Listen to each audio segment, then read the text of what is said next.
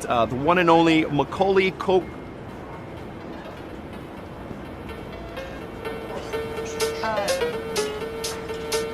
Dr. Disrespect? Yeah, the back-to-back two-time video game champion.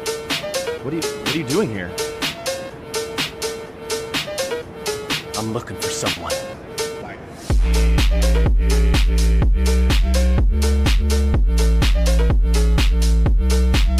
The one and only Macaulay Culkin.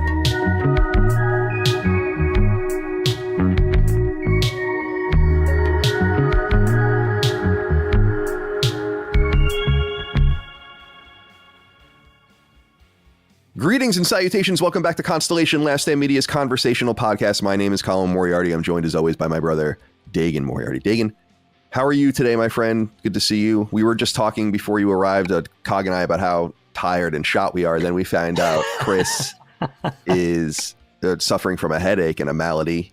So how are you? Are you our anchor today? I mean, what is happening? Are you feeling well? Yeah, I might have to be, which is pretty bad because I'm feeling like Mensa Meds too. A little bit. Jesus. Yeah, it's good. This Friday's got some Monday energy. Mensa, huh? Nice.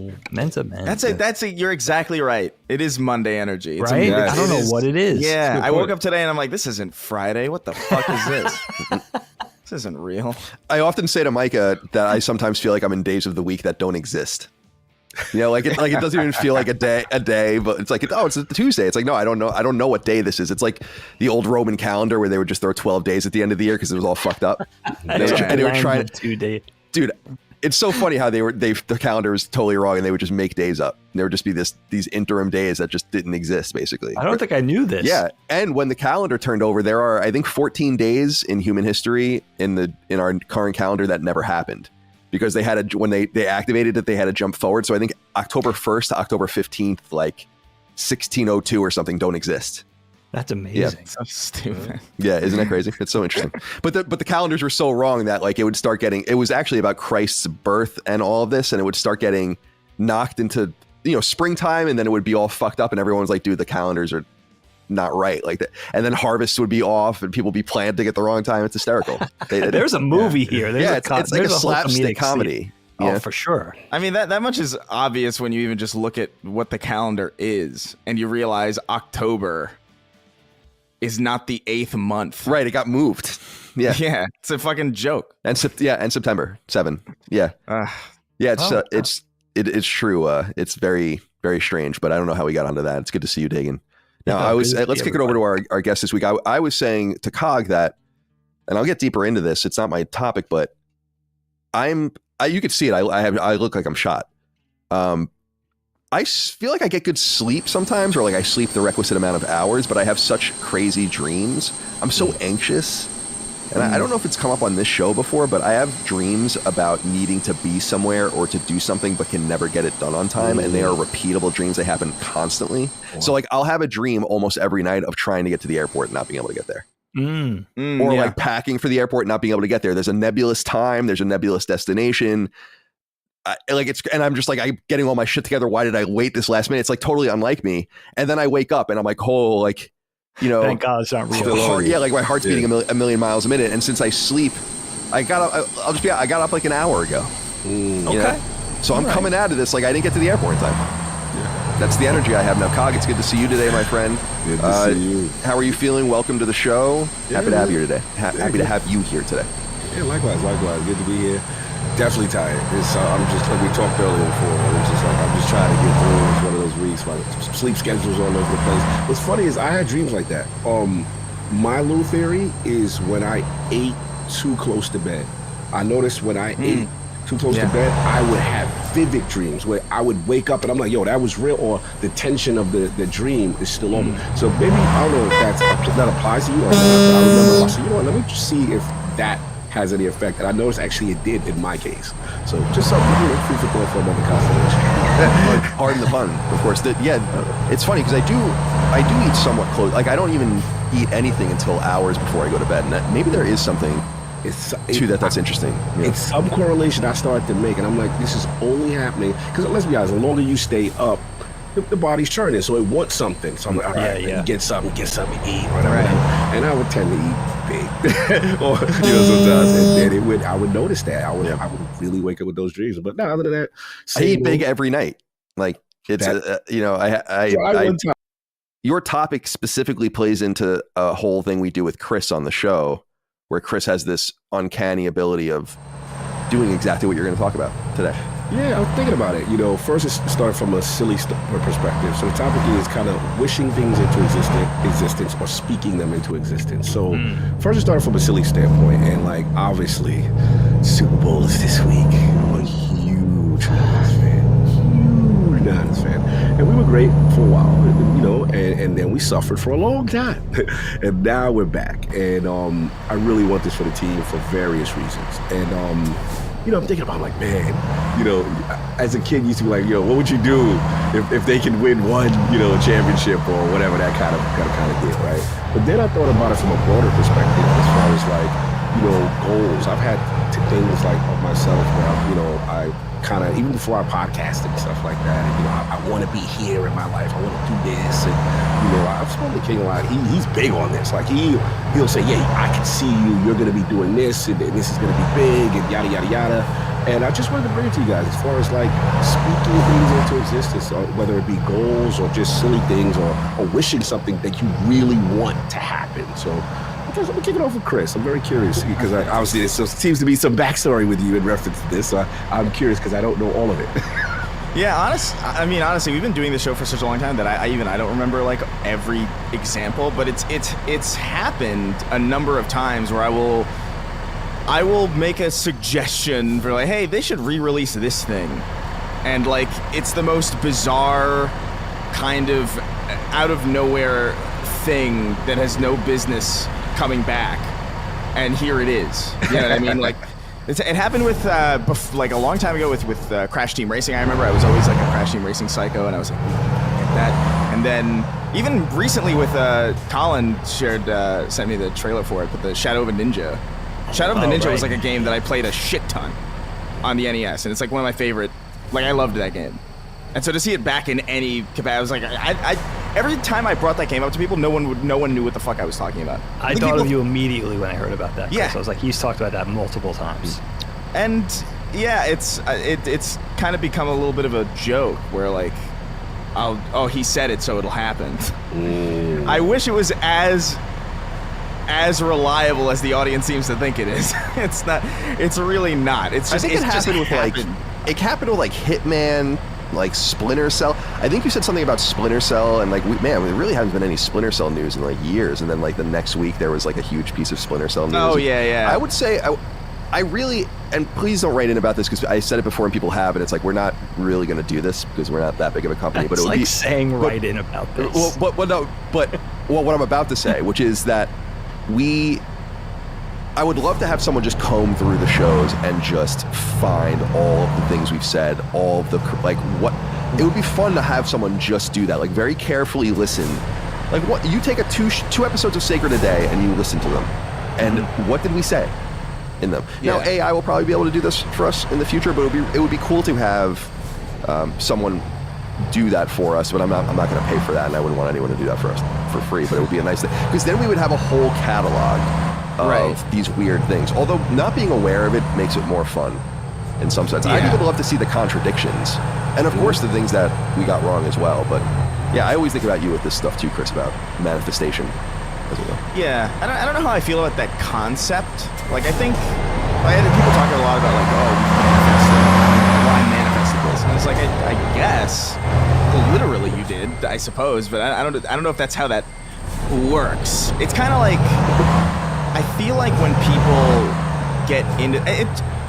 When people get into that headspace where it's like, okay, I'm just gonna will this into existence, I do believe that there's like a higher likelihood of that happening purely because there's like a will there to do it, as opposed to like a self-defeating kind of thing where it's like, oh, I'm never gonna do that. It's like, okay, When there's a well, will, there's a way. That's the simple. right. It's just it's kind of like I don't know. I had a friend a long time ago who was like going through some hard shit, and I was trying to. It's hard to pep people up when they're or talk people through things when they're in a bit of a crisis.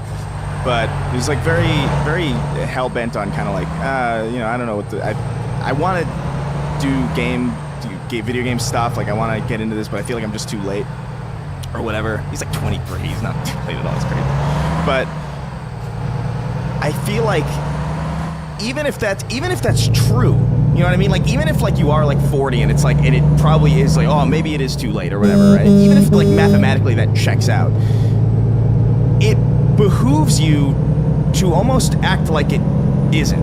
You know what I mean? Because like if you just believe that you can do something, then you're going to put more effort into trying, and then you're going to accumulate skills, and you're going to basically end up in a position where you are infinitely more likely for that to happen than otherwise. Than if you were just like, I'm not gonna try art at all, so I'll just never get good at drawing. It's like, well, yeah, okay, that's how that works.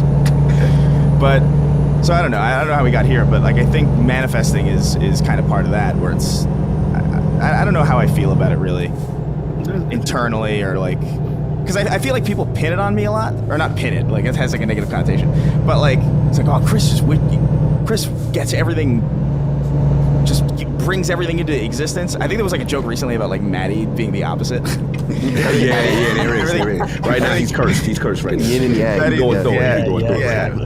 I'll beg for Crash Team Racing for 10 years and I'll eventually get it, and then Maddie's and everybody is screaming for Knights of the Old Republic, and then it's just dead. Yeah, Maddie's doing like summon circles and shit trying to get that. Yeah, facts. And the Ninja Turtles joint, he's frustrated right now. He Rise of the Ronin. Yeah, because they laid half their team off. Yeah, Right? he's going through it right now. Oh no. Yeah, I don't know. I don't know what I have to add really. I feel like it's such a nebulous kind of thing, and I feel like, I don't know, Dagan, like how does this read to you? Like, what do you make of this concept? Yeah, the first thing I thought about was my daughter. You know, she'll be 17, and she was always big on this concept of manifesting. This is what the kids call manifesting, right? So it's probably she was like 11 or 12 years old thinking about that, like just putting out good energy to get what she wants, whether it was like a crush or getting an A on a paper. You know, it was like that was the whole thing. I never really thought of it before. And then when Cogs sent the topic, I realized like I don't really have that in a conventional sense. Like I'm not wishing things into being in this sort of way of like a genie in a bottle or a fairy godmother. Or you know what I thought of? Like sports fans, baseball fans. I don't know which team this is specifically, but inside outing their baseball caps. Yeah. When you need a late inning Yep. run driven in, or you need the big strikeout. Like that whole thing, like willing something into existence. That's the rally cap, right? I don't know if that's, Right, I don't know if that's rally endemic cap. to one team. I think a lot of teams do that. The Mids must yeah, have like a started ritual. somewhere. Or I'm thinking like the tomahawk chop, Right. right down in Atlanta, or who invented like the rally towel thing? That's I feel like the Steelers are most Yeah, known I for feel the towel. Pittsburgh. Yeah, I get a Okay. Pittsburgh energy from that one. You know, it's like this group thing of like this ritual that's supposed to have a positive impact in some way. But I did realize, like, and my crazy's gonna be on full display here. I don't have that, but just like my whole code or the way I carry myself, it's to the point where I don't even really think about it. It's like this neurotic practice mixing like OCD and superstition and karma, throw in like a little light prayer, you know? And it's this whole thing, I put it in the blender, and it's just this whole way that I just go about my daily life. Like, I'll give you an example. When something goes really well, right, I make sure to give thanks. Whether that's I'm looking up and it's a cosmic thing or it's a more spiritual Roman Catholic thing. But not only because I am genuinely grateful, but also because honestly, I think I'm afraid if I forget to acknowledge that bit of good fortune, something's gonna go wrong. Like, oh, all right, next time you didn't acknowledge that. Next time we'll see about how grateful you're gonna be. Like that type of thing. I get you. I don't even know what's controlling it, like what's pulling the puppet strings. Also, I try to pay it forward. Like I try to be I think I'm generally a kind person, but I try to pay it forward in different ways, not only because I am kind, but also because I'm trying to actively manipulate karma a little bit. Yeah, like honestly, like I think about it I've mentioned this before on one of the shows during a topic, like at the self-checkout, and maybe this is superstition too a little bit, but at the self-checkout in the supermarket, I round up the amount. Like, okay, my total is $71.17, and I round it up to $72. Not only because I want to help out the less fortunate and not be a piece of shit, but also like because maybe I think about someone in my ear, like some cosmic entity in my ear saying, well, maybe you'd like a taste of being poor. You know what I mean? Like, oh, hey, have this 83 cents. It's fine. You know, that type of thing. So it's like... Cheap buy-off for the store. Yeah, right? I'm going to buy you like one bean in this economy. So it's like... Colin talks about this with religion, like just people going through the motions if you're not really spiritual, but I'm just gonna take a flyer on that because I don't want to risk it. It's almost that type of thing. Like that's Pascal's wager. That's Pascal's wager. It's the exact same thing. Like that, I kind of live my life by that. That's so in a funny. Way. Of like it doesn't hurt. But to don't do you these know that things. God knows that? That's where Pascal's wager breaks down for me. You know, like where it's like that's so weird because you have to know that God knows that you know that you're not. Yeah, doing but it. I can't help I guess my defense in that, and this is a weak defense, but I guess my defense in all that would be like I can't help that I'm cognizant of it. You know what I mean? And also I'm being honest. At least I'm being culpable. Like I want to do good, but some of that behooves me too. Hopefully, dude. You know, it's a little bit of a selfish energy in that. That speaks to me so much because I'm so cognizant of the inherent selfishness of acting kind that like I almost feel like it doesn't count because I'm aware of it. Like I wish I was like a little bit dumber so that I could not be aware of that little thing that's like, oh yeah. Have you read Rand? Chris, I wonder how you'd feel about Ayn Rand if you read her. I've never read it, no. Like That's I know like a little bit about it's it. not all about that, but that's a thing she taught. That's a big piece of it is like people act good and kind because it's virtuistic to do so, and that is good for society. Like basically is her argument that like you should lean into that, and who gives a shit why you do it? Like you're doing it and it matters, you know? Okay. Yeah. That is true, but I don't know. I get that is true. I am aware, like logically, like I'm aware that is true. It's better off for everybody to be that way, but also like I can't help but feel like I don't know. Sometimes it feels so phony. You know, like sometimes I feel like I'm aware that, like, I'll catch myself having the impulse to litter. I don't do it because I hate that, but like I understand the inherent convenience in the moment. It's like, oh, I'm done with this, you know? Like Don Draper in the park with his... Oh my God, I think about that all the time. Yeah, but I will always, That like, gesture was so awesome. I'll always feel it in the moment and then be like, and I'll feel, damn it. I gotta go find a trash can, like, and I'm cursing as I'm like looking for this trash can because I feel compelled to find it. But it's almost like I'm doing it so that this voice in my head can stop badgering me. You know? I get you. And so I don't know, man. I totally, weird. you know, just as a little offshoot, I think about that Don Draper scene where they leave the entire picnic spread in the park. It was like that tablecloth magic trick. They just pull it out and leave everything that's disposable on. I immediately looked that up to see if that was like something people was really the did. 60s like that? Yeah. Is that how it was? I guess. I mean, Before Give a I think Hoot it and all seemed that? a little bit dramatic, but I think that was the way it was. And dude, that bothers me so much. Like littering bothers me so much. Oh, it's so bad. It just bothers me that people would do that. Like, Right, yeah. We like the shared space. It's like if we just had a concept of shared space, I think that we would be 90% better off as a people. Yeah, that whole fuck it, it's not mine. It's not my house. That's why, like, living in cities, like, I lived in cities my entire adult life until a few years ago. It was, and you look around and be like, what the fuck is going on here? Like, why is it like this? Why is it so fucking disgusting here? It doesn't make sense. It bothers me because it's a choice to live like that. I heard you guys say it. I didn't curse for Colin. No. I'm sorry. If you didn't finish, because I got a question in reference to, obviously, switching back to the topic. Another reason why I thought about you in this reference to is your journey, right, in content creation. And I guess the parallel I have is sometimes when I'm at my lowest point or the pressure's on, I'm at my best. I noticed that, like, for whatever reason. So I'm like, hey, I'm not saying I'm gonna manifest it, but I'm gonna get out of this situation. I'm gonna do something to push forward. So I was thinking about that. You don't have to reference that this is what you would think about in terms of this topic, but I was curious during your journey in reference to what we know, you know what I'm saying? Obviously during the Kind of Funny days and all that kind of stuff, what was your mindset? And then you can take that. Now, I always wanted to ask you that, and then you can take the topic wherever you want to take it. Yeah. Well, first, I always say that on shows you play a character in some sense. It's not that you're not yourself, but you have to assume that the audience doesn't really want to know or care about, like, the inner turmoil inside you. You're here to entertain them, and so you have to kind of take on the role of entertainer. I think that as podcasters, we're very transparent entertainers. I don't talk in the same cadence and say the same things, and Micah and I aren't speaking, and I fucking pitch it over to her so she can talk, and then she kicks it back to me and all this kind. You have to, like, play a little bit of a. That'd be awesome. That'd be hysterical. But we play a role in this kind of stuff, and I think when it gets really personal, like it did with Kind of Funny, and you start to kind of cross those things over, it becomes hard to disassociate the two worlds from, like, what's going on camera from what's going on outside of it or off of it, especially because so much of our content relies on us being honest and open. I'm pretty sure that's why I've managed to keep an audience for so long, is because I do wear my heart on my sleeve and just kind of say things and be in the moment. But I often say this to people around me. It's like, I am a much sadder, more, and I'm not saying this to be like, oh, come.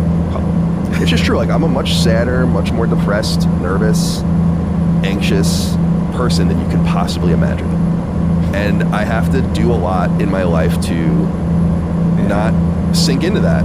And a lot of it is like sad clown shit. I totally get that. I've said that many times before. I'm like, I'm totally sad clown energy, and that's why I always connect with Seinfeld and Curb and things like that, because I feel like it's the same kind of, like, anxious New York, weird, hypochondriac, strange energy or something, like, whatever it is. And I just feel like I have to contain that to operate in the real world. As far as, like, moving from Kind of Funny to Last Stand and even leaving, I always tell people I took two big jumps, and it was the first one that was much scarier, which was leaving IGN. Like, I almost couldn't believe that I was leaving.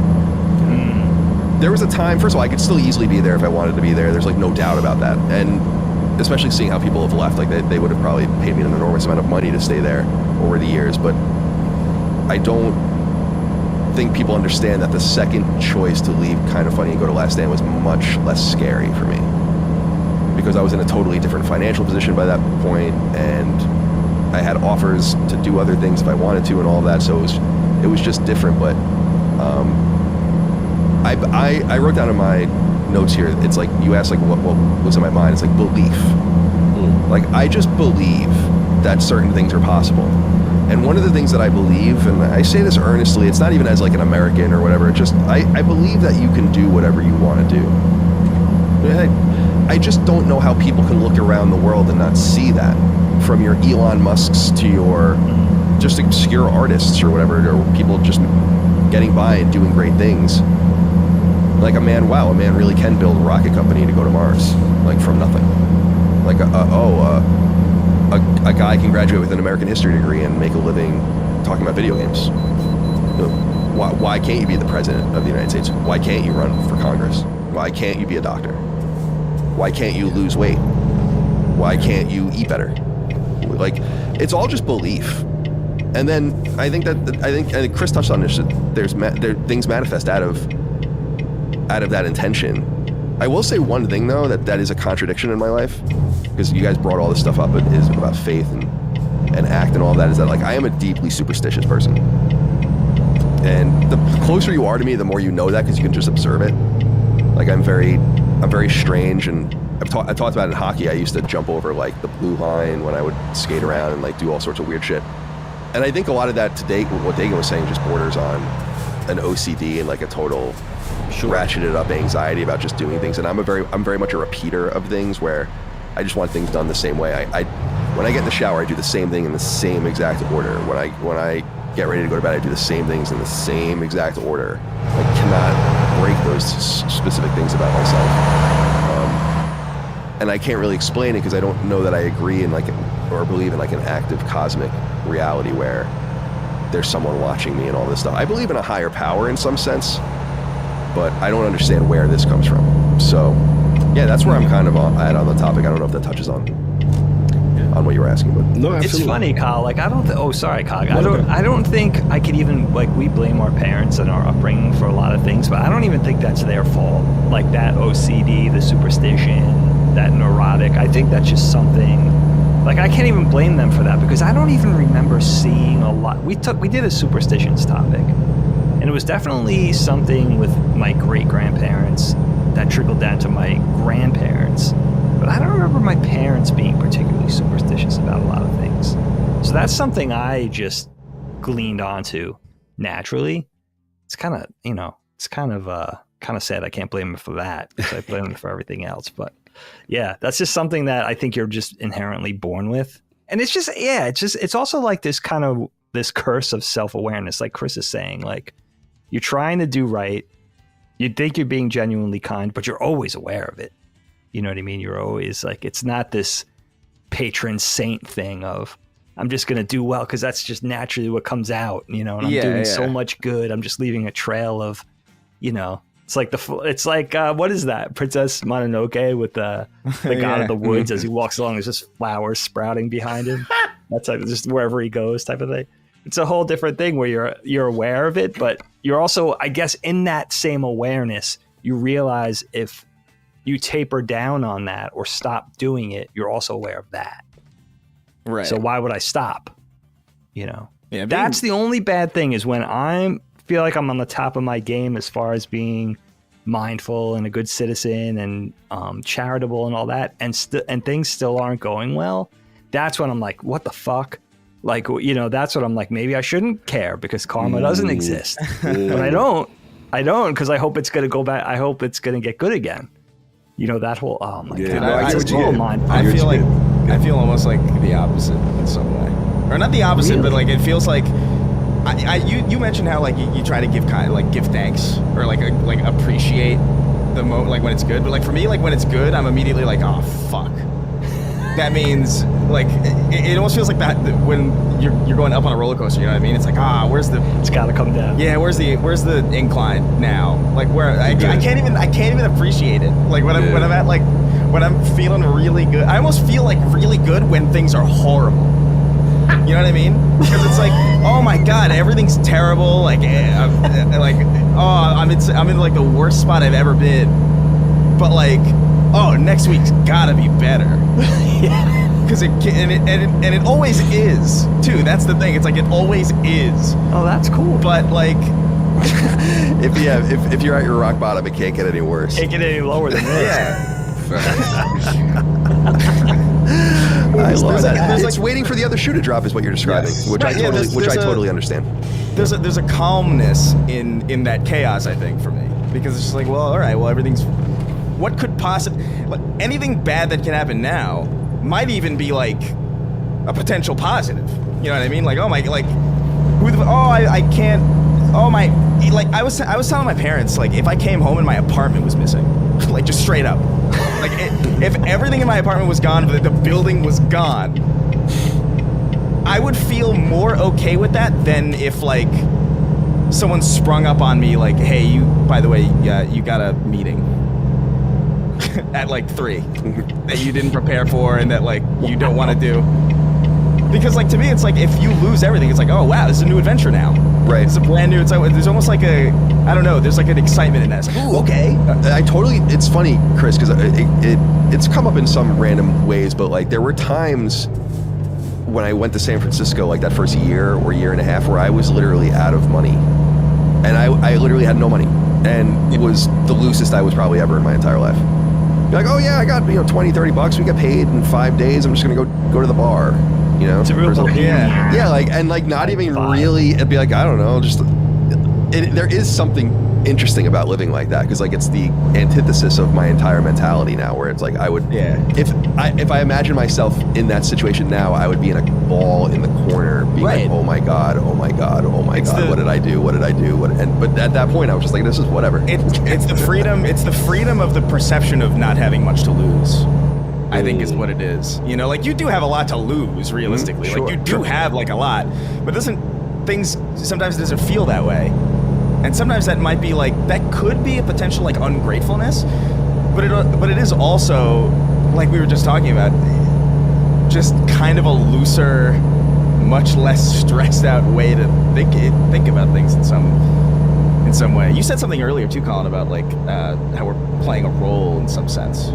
Or how like on Kind of Funny and throughout various stints we kind of play these roles because like we're not gonna talk to the audience like we would talk to like a therapist or something. That's insane. But I remember I had like a moment with that where I was very cognizant of like, oh, I don't know exactly where the line is between this character that I'm playing. Because on YouTube, on my channel, I play this ridiculous character version of myself. Like it's not even like my real accent in there. It's like louder. It's like a little bit higher pitched. I don't know why. It's just like it struck me as like, oh, this works on camera, so I'll do it. And at a certain point, I started to realize like I was making videos all the time and writing. And it got to the point where like it was really difficult for me to have a genuine conversation with you. Because I would immediately, my first reaction would be whatever I thought was just the funniest thing to say in that moment. And so like even today, like I will pause because it's still there. Like if somebody tells me something horrible, like the first thought is still like, where's the joke here? And then I have to like, the performance aspect. All right, it's like no, let me put that away for now and be a kind person. But yeah, it's weird. Like it's part of the reason why I kind of not stopped, but stepped a little bit away from YouTube in that way. Because I was just like, I'm having a tough time separating myself from this character now, and it's interfering with a lot of shit. That's interesting. Yeah, it's weird. It's weird specifically because you do it so much, and you're financially incentivized to stay in that mindset. Mm-hmm. Like your entire livelihood depends on like being able to like come up with this stuff or write or focus on that stuff. So like even outside of work and you're in social situations, even sometimes in social situations, it behooves you to be that character too, because some people will like that. You know what I mean? I explained it in some way like that's like me at a party or something, right? But like dialed up to like 11. You know what I mean? And so like it's already like partly intertwined anyway. So it's weird. Chris, it goes into this theory. You probably weren't on the episode. We do so many shows. I have no idea where the fuck I said this, but this idea that, and you fall into this category, this idea that we are the first generation of entertainers. And what I mean by that is like internet people, where there is no inherent market force that will either stop or convince you from doing your content. In other words, you have to kind of know when to disassociate from your own character, because there's not going to be like your agent and the movie studios aren't like asking you to be this crazy guy or whatever anymore, right? So you kind of get away from it. Like you have to know when to stop. I find it so fascinating, or athletes are a great example too, of the antithesis. I find it so fascinating that we are the first generation of entertainers that have to just walk basic. Like we will always have an audience, even if it shrinks to this really infinitesimal thing, which is just unheard of. Like if you were a musician 50 years ago and you didn't have a label or a fucking venue to play, what were you were going to do anything? Like, so I love that what you were saying about that, because I think that they do tend to blur together. Like I live a life that's basically surrounds the entire content creation mill of Last Stand, and it does become one and the same. Yeah, and it's independence, and it's also I think frequency. Like, you guys are, think about like the typical movie star that we grew up watching, even that had a TV series, even if it was something that was on weekly. You know, like, you guys are a lot more, not, I don't even want to say approachable, but you just, as far as hours spent in front of the camera for an audience, it's a lot more than it's ever been via what you guys do for YouTube, what we all do for YouTube.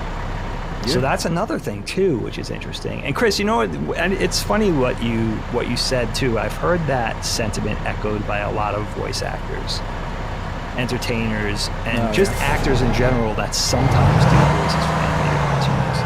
Like, where that persona, and sometimes it's a persona closer to their actual persona, and sometimes it's heavily put on in cartoon form. But I've always heard that where, you know, and that's not something that speaks to me because I'm not an entertainer in that sense, but what they've always said is you can get lost in that. And a lot of it is because of their livelihood. You know, they're plugged into it financially and to make a living, but also because I think you just spend so much time doing it, and then when you're not doing it, you're thinking, they get stuck. It's almost like your parents, you grow up, you know, you make that face, it's gonna get stuck that way. It actually starts happening to some of these people, which is really interesting. You know, from my perspective of being somebody that's always been behind the drawing and stuff, you know, not the recording booth and all that kind of thing. So As long as the Home for Bad Children manifest, which is this is something that I told Micah about, and she thinks is so funny, is that when we would be bad as kids, our mom would make a fake phone call to the Home for Bad Children. oh yeah. And tell us that they were coming to pick us up, and there were these cosmic times once or twice where like someone was pulling into our road and like pulled into our driveway to like turn around or something. You know? I believed this till I was 15. I legitimately did. And it was passed down, and it was like a thing that there was a supporting cast. Like, my aunts would back it up. Be like, yeah, Grandma and Grandpa used to call the Home for Bad Children on us. It was like the whole family was in on this thing. It was like a Santa Claus myth that was harmful that lasted into my mid-teens. Yeah, decades, intergenerational. That's fun though. I feel like that's almost, that's like 50% of the reason to have kids in the first place, really, is to just lie to them about various things. I agree. You know, like it is so fun to lie to children. Like, my nieces and my nephews, when they were young, like, I would tell them all these things about, like, oh yeah, you know, this, like, we're gonna go visit the hot dog farm. And me and my dad would run with it. We convinced these kids that you could pluck hot dogs off a tree, and they believed it for an embarrassingly long time. Like 15, 16, you know, you're like, and then they're mad at you, but then like they can't fully, because it's embarrassing that they believed it for that long. There's like an inherent shame where it's like I'm 16 and I really believed that there was a fucking hot dog farm, and I'm angry, but I'm stupid. It is funny how kids like have to suss things out. Like that there's a whole, you simply cannot teach them to not believe things. Like, they have to understand. Wisdom's a funny thing. I've really become cognizant of that the older I've gotten, where it's like you just inherently understand things. And I'm not talking about the silly things like this, but things about the world, or how things act and how you should feel and all of this. It's all just in the machinery of the brain, and you just have to get older. Because it's outrageous. Like, things you tell kids they're out. Like, it's a series of outrageous lies to children. Yeah. If you lose your teeth, a fucking witch will come into your room and give you money for it. You can make up anything. What the fuck? Yeah, and like, no, the kid not only believes it, but doesn't stop and ask, like, why do they want the teeth? Yeah. Well, there is that age of gullibility, like just 100% gullibility. Mm-hmm. And then it slowly washes into this period, like Chris is saying, it kind of evolves into this thing of like, all right, I'm a little bit dubious. Like, I'm a little older now. I have my doubts. And then it crosses over into that thing of, now you don't want to be embarrassed by believing, but you still want the wonder of being entertained by these things, so you're holding on. Yeah. And then it comes out to being full-on boring adult. It's just, like, it really is just so funny, the things that...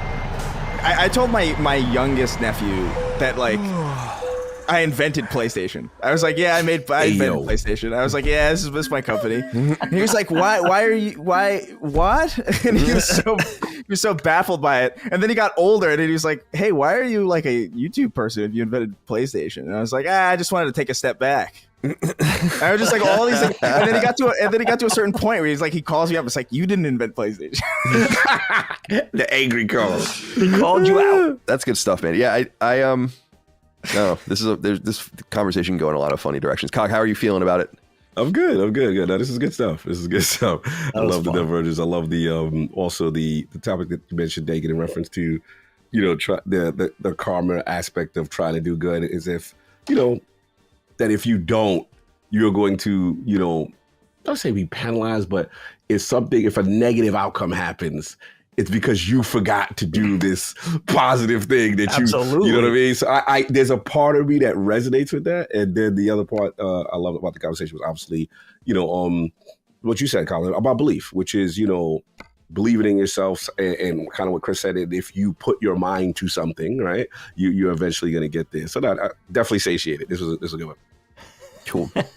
You know what else, Cog? I just got to say, this may speak to you guys too.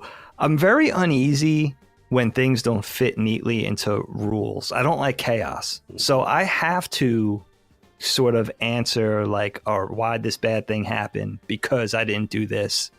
I always have to have that sort of dialogue because it can't just be for something I don't understand.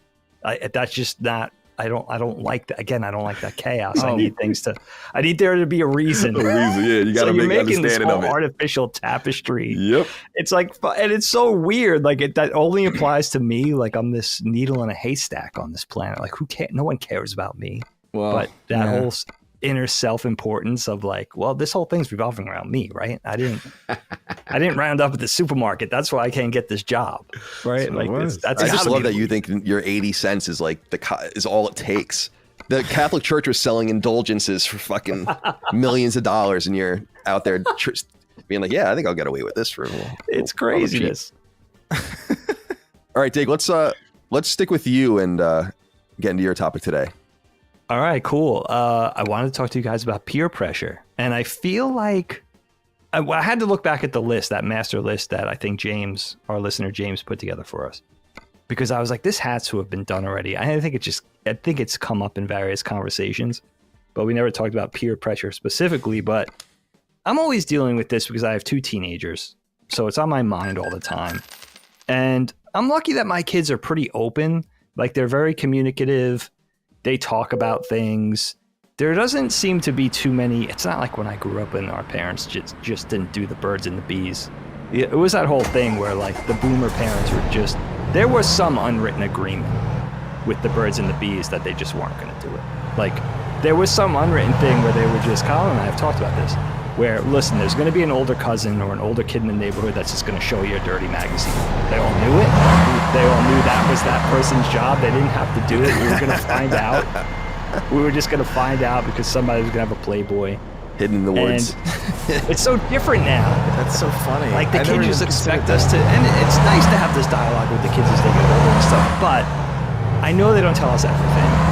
And when we can't be a fly on the wall as parents, like when they're at school, when they're in the cafeteria, cutting up with their buddies, or they're at their friend's house on the weekends, I honestly want to know what goes on with, now that they're getting into this age of smoking, now it's vaping, right? Smoking pot, drinking, that sort of thing. And I was thinking about, all right, well, let me think of peer pressure. Growing up, how did I deal with it? When did it happen? How did I react? That whole thing.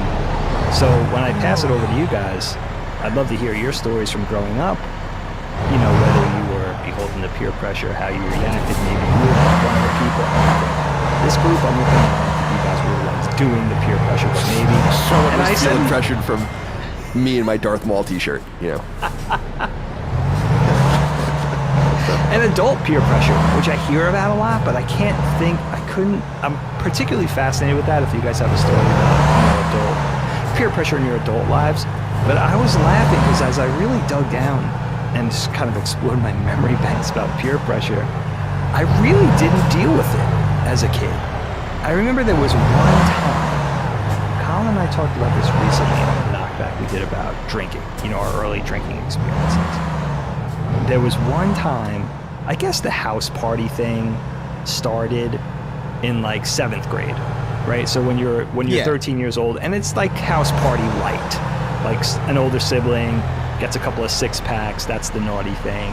Maybe kids are trying out cigarettes in the basement, whatever it is, right? And then it gets ratcheted up to pot and serious drinking and keggers and stuff in high school. But I remember my first house party in 7th grade. There was this dude I grew up with, this dude Doug. He was just kind of a rando. He was just like a random dude, but he was smoking a cigarette in the bushes on the side of this house. And I remember laughing to myself because thinking back, I can't, like, it was just so natural. Even though he was only 12 or 13, it was just like one of those kids who was just born with a cigarette in his hand. Like, it was just like, yeah, that's like, he looked like he had already been smoking his whole life. It was indescribable. And I remember him saying, like, you guys, he had a pack of Marlboro Reds or something. And he was like, hey, you guys want to smoke a cigarette? And we're just, I never even thought of smoking cigarettes, although it was around me all the time. My dad chain smoked in the house. And I was just like, no, we don't really want one. And he was like, whatever, pussies, and walked away. That was literally the last time I ever felt peer pressure like that. Thinking back to being a teenager, there was just an overwhelming sense of like laissez-faire, you do you, like almost aloofness. Like, and I don't know if that's because I established myself early on. I didn't drink in high school at all. Like, and I wasn't straight edge with the X's painted on my hands and shit like that. But I don't know if I just established myself early on that people just didn't even bother with me. Like, hey, you want a bud, or you want a solo cup full of beer or whatever. But there was an overwhelming sentiment by the kids I grew up with, and maybe I'm just lucky, of like, you want a 40 ounce? And I'd be like, no, I'm gonna go skate in the parking lot. And I'd be like, well, fuck it. Like, and then they would sit on the parking block, drink 2 bottles of Old Bushweiser. Like, they didn't care whether I was doing it or not. Yeah. So I didn't, to a person, like, they were just like, you want this? No? All right, cool, dude. Like, and I would just be there, sort of just in the circle of people doing things. Didn't care. They didn't care that I wasn't doing it. So I thought about peer pressure, and I was like, I never really dealt with that before. There was never this thing of like, let me twist your arm, smoke this joint with me. It was always like, maybe there was an offer, maybe there wasn't. And if I was like, nah, I could feel easy about saying no. And then they just were like, all right, cool, more for me. That was like the overarching sentiment, like from everybody I grew up with, which was kind of cool. So, Cog, let me start with you. Growing up, you're a little younger than me, but similar era. How did, peer pressure, however you want to take it, childhood peer pressure, adult peer pressure, have you ever dealt with that sort of thing? Yeah, man. For me, peer pressure is like a series of lessons that I have learned from. To be like, don't ever put yourself in this position ever again, or be stronger next time. Yeah, I was definitely that kid. So what happened is, I remember 2 examples. One, this was like elementary, and kickball was the thing, right? And I was actually really cool with a kid. He was kind of a geeky kid, but we had like a lot in common. We bonded, and I considered him a friend. So then there was another group of like the bullies and the cool kids, and they would shake down the nerds. It was literally Revenge of the Nerds. They would shake them down, all this stuff. And again, growing up, I always found myself in this weird pocket where the nerds and all, the geeks and like, gamers, whatever, I loved them, right? But I was just fortunate enough that the bullies never really tried me. And again, I didn't explain, I didn't exude this extreme toughness. I definitely wasn't as big as how I am now. It's a very skinny kid, very, that's what it was. But for whatever reason, I just lucked out. Whether I was just the way I talk to people or whatever it is, they didn't bother me in the way they would bother them. So anyway, back with the kickball field. So this is my good friend playing kickball, very competitive match. Something happened, either we won and I was cheering his face, and I was playing with the side of the bullies. I was on their team, and the teams got picked. So after the win, I forget what the disagreement was between me and this kid that I was a friend with, but it got competitive, it got serious, and he got up in my face, and basically the bully's like, yeah, punch him in the face. That's right, hit him, Carl, get him. And I'm sitting there being pressured to fight my friend, and I did it. And we fought, and it was like, silly fist fight. And then they come and they break it up after the fact. You get your licks in, he gets his licks in.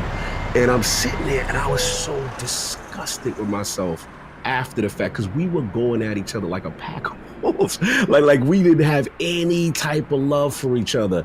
And I'm like, how did I get here? Like, what got me to this place? And we talked about it years, but I remember like a year or two, we didn't speak. It went from kids that were inseparable, Transformers and G.I. Joes and the whole and, but it just went bad. And then I never forget, we talked about it years later. It took years to get over that. But that was one example. So yeah, peer pressure is definitely real. And I was definitely like, don't ever allow someone to have you get in between your friends, like to make you hate someone you love or pressure you to do something you don't want to do when you know that's not right. The second thing, Colin, I appreciate this. This is funny because this G.I. Joe's going to come back up. Toy is going to come back up again. And what happened is I had a friend that became a cousin, but long, that's another story. So anyway, we're sitting there and we're broke. I'm like, damn, man. Back then, G.I. Joe's like $5 or whatever it was. I had my little, Alley Viper. You try to assemble your collection, right? And we just didn't have a lot of money. You know what I'm saying? So I never forget, my friend was like, man, my stepfather, man, he's just got this roll of cash just sitting there on the dresser. Like $60, man. We could go right up to the toy store right now. We could get all the G.I. Joes we want. We get the whole. So I'm like, nah, we shouldn't do that, man. Because what if you get caught? So I'm sitting here, and he's like, but I'm saying, man, like he ain't going to. What if I just take $20? We can get 4, whatever. So we do it. And we go there and we go crazy, bro. Like we buy everything. We have like vehicles, the whole thing. And like a couple days go, a day goes by. I mean, actually a couple hours go by. And that same stepfather comes back and sees us. Where'd you get the money for all that? What'd you do with all that? How did you get there? Oh, cogs. So he threw it on me quick. So he was like, yeah, because I got some money missing. And he was just like, you could tell the pressure. He's stuttering, whatever. His mom comes out. How dare you put it on Corey like that? He wouldn't have steal anything. And we got out of it based on our past virtuousness. Wow. So, but we literally stole from this man. He knew it. He knew we did it. So we have to live with this. And I was just like, bro, never again. We can't be doing this. Wow. This is crazy. So again, stupid little examples of growing up and life lessons. And unfortunately, I wish I had better things to say about I stood tall. I was strong. Not a lot of times younger. I had to learn the hard way and basically like, don't ever do these things again because you don't like that feeling. You remember how you felt? You don't like that feeling. Yeah. So that's coming up. So it's inherently selfish is what you're saying. Yeah. That's going to be the theme today. Absolutely. But that's good because his selfishness keeps it virtuistic. Right. So it doesn't matter what the intent is. Thanks. Oh, man. Oh, that's harsh. You know what, Cog? You did remind me of the one time I stole something was definitely a peer pressure incident. I remember we started skateboarding. One of my best friends that I skated with, we were young, man. We were like 14, 15 maybe. And his cousins and that group of friends, we started hanging out with these kids. They were in like a neighboring town. Some of them were like a little bit more mischievous than I was used to. Like they would definitely get into trouble a little more than I was accustomed to where I was living. And they convinced me to steal like a little container, like a little box of Tropicana orange juice from the deli. And it was the same thing. I did it.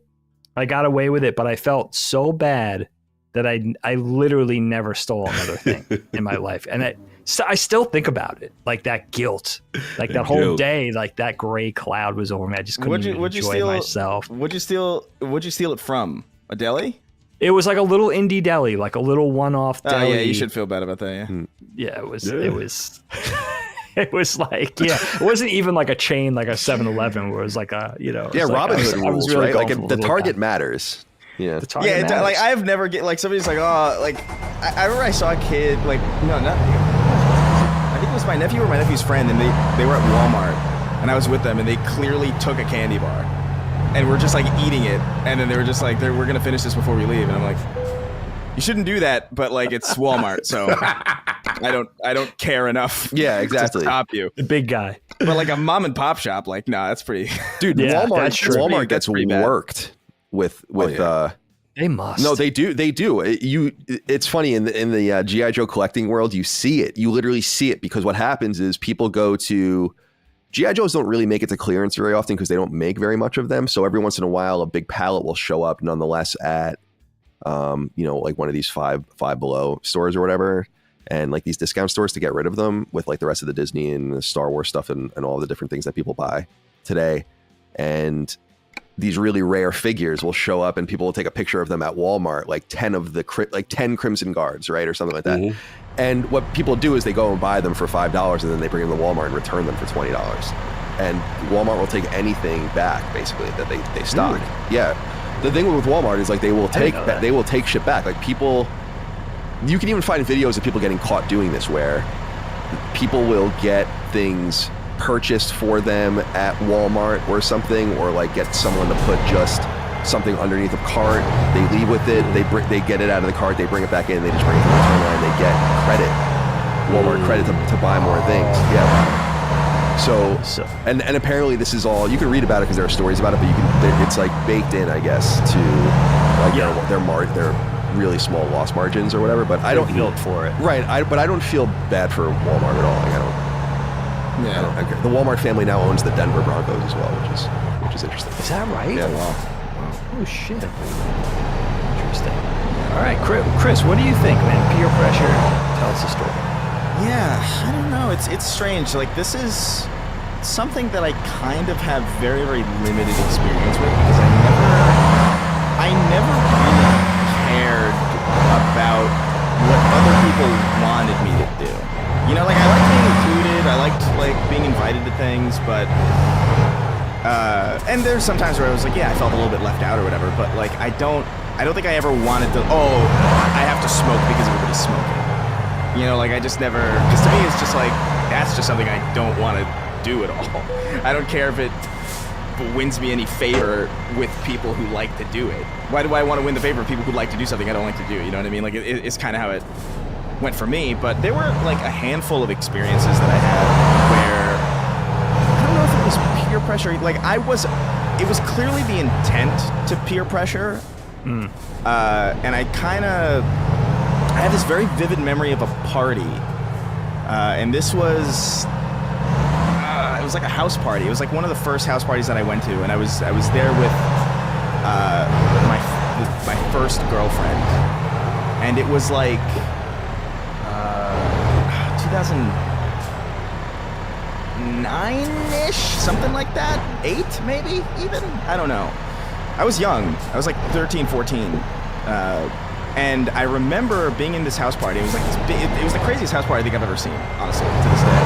Wow. To the point where I was kind of shocked when I got there because I was like, even at that age, I was like, I thought this kind of thing just didn't exist anymore. I thought this was like something from like the 80s or something. Like no adults anywhere, a ton of alcohol. There was like I think it felt like there were like 70 people. It was, which is, you know, I mean, it doesn't sound like a lot necessarily, but like for a house party, this is fucking crazy. And it was just like friends and just people from the school. Was Oingo Boingo playing? No. Yeah, it felt like it did. Like they were playing. I remember Guitar Hero or Rock Band was in the living room and people were like doing that. So I remember the time so vividly because it was around like was around that time, and like just the songs that were playing were obviously like so much. I think it was like Green. There was like I remember Green Day was like a big, 21st Century Breakdown had just come out. Whenever that's 2009. whatever that year was. Yeah, 2009. And I remember because there were people talking about it. And I remember at a certain point because I was young, and I was also like the first person there with a girlfriend. Like I was the first person really to enter that space, and there was this weird kind of egging on. And it's like, hey, something should happen. And I was like, what are you talking about? And then like they played, I don't remember what game they played. It was like, it wasn't a truth or dare or like spin the bottle, but it was like something adjacent to it. And then they were like, all right, Chris and name that I won't say. Go in the spare bedroom. And we're like, what? What is going on? And we were basically pushed into the spare bedroom and the door was like closed. And I was like, I turned around, I was like, I don't know about you, but I'm not doing anything in here. You better do that for your initiation. Yeah, That's crazy. that really You gotta come out here a man, damn it. What was crazy about it is What do like, you think was gonna happen in there? I don't know. You know what it is? It was like, you know what it is? It's a bunch of young, like, teenagers to preteens, and they're like hormonal and weird, and they think that that's like a normal thing. And they also have no experience in this. Again, like I was like the only person who entered that space, really. I was the first person to have that kind of romantic partnership at all. And even that was like, you know, I was so young, it was I barely even count it as like a proper relationship, you know? You were the guinea pig. Yeah, I was the guinea pig, and then I think they just got excited at the idea, but they didn't understand the intricacies of like why they'd never been on that side. Right. I guess. So from their perspective, it's like, well, big deal if we do it anyway. And that's my assumption of what they thought. I still don't really know, but yeah, we just sort of we just sat in that room, and we were just like, let's just wait in here for like a passable amount of time and just pretend like something happened, because I don't feel like getting bullied for not doing anything. I don't feel like being like, I don't feel like having all this attention. So let's just like, hey, yeah, okay, something happened, cool. And then we just go on with the day. And that's basically what we did. But that was like the only, but again, I didn't do any, like I didn't succumb to peer pressure or anything. I was just like, it's so convenient to just play this out and just wait for this to pass naturally. But that's really my only experience with anything like that. I've just never really found myself in a lot of situations where I was doing things that other people wanted me to do. I think I always just kind of had this, and maybe there was a degree of smugness to it, honestly, where it's not that I felt like I was better than people, but I did feel like there are certain things that I just didn't really care to be involved with, and nobody was going to really convince me to do it. I was very much not a drinker, a smoker. I didn't smoke or drink. I didn't smoke until I was like, I think 22, and I didn't drink until I was 20. And I only drank when I was 20 because I was the youngest of my friends, and like they were turning 21 and they were all kind of going out. And I was like, all right, I should probably like know my limits at the very least so I can hang out with everybody. So I would just, I would go into the basement and just like drink for science. Like I was trying to like I was actually just trying to figure out like, all right, where am I at so that way I don't like overdo it. But I knew so little about drinking, it's embarrassing. Because I went into that basement, it was like, all right, what am I gonna do? I was like, and I grabbed a glass and I filled it with vodka. And I was like, I guess this is what people do. I had no fucking concept of like mixed drinks at all, or like what a beer was, or like alcohol percentages or proofs or any of that. And I got so wasted that it's probably the most drunk I think I've ever been, because it was like a full glass of vodka, and I just remember being the first time I had there's no tolerance or anything, and I remember just being like, this is fucking horrible. Why do people do this? They don't. Yeah, they don't drink full glasses of No. Chris, I was we were the same ages when we started doing it. I was 19 when I had my first drink. You were 20. But, and smoking was the same thing, 22. That's Well, technically I was 9 when I had a first sip of beer. My dad was like, hey, you want a sip of beer? And that was like the best thing. I honestly think that's a great tactic. sincerely, because I stayed away from alcohol for years after that. Oh, Because I was like, it'll put you off. because it's so fucking gross in comparison to everything that you're drinking at that age. Yeah, seriously. Yeah, it was that threw me off too. Same thing. Your taste buds just are Taste not buds ready were not for ready that. for that. It was Not beer. ready. My grandfather in Yeah. his fridge. I was like, "Ew, what's this?" I'm like, "This is what y'all like." I was turned off. I was like, I didn't get it at all. Dude, I That's just- why you don't see beer drunk 7-year-olds. You know what I mean? Just I'm Drinking still that not- ale in a tavern. I'm still very turned off Wagon of- by the taste of alcohol. Honestly, like yeah, it's. I still like 9 times out of 10, you're gonna come to me with like, oh, would you want a beer or like a Hawaiian punch or something? I was like, probably Hawaiian punch. See, that was what the trick that got me, because that's how I got into it, because it was like mixed drinks. I didn't know the mixing, idea yeah, of yeah, mixed yeah. drinks. So I was like, oh, you can put something with this disgusting thing, but it tastes amazing. And I'm like, oh, okay, I can do it. And then all the sweet stuff, and then I started getting into that pocket. I think it was like margaritas, something light. that'll do and I was like, oh, this is amazing. I was That'll like, do it. why did you Yeah, show me mine- this from the beginning? Mine was. It's so funny that we were talking about this because like I can't drink any of this stuff now. I think it's actually disgusting.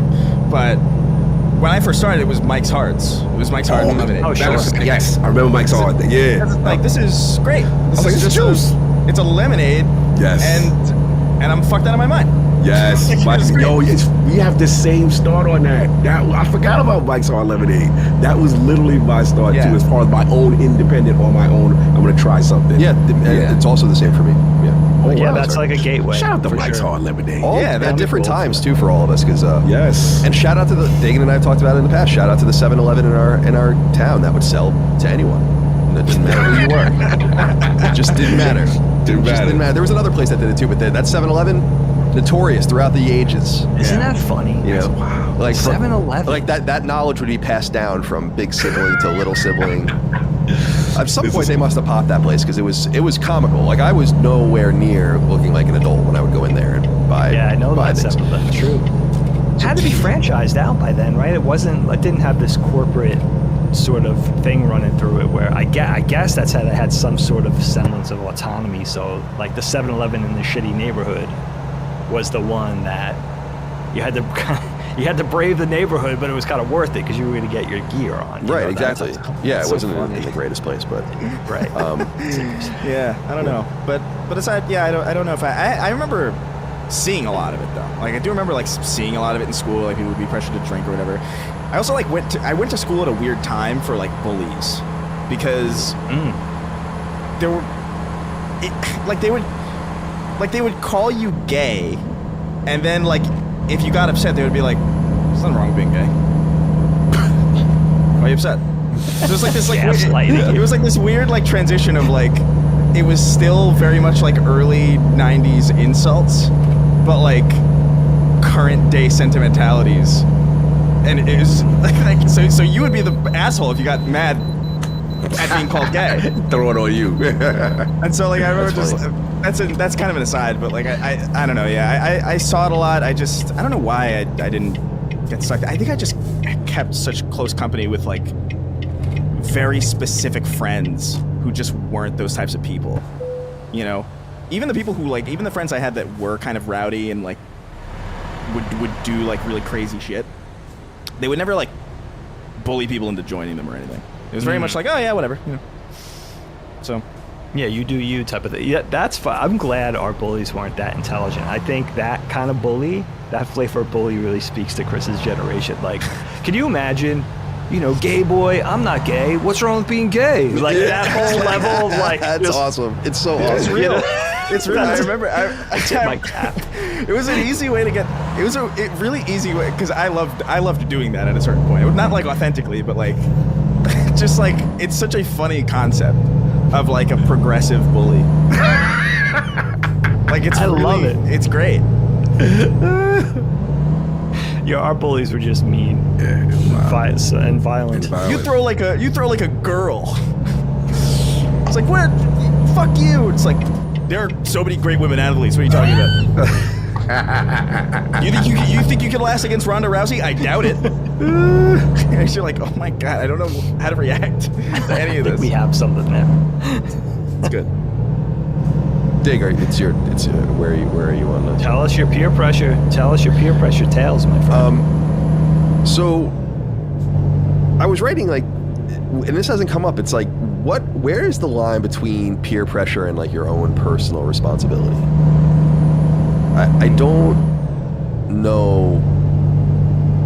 I know I've been in many situations where I was pressured by people, but it was also my own choice to do those things too. And that's like the greatest regret I have about a lot of that stuff. And Yeah. is like we feel a certain way about it, but I didn't have to do some of these bad. Like some of the worst things I've ever done were through like I would blame on some level of peer pressure, but I also know that part of me was down with it, and that's something you kind of have to accept.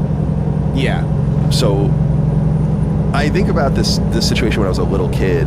Dagan will know. Remember our neighbor Brian.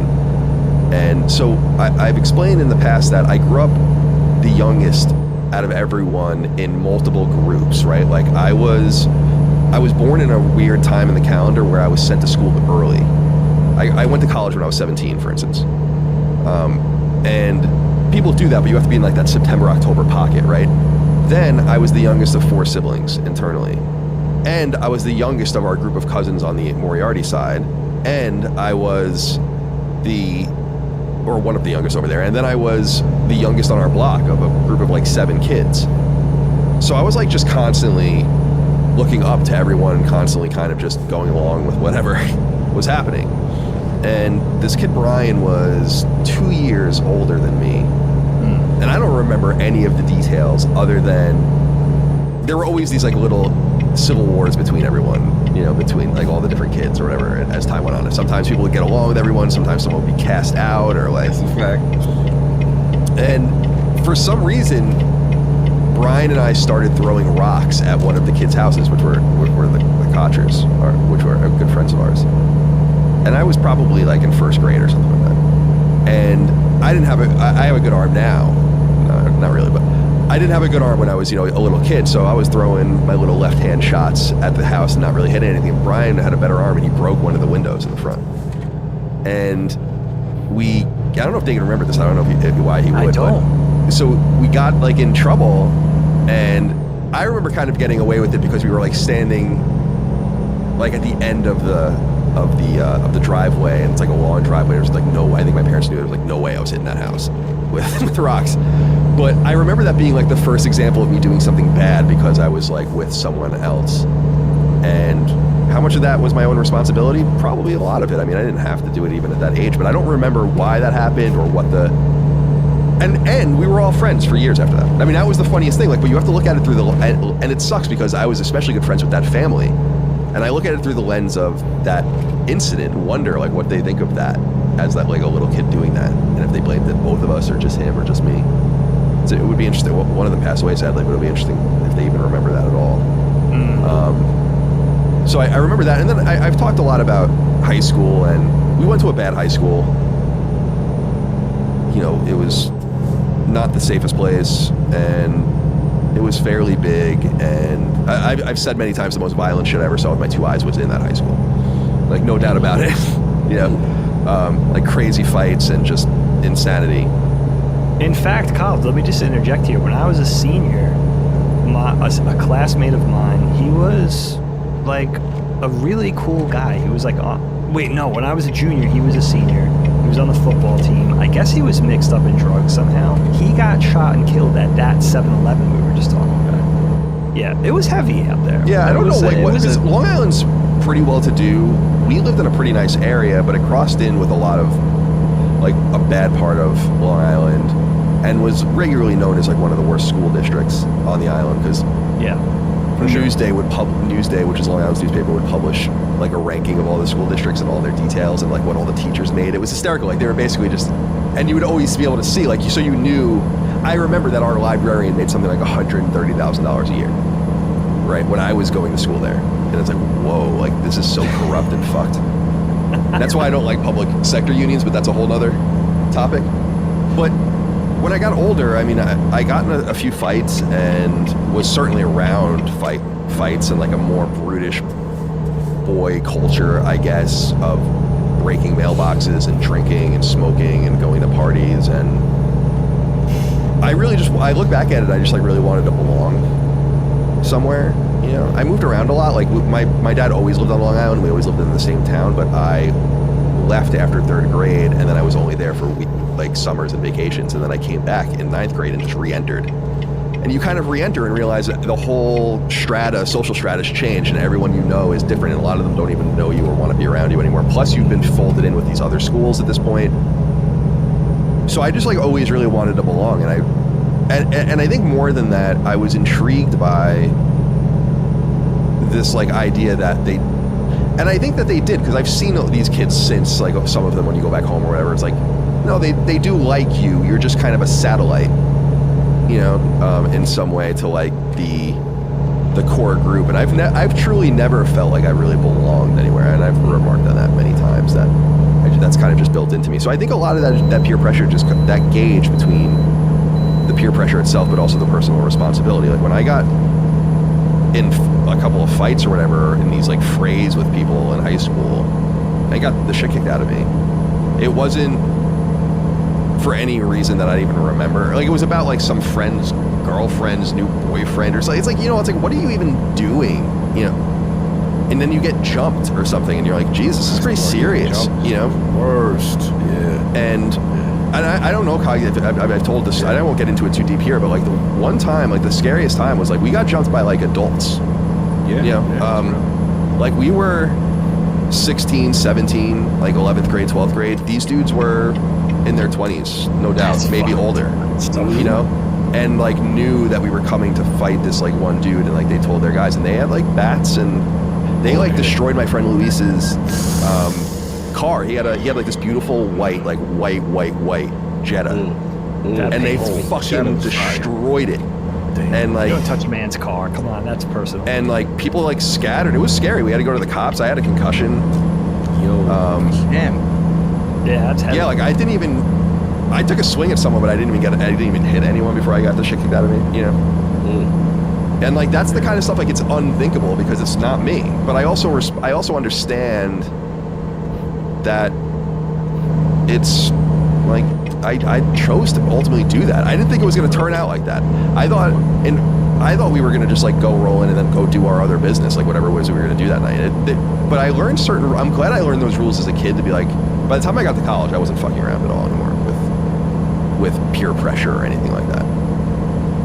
And getting involved in things other people wanted to. But by that point, I was drinking and I was smoking, and a lot of that probably does come from that era of feeling like you needed to do it. But I chose to do it, and I liked it. I like to drink, and I still do like to drink.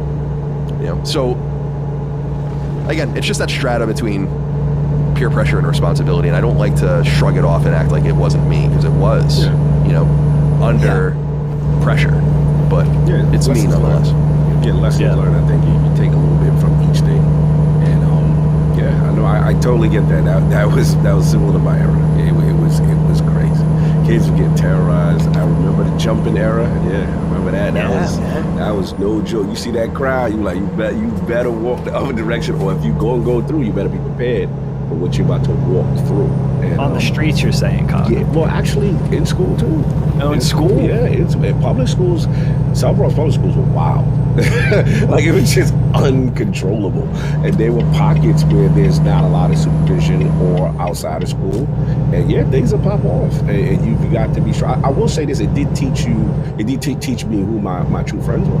Oh, sure. I knew that. Yeah. I knew for a fact, like, okay, we're going to walk through this, and we might not make this, you know what I'm saying, but you with me kind of thing. And then sometimes you luck out, and it's just aggressive stares, or someone's talking, and you just, all right, whatever, you just keep moving. But yeah, no, absolutely, it would pop off. And it's crazy to think how much violence was going on during that time. Like, it really was. People were getting the hell beat out of them. That's so scary, dude. Yeah. But you're right, though. That's a litmus test of who has your back. Oh, yeah. I mean, what better test could there be? You know where this sounds funny, but growing up for us, you know where that took place? And it actually got dangerous. Like, I remember being like, I'm not even going to go this weekend.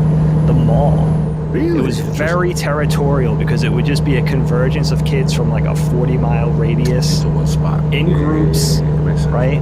You're 15, 16, 17. You're there looking for girls, getting up to no good. And then it got super territorial, and whose group was bigger. I remember my best friend's cousin in a school district that was pretty far from us, like center of the island, like 20 miles, 25 miles from us.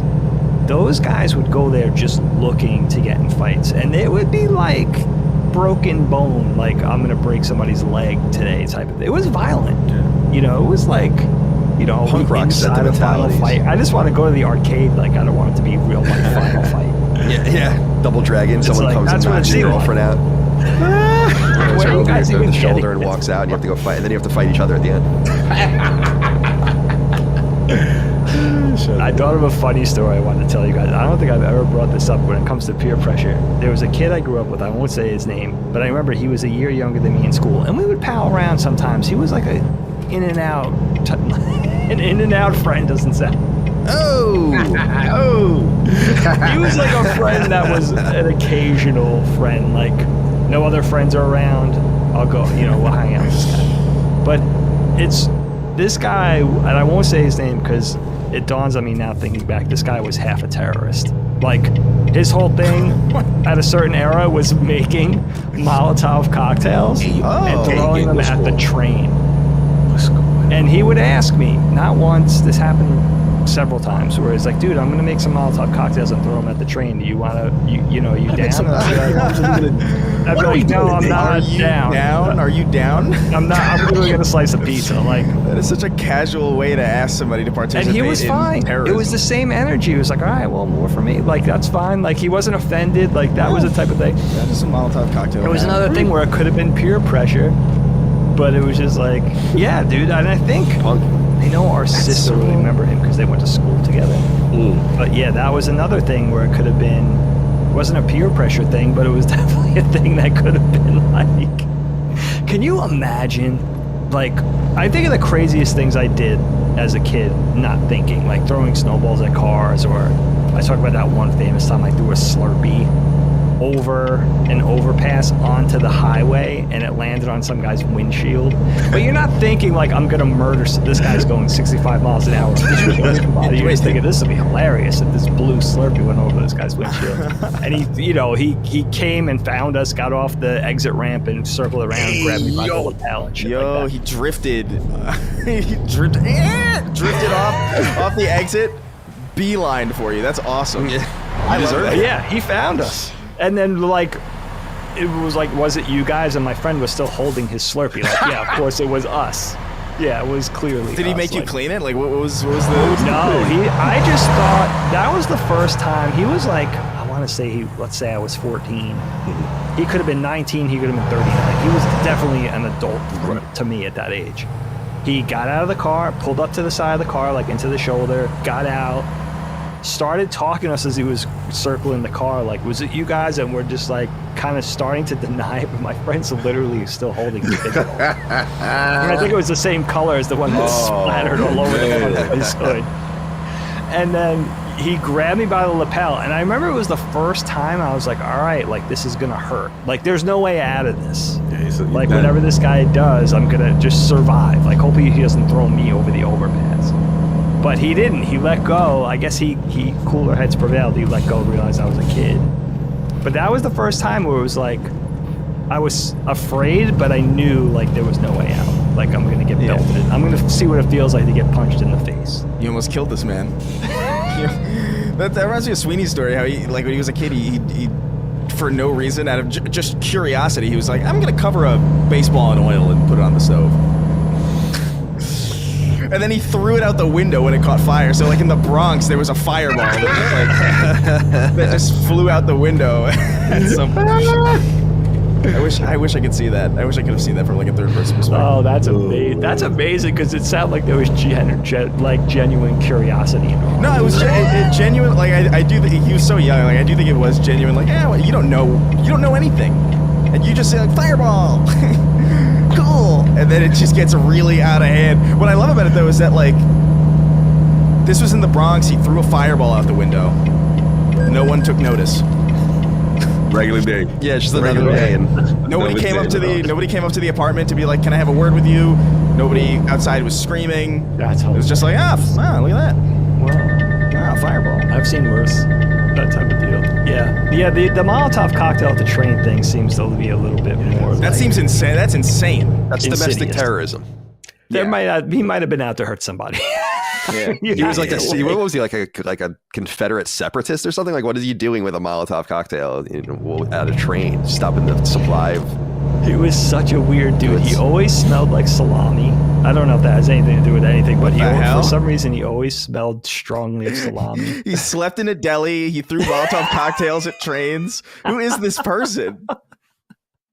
This is the most concerning individual I've ever heard about. Yeah, Dig. That was a wild one, Dig. That was a wild one. That was sure. Yeah. That was a chapter of my life. I think that's what he did for that was like his hobby. It's so weird that the MTA wouldn't. It was a solid year. Like, he approached me about doing that 4 or 5 times. How could he was doing that from probably the same spot. Like, why wasn't the Long Island Railroad / MTA? Why weren't they going after this? That's guy? the thing. It's like, how is it a hobby how could you do that enough times for it to be a hobby without either getting caught or killed? That's wild. He probably wasn't even. You know what I think it is? I think he pretended to do that, or he wanted to do that, or wanted to tell people to do that. He was probably just throwing bottles at trains. That's possible. Like, I don't like he probably like it'd probably sound really sick and cool and epic if I fucking told people I was throwing Molotov cocktails at trains. But there's no way. Yeah, he probably saw the Warriors or something, and he was like, "I'm gonna fucking be like yeah. I don't know. Yeah, that could be like just putting pennies on tracks type of thing. Mm-hmm. Yeah. That's insidious. That is so benignly evil. It's crazy. That's bad. It was bad. Putting pennies on the train tracks? Good Lord. It was one of those things where it was like, growing up, I remember him being a weird kid. Like, he was always an odd duck. And then it crossed over into, like, I think this guy's becoming a criminal. Like, type of thing. Like, this guy's obviously dangerous. Slowly becoming stages. Unraveled. Yeah. It starts with the salami and then it ends with the Molotov. And then it ends with the Molotov. Maybe we can get him on Knockback. Let's do this. salami, man. Dig, are you satisfied? Yeah. Nice job. All right. Christopher, time to go to you, my friend. For your topic. I've known you wanted to get this off your chest for a while. Yeah. So my topic is fictional characters that we believe have been to Epstein's Island. I don't know if this is really this is going to be a dramatic tone shift, I feel, like from the last couple conversations that we've had in the last hour or so. But I'm obsessed with this concept ever since and I'll tell you why I started thinking about this. Not only because this is just like one of the weirdest stories that has ever happened. I think the fact that like that guy did kill himself is just a fascinating story in and of its own. Yeah. But I was playing through the original Spyro games, and I came across this thing that I totally forgot about, which was this character who it's a bear in a tux. He's in a big suit and he's holding a big bag of money. And he's like, every time you get to him, he's an obstacle to where you have to go. And he's like, I could teach you how to get through this barrier for 700 gems. I could teach you how to use this cool new gameplay mechanic for 500 gems. And he's so snooty about it. He's everywhere. He's seemingly very powerful to just be able to impede your progress despite the world being at risk. Which seems to imply that he's like so. It's like what's that movie where all the rich people live in that weird spaceship, like above the planet? I don't know. Elysium or something? Oh, Elysium. I never saw that one. Oh. Yeah. It's like that. It's like I don't care if this world is burned to cinder, or like I don't care if I can help you by just simply letting you go through here. I want money. I don't, and I just thought immediately, it's like, this is a character that has absolutely been to Epstein's Island. And I was thinking about it, I was like, I wonder, and that just made me laugh, and I started trying to think about other characters in fiction. I was focused on video games, but it can be whatever, like whatever we think would be an entertaining spiral for this conversation. It doesn't have to stay to this, by the way. We can branch off on tangents wherever we want, but I just think it's a funny branching off point, or like a starting point. And I'm really just curious if any characters immediately came to mind for any of you. Yeah, I did. I saw you wrote it. For whatever reason, it was like the perfect pocket because I've been playing a lot of Final Fantasy VII. Oh no! And I was like, Don Corneo is on your island, bro. Yeah. Don Corneo, bro. He is having people entertain him. He is a regular on Epstein's Island. He don't care. He cool with men dressing up to see him too. He's cool with everything, man. So yeah. He's definitely the lifestyle, the lavish lifestyle, and definitely a man of pleasures and certain types. So yeah, shout out to the dog. He's a regular up there. For sure. That was immediately what I was thinking. I love that. That's an amazing answer. So yeah, that's a design. That's a character design for sure. Yes. That guy. I came up with a couple that I thought were interesting for different reasons. The one you would appreciate the most, Chris, that came to mind for me pretty quickly was Jay Peterman from Seinfeld. Right. I feel like Peterman. He wasn't necessarily doing anything wrong there, but he's a man of the world. He's been everywhere. He's got all these stories, and he's probably been with him once or twice on that island, I would assume. Now it needs to. As we go on, I really need to, because I don't want to be sued by any of these fake people, by any of these fictional characters. By Jackie Child. Yeah. I don't necessarily. It could be one of these things where it's like this runs the gamut, whether like they've been on the island for the worst reasons, or they're just simply so rich and powerful that it's conceivable that they've brushed against the island once or twice. Right. I have exactly right. That's because for Jay Peterman, I feel like he's just maybe kind of incidentally there. I don't know if he's doing anything too crazy. I also had, and I don't know if you guys will understand this reference if you watch the show Veep on HBO, but Selena Meyer, which is Julia Louis-Dreyfus's character, strikes me as someone who would have gone to the island just to raise money. Like, she's very craven and stupid and, partisan, and she'll do whatever it takes. So I imagine she would have gone there to raise some money and rub shoulders with people. And then in a more literal way, I was thinking of Dick, what's the character? It's Littlefinger, right, from Game of Thrones? Sure, Littlefinger, yeah. So that's a more literal one that would have been there. And I also had Monokuma from Danganronpa, the bear. I feel like he would absolutely be popping up all over that island. Oh yeah, he's there for the worst reasons. Yeah, definitely. For the worst reasons. And then I was thinking about the victims, and I was just, how many of these anime girls were on that island? Oh man.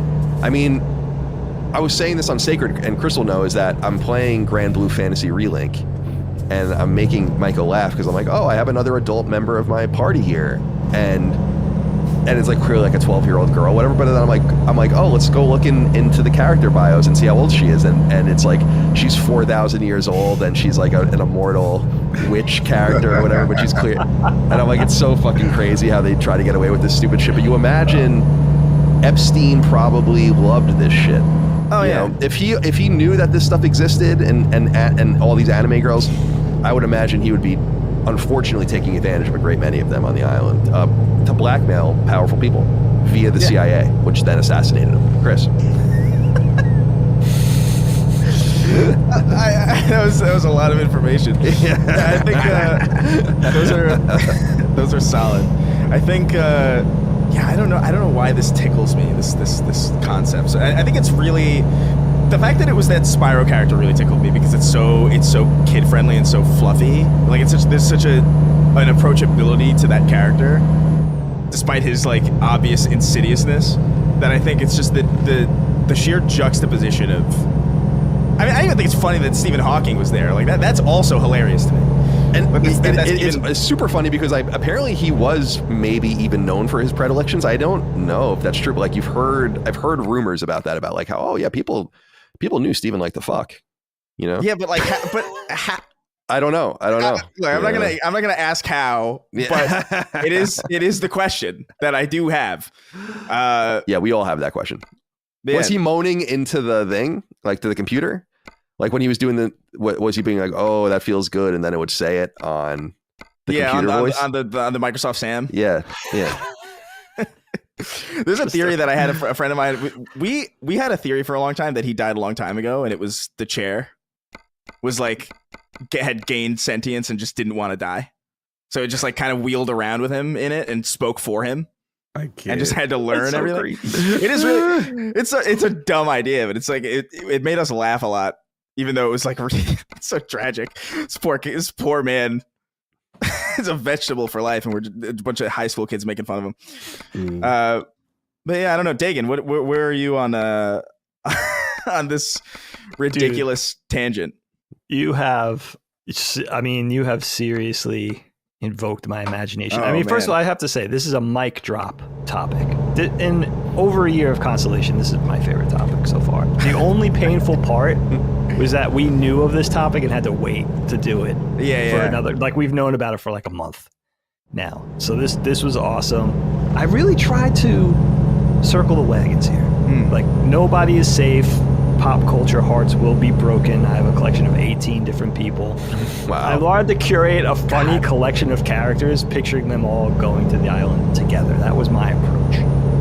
And I was hoping we would overlap, because if any of our characters overlapped, pretty clear indication that person is actually, it goes from allegedly to actual. Oh, Yeah, he's there. Okay. You know what I'm saying? Dagan's all saying right, so that I'm as just an gonna tell you. individual and not as part of the company. This is a motley collection of characters, but I'll tell you the first one I thought of. Bert from Sesame Street. He's the one that he popped into my mind almost instantaneously. I know. Just think about it. It makes so much sense. He's the first one off the boat. And I also think about the fallout between him and Ernie. It's going to be ugly. It's going to be ugly. as shit. And you would know. You worked for Sesame for many years. You know I these was characters. there for like a decade. And who knows Bert better than me? Bert was definitely on top of that list. And I'm just going to go down. Let's All go. right. Let's go. Mario. Yes, Damn, that one. Mario's over there. He's got to be on. Sliding. I wanted a video game character. It Now, just makes so why? much Why sense. Mario? Yeah, why? Explain why. Yeah. Yeah. Peach ate enough. What's going on? He could, because he's creepy. It couldn't be Luigi. Like, it couldn't be Luigi. He's got too much personality. Mario's the one who looks like, we talked about this recently on Punching Up. There's not a lot to his personality. He's a little vacant.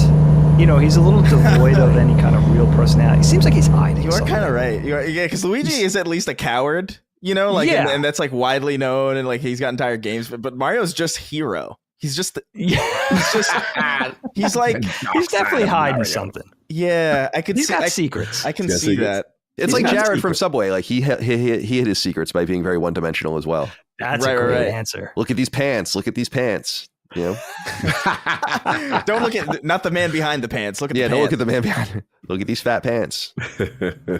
I want you guys, not you guys, but I want the listeners to make a list of mine, because let these sink in after the show. All of these make so much sense. They really do. The next one I feel a little bad about because, wait, Dave, before you go on, go back to Bert. Yeah. Explain Bert, why specifically Bert. oh, I mean, just because, think of how creepy Bert is.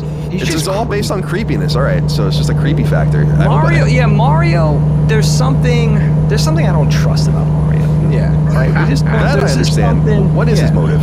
Yeah. He's guarded. You know, there's got to be something underneath a layer that, you know, harmless exterior, that there's something evil lurking in there.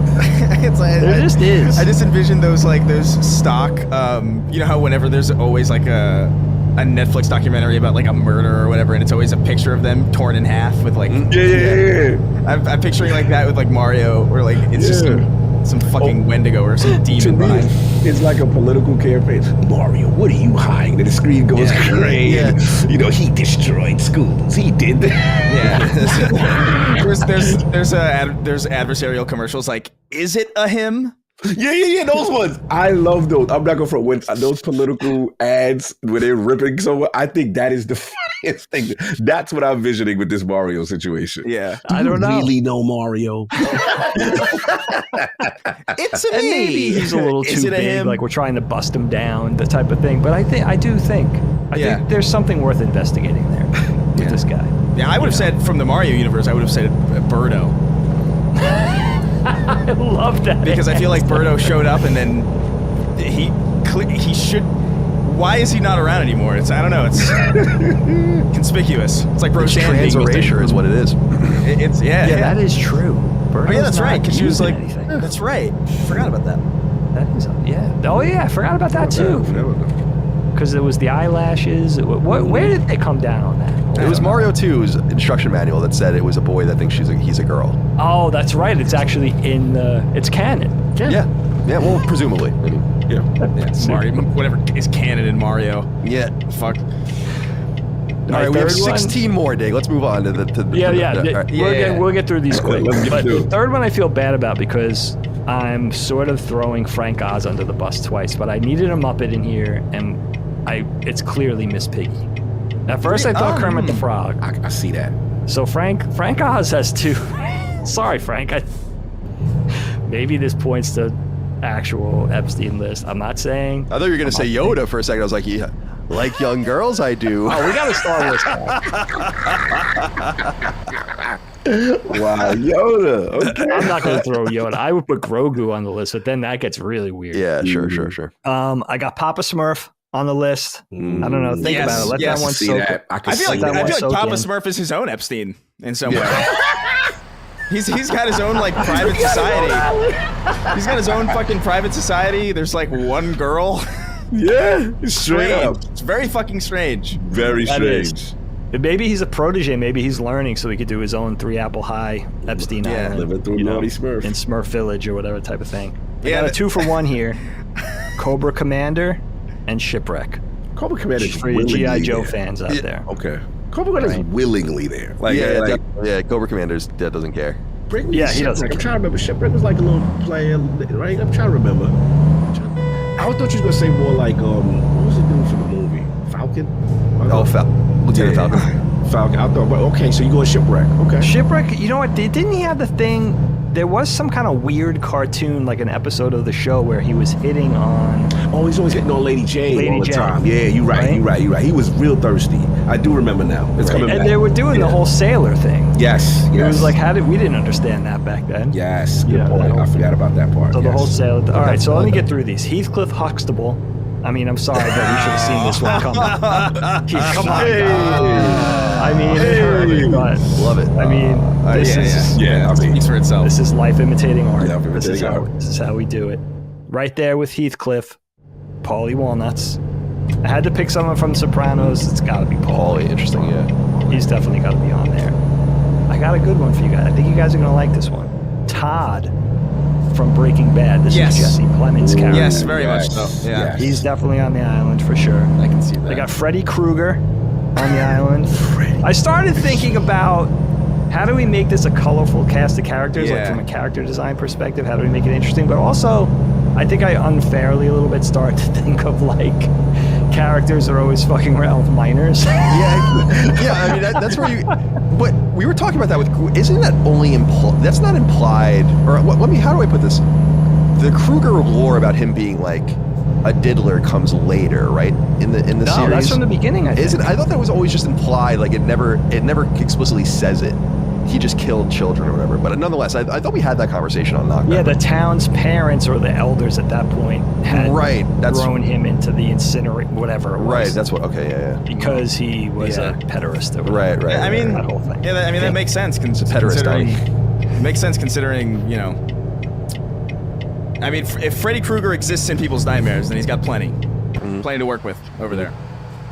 Yeah. Same energy as Freddy Krueger, guys. Think about it. Again, let these wash over you after the show later. Cat in the Hat. Same exact. Same thing. He's always, He's there. Yeah. A Yeah. little That's the less one- murderous, but equally I as feel really insidious. strongly about that one. I think that totally. Like, Why do you feel strongly? Because I feel like that's totally like. It was always bizarre that this cat just broke into children's houses and like entertained them. Like I think, but I do think he is there. I do think he's innocent, but he's unaware of how that comes across. And I think he hears the news of like, oh, there's all these kids on this island. It's like, oh, I'm gonna go entertain him. And then he just sees fucked, just the worst shit he's ever seen. But he can't comprehend it because he's a Dr. Seuss character. Oh man, this is funny. This is great. Where did I leave it? Okay, Kyle. I think I did this one a little bit to get under Colin's skin. I don't have complete conviction in this one. Willy Wonka. That's so Now funny. listen to me. I was thinking about Maybe that. the Johnny Depp Willy Wonka. Yeah, that's fine. I fuck that Willy Right. Wonka. That Willy Wonka want can go to creepy. prison. That's fine. Right. Who cares? It's funny you say that because I was thinking that too. I was thinking about Slugworth even from the first movie. Sure. Yeah. Yeah, that's a deep cut. I like that one too. I wanted to do a Game of Thrones character, Kyle. I love Littlefinger in there. Couldn't really think of one that would have surprised people, so I went with a Lord of the Rings character instead. I'm going to give you a guess on who I picked. Really think about this one. Okay. I think I know. It's not a deep cut. He's a main character. The dwarf? He's in the Fellowship. He's in the that. Fellowship? Within the Fellowship? Yeah, Gimli. He's part of the group that sets out to. Gimli, you said? Gimli, yeah. Yeah, it's Gimli. Yeah. Gimli. Someone said the dwarf. Someone said the dwarf, right? Yeah, I said dwarf. Yeah, yeah. Oh, you it's- said I the know his dwarf. name, Yeah. Oh, Yeah. okay. Yeah, I can see You it. nailed it. Yeah, Gimli. Good guess. Star Wars. I went Lando. Billy D. Lando. Billy D. Lando. Billy D. Lando. Really? Why not like Jabba? Oh, like Jabba's- that's I feel- better. Yeah, I feel like Jabba's That is a better. good. That is a good. I'm thinking in terms of mobility, but yeah, Jabba's a great answer. Jabba's a great answer. He's training up chicks from the jump. Like he let you know what type of party this is. Yeah. I would feel like Max Rebo and his band would be playing. Salacious Crumb will be there. Yeah. Yeah, a few characters from the Jabba's palace, I think, would Yes, be absolutely. on the island. I'm just gonna rattle these ones off because I want you guys to. I want there to be some kind of lingering effect. Okay. yeah. You got to think about them later. Ham from Toy Story. That's a toy pig. Squidward. Alf. And Charlie Brown. Charlie caught it straight. Charlie caught it straight. Alpha, I get. Charlie, though, damn. I gotta get the mindset with Charlie. Break it down. Like, why is Charlie? Yeah, why on Charlie Alpha? Brown? Yeah. I think it's the same kind of. With Charlie Brown. This is a weird one because I'm thinking of like. He's gonna say he's creepy. I'm picturing an adult Charlie Brown, but he's Right. not a cartoon character anymore. It's a live action version. Just a middle-aged But he still has the sad same person. outfit on. He still has the same outfit. It's all the years of getting that football yanked away from him. Oh, yeah, just you better. drove him to crime and Yeah, criminality. just like sexual depravity, like the guy. I like it. I like it when things are taken from me.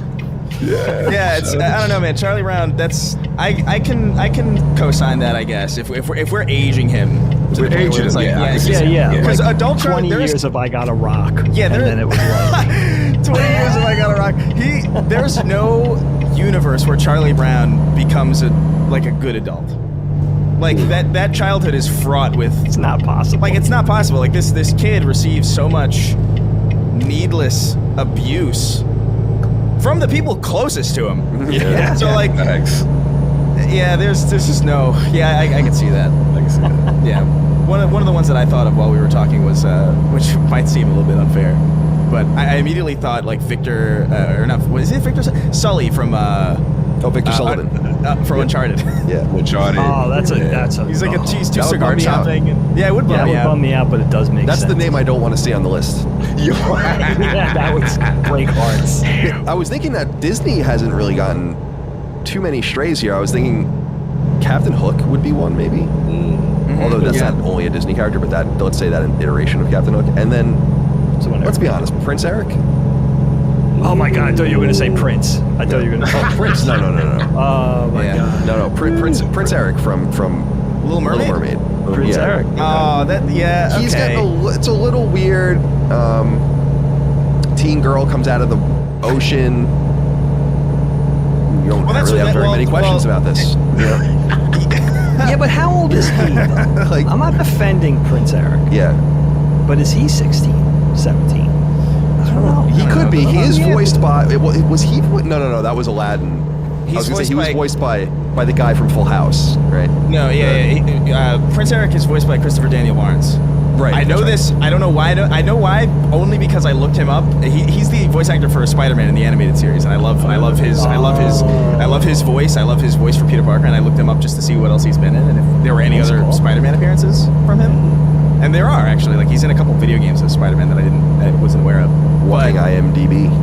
Yeah, but Fantastic. but yeah, he's Prince Eric, so that makes me sad a little bit now, because I like that voice actor a lot. But I think Frank Reynolds. Oh yeah. He says as much on the show, doesn't he? I think so. Yeah. Oh yeah, that's right. I think that's in this show's canon that he was on Epstein's Island, but he was there to snorkel. Oh, That's what he yeah, said. yeah. Is that Yeah, 'cause he went there to that's right. snorkel. Yeah. There's an episode where he's like, there's an episode where he's just shredding all the receipts, I think, or Right. something. He's like trying to Oh, that's Do you watch that show, Cog? Always Sunny in Philadelphia? Yeah, I think that show is just absolutely bonkers funny. It's just so funny. Yeah, he would definitely be there. That's a great. Oh, that's a great choice. answer. Yeah. And I don't know. I think you could really go on forever with this, but I like the motley crew that we've assembled here. Yeah, that was fun. Charlie Brown. It's amazing. Why? Who did you say? Squidward? I don't know. Squidward's on the list. I feel like it's the same energy as Bert, but at least it's a puppet versus an animated See, version. I feel differently. I feel like SpongeBob would be there. I feel like Squidward is so. Squidward is that character on that show where, like, when you're a child, you really don't like him, and then as you get older, you're like, I really feel bad for Squidward. Like, he's really just he's a little pompous. He does think he's like a little bit too good for the life that he has, but he's so constantly harassed. Always.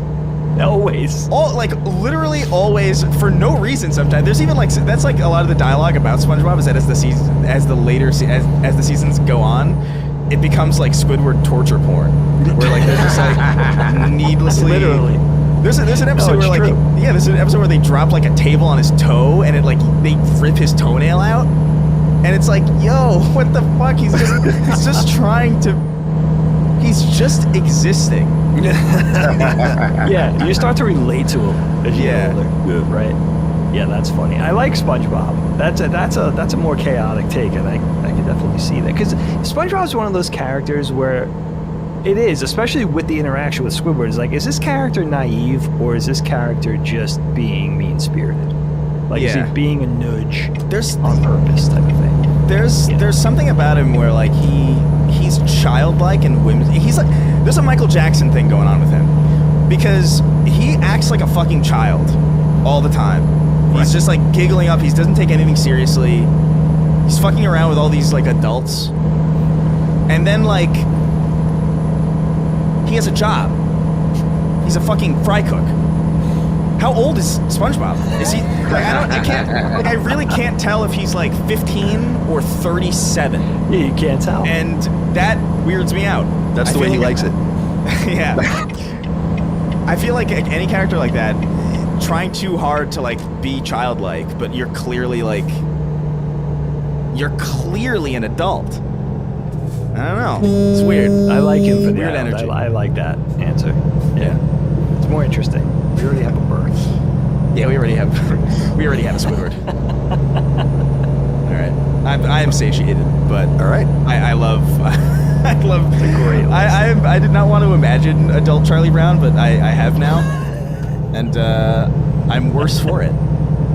It's like the It's worth little exploring. squiggle hair.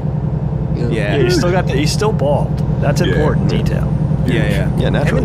Yeah, him and Caillou, those bald children. Yes. I feel bad for them.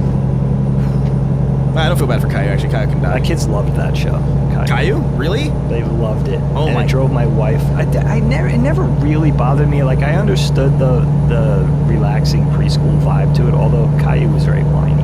Drove Helene bonkers. Like, she hated it. She's like, why doesn't this kid stop whining? Chris, Like, didn't you it's too discover much. that he was like 7 feet tall or something like that? Or wasn't that who it is? Yeah. Yeah. First, Like in the lore of Caillou, he's like huge, right? Is this the character we were talking about? That was that. well, Maybe I got it wrong. There's a few of these where like like Jimmy Neutron is like 7'6", but like so I don't know how this started, but like sometimes you could just Google fictional characters' heights, and Google will give you an answer, and it's just fun to assume that that's the canon real answer. So like, regardless of where this is from, I googled Caillou height, and it says 5 feet 11 inches. So he's like, and it's really that almost makes the show a lot better if you view it from that angle, where it's like these That's giants, hilarious. this 5'11" like fucking 5-year-old whining, parading through the streets, causing absolute fucking chaos and mayhem. There's other characters like that too. Like, I know Jimmy Neutron is like has a weird height on Jimmy Neutron height. Without hair popped up. I love that. Without hair. Height. So he's 4'2", but is that with his hair? Because then he's fucking freakishly short. Huge, yeah. If he's Yeah, that 4'2" one with his hair, that means he's 2 foot fucking. 2 feet of anime. Oh, yeah, that's gross. Yeah. Unless this whole thing is assuming like Caillou's in college now, you know, like that's No. boring. I like I like the actual Caillou in length of canon as a 5-year-old is 5'11" for sure, and he lies about it. He says he's 6 foot. that. Yeah, it's that inch. Anyway, Hilarious. so chaotic. You're satiated, Chris? I am as satiated as one could possibly be from something like this. I feel like I've introduced an element of chaos into Yes. this that Right. I don't know how I don't know how people are gonna feel about it. This is basically how Shark Tank is the entire time. That's But yeah, hopefully this little taste of absolute chaos was fun. Yeah. You did it. You did it. Yeah, Yeah, maybe we can revisit this in the future too. I'm sure there's That's like a good bunch of shit. good answers if you think about it even more. yeah. I'll try and come up with more chaotic suggestions for future. Do you think we'll ever really know what happened or like who that person was? Like the entire idea that he was basically an asset is so interesting. Like he was a trader that never made trades. No one knows where his money came from. He had all of these, and then he just mysteriously dies. They don't have the tape recording. It's just so obvious, and it's just so obvious. Like I can't believe that people aren't more interested So obvious. in it. Like being like, no, like what? We are figuring this out. Like what happened? Who is this person? Everybody, there are people that I had. There are so many people who came up to like family who were just like, that's clearly like not what happened. Like Yeah, everybody is unanimously on the same page where it's like agree. this don't add up, man. And it's so funny because everybody was unanimous about it basically, but then it was pretty quickly forgotten. It's just we moved on so quick. you couldn't write it better. Like if he's an asset, it's like he's a hedge fund manager who's a very attractive, not physically, but very, very attractive to a lot of different people from a lot of different spheres. He gets them to come in with money and investment. He gets them in compromising positions or gives them, even if the girls aren't underage, which it seems like a lot of them are, even if they're not, like he's getting them cheating on their wives or doing weird shit or whatever. Right. Like there's that whole thing about how he has that really strange painting of Bill Clinton. You know about this? Like he has a picture of Bill Clinton like dressed as a woman. Like just painting. hanging in a prominent place in his mansion, basically. A photograph? No, it's a painting. It's a painting. And it was like people interpreted it as being like this is like a power move. Like he's being like, go fuck you, dude. You know, like I got all the goods on you. Like, and that's like the whole idea is that he was basically setting everyone up. Facts. And I want to. How can we not know more about it? It's so fascinating to me. Rabbit hole goes seriously. deeper, man. It's too many people. He it was like he gotta go. He has to go. The skeletons where the bodies are buried, too powerful, too much information. So yeah, when I saw that whole record of how the suicide happened and the shit, Yeah. It's just nonsense. It's Occam's razor. It really is Occam's razor that yeah. someone would be like, because why wouldn't they? It's insane that they wouldn't. So yeah, I don't know. It's oh man, what a crazy fucking thing. And then we moved on immediately. Yeah, like Yeah, it does feel like that. It was like a flash in the pan. Mm-hmm. Yeah, I think it exposes too many powerful people and Yeah. too many. It's like why pharmaceutical companies buy ads on news networks. It's like you want to just manipulate as much as possible, like the information that gets out there, and just by not covering it, Yeah. I think it goes away, and then you don't have to worry about why like 5 of your people are on the list or whatever. Yeah. Do you did you guys see, this is only slightly related, but I don't normally talk about other podcasts because I don't listen to many podcasts, but Conan O'Brien has a podcast and he had this guy Jim Downey on, and Jim Downey was he's a comedy actor. He's a writer, big comedy writer. He wrote a lot with Norm Macdonald. He helped with I believe like those Weekend Updates and stuff like that. I saw this episode, Chris. Yeah, it was good. And the very first thing he's talking, I love it because it starts off and they're talking about Jeffrey Epstein, and he's just pretending like he has no idea. He's like Jeff Epstein, the financier. Yeah. And it's like, I highly recommend. Oh, that podcast is really good too. Conan O'Brien's awesome, but like he's the that best. episode specifically is like one of the funniest things I think I've ever He's like, I listened think to. I would know if Jeff Epstein died. if something untoward about Jeffrey Epstein had happened, I think I would be aware of it. That was really funny. I loved that because it was circulating like it was real, which was fun too. Jim Downey is so funny. Like, and I didn't even recognize him because he looks so fucking different now. He's obviously like way older, but it's like shockingly different. Like in the way that George Lopez looks like completely different now because he's aged a lot. But Jim Downey doesn't look anything. Jim Downey's the guy from, I can't remember what movie. I didn't know him. Huh? I didn't know him. Like, was he a stand-up? Was he in front of the camera? He's in a lot of comedy movies. Like, you'd recognize him if you watch some of those like iconic there's I can't remember if it's Billy Madison or whatever, but like those kinds of movies. He plays that character who's like it's like a famous scene from that movie. I can't remember which movie it was, but he's like, everyone in this room is dumber for having listened to your that's Billy Madison. Yeah. Is that Billy Madison? Yeah, that's Jim Downey. And it's like, wow, you look so different now. It's crazy. But yeah, that's at the quiz. That's like at the quiz at the end where he's like, everyone in this room is stupider for having heard it. Or whatever. What you've just said is the most baffling, incoherent response that has just ever been deadpan uttered. delivery. It's so good. It's amazing. So Yeah. all right. I'm going to move on to the final topic here, and we can move quickly on this if you guys want. But I was just curious. I was going to talk about something else, and then this happened. I was like, oh, this is interesting. So I was curious if you guys were paying attention to what's going on with Gina Carano. I think I'm saying that name right. Yeah. She's she was I don't actually know very much about her. I was reading about her in preparation. She was an MMA fighter. Yeah. And I don't remember this. She was like Maxim's like hottest girl in 2008, or not that I read Maxim, I guess. But is that right? yeah, like I didn't know any of this like rise of her, right? But I knew she has like a combat background, and then she has had these roles, and most prominently had a role, like a limited role in The Mandalorian, which I've not watched. However, back in 2021, she was fired basically from the show for a series of, I guess, social media instances that seemed to me at the time unfair, but I don't really care about stuff. I care when injustice happens to people. Or, it's not fair when things happen like this, but I'm not really a Star Wars person. I don't really know her career, so I wasn't really paying very close attention to it. But she was basically got in trouble for a confluence of things, like kind of maybe dismissing gender pronouns, and then it all kind of led up to this thing she shared, and I have it up here on my screen, this thing on Instagram, just in her stories, where she shared this picture of like Nazis chasing down like a Jewish woman in maybe a ghetto or whatever. I don't know exactly the context of the picture. It's obviously from World War II. But it shared with text where she says, Jews were beaten in the streets not by Nazi soldiers, but by their neighbors, even by children. And then in quotes, it says, because history is edited, most people today don't realize that to get to the point where Nazi soldiers could easily round up thousands of Jews, the government first made their own neighbors hate them simply for being Jews. How is that any different from hating someone for their political views? End quote.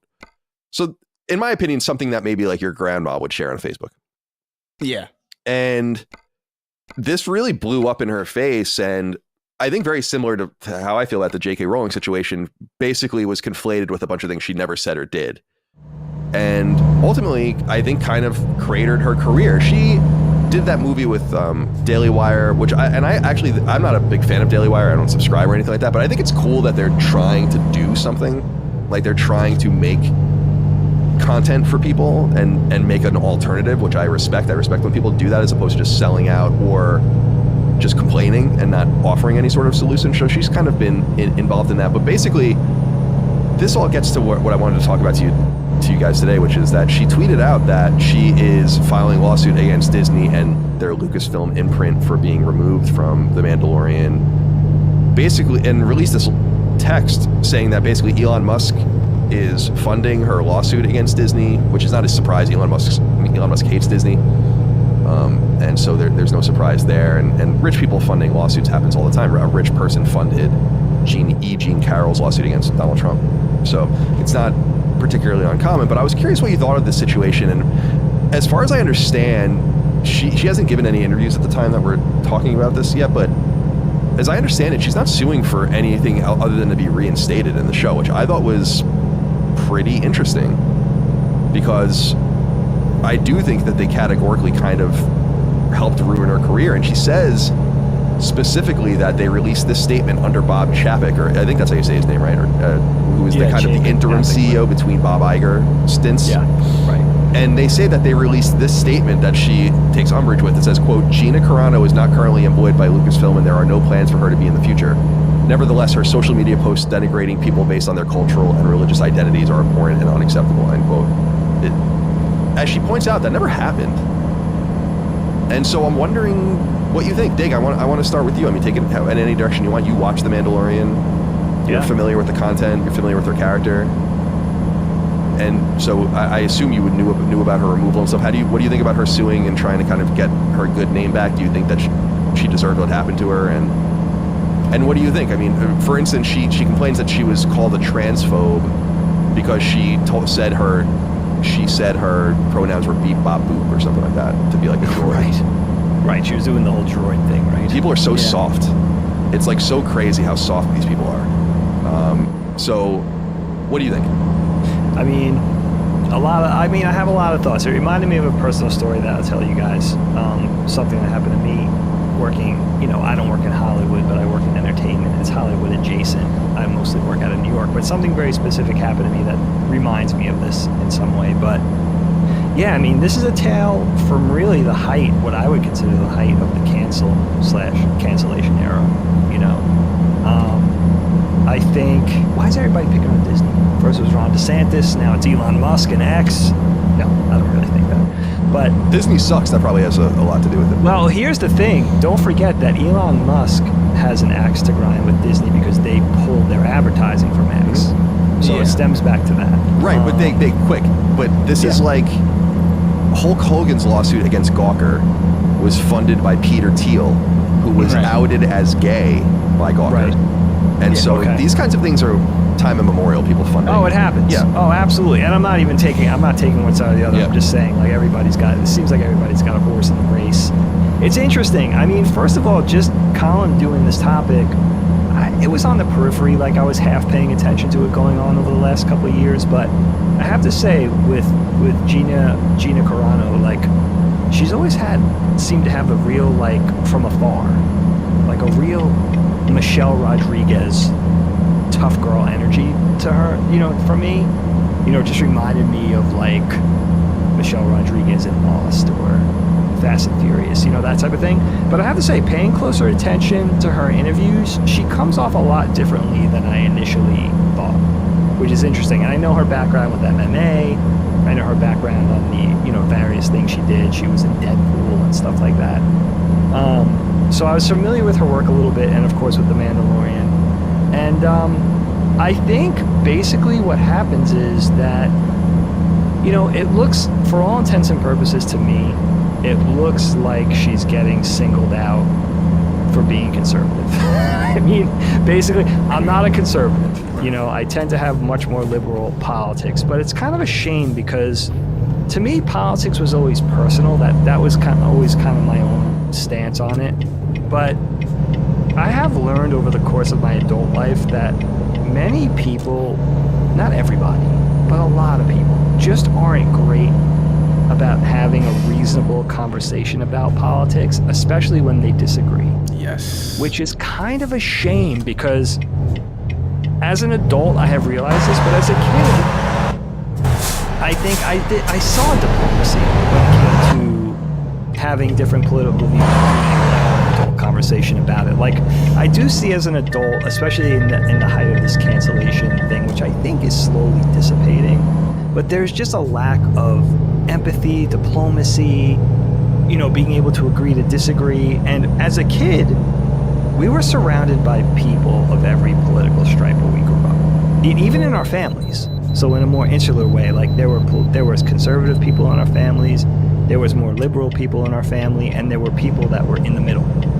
And I saw the adult people in my life, they were able to have a conversation while actively disagreeing a lot of the times and still have an air of affection and respect that I just don't see that in my adult life. Like, that's gotten lost at some point along the way. And I think from my perspective, and maybe I'm missing something, but that's really what I think there's 2 points to it. I think, especially when you have a public soapbox and you're somewhat famous, I think you have the right. It's freedom of speech, baby. You have the right to say whatever you want to say. You know, we live in the United States, but I do think it's probably your responsibility to curate a little bit and just make sure you're not, if possible, like, say what you have to say, put your message out there, wear your heart on your sleeve. You have the right to do all that, but I don't think you have to mince words, but I do think there's a little bit of added responsibility when you're in the public purview and you have a lot of eyeballs on you. Like, if you don't want to get taken out of context, if you don't want what you say to get taken the wrong way, then say it the right way. Or just don't say anything, which is what I've just known to just kind of embrace more. It's not that hard to do. Like, I don't have her level of fame, even close. I'll never have that level of fame, but you know what I mean? Like, just if that's what you want to do and you want to participate publicly in social media, you know, just do that thing. It does remind me though, guys, this happened to me. Gosh, man. I mean, probably around 2018. So a little bit before all this, I was working at a studio. I had been there for many years in New York, and I was among the senior creative people there. And it was a place with hundreds of people working. My team was a lot smaller, but all told, there was hundreds of people at this place. Very, very liberal. It's like very, very left-leaning politically. Like almost everywhere I've ever worked. I mean, I work in entertainment. You know what I mean? That's just the way of that world. And at this time, my commuting was tapering off. I think I was going into the office. Like, I was actually commuting from here to New York like once or twice a week. So I was working full time, but I wasn't in the office a lot. And I worked with this person who, honestly, I didn't even know anything about their personal politics. But I came in one day, let's say I came in on a Wednesday, and I was there for a little while, and she came up and she wanted to talk to me. And I said, yeah, sure, let's go get a coffee. So we went to a common area and just, you know, sat down at the little island there and got a cup of coffee. And she was upset. Basically, long story short, she was upset because she felt like she was getting singled out during a conversation about, I guess it was an upcoming election or some sort of heated a discussion that came out that got heated, centered around, you know, the Republican candidate, the Democratic candidate, and she felt like she was getting ostracized for being right-wing and being vocal about it. And I don't know why. I know she didn't know what my affiliation was politically, because I don't typically talk about that in the workplace. It's just, it's being private, but it's also not, I don't have fun talking about politics. I don't really like it, and I see that it can be so polarizing, and I'd rather just Literally, man. shoot the shit. You know what I mean? Like, let's talk about something upbeat. And I also don't trust people to have an adult conversation about it. Exactly. So she came to me maybe as just a voice of reason, at least, you know, concerned like so-and-so is really badgering me, and I feel like it's, you know, workplace discrimination and the whole thing. And it got heavy, and it actually ended up, as that rolling stone continued to go down the hill, it actually ended up probably 2 years later with somebody getting fired as push came to shove. But I thought that was interesting that this person couldn't just speak their minds in a conversation out on the work floor. You know, we're in the trenches. All the animators and designers are sitting together. It's not even cubicles. We're all kind of just clumped into a certain area on that floor. And a lot of times people are dialed into their headphones, or they're in meetings, or only part of the team is there. But I guess on this particular day that I wasn't present for, you know, they got into this conversation, it got heated, and some, you know, people were saying inappropriate things to her about it. And it reminded me of that it's kind of sad that we can't just be what we are without trying to convert everybody. You know what I mean? And then heckling them for being, you know, for being that odd man out, I guess, in that case. It really called up that personal story for me. I felt bad for this person. I also think with this person that I was dealing with, she was a little bit of a troublemaker as well, which I think was unfortunate because it wasn't as clear to me, like, that she was being, maybe it was in some sense the people that were getting back at her were taking revenge for something she had said. Like, she was a little bit of a hornet, You know what I mean? Mhm. She liked to poke the hornet nest herself. Cog had to go let the cleaning lady in, by the way. Oh, right. That right. He mentioned Yeah, he he liked didn't to do storm off because he was sick of. I could see how that might look weird.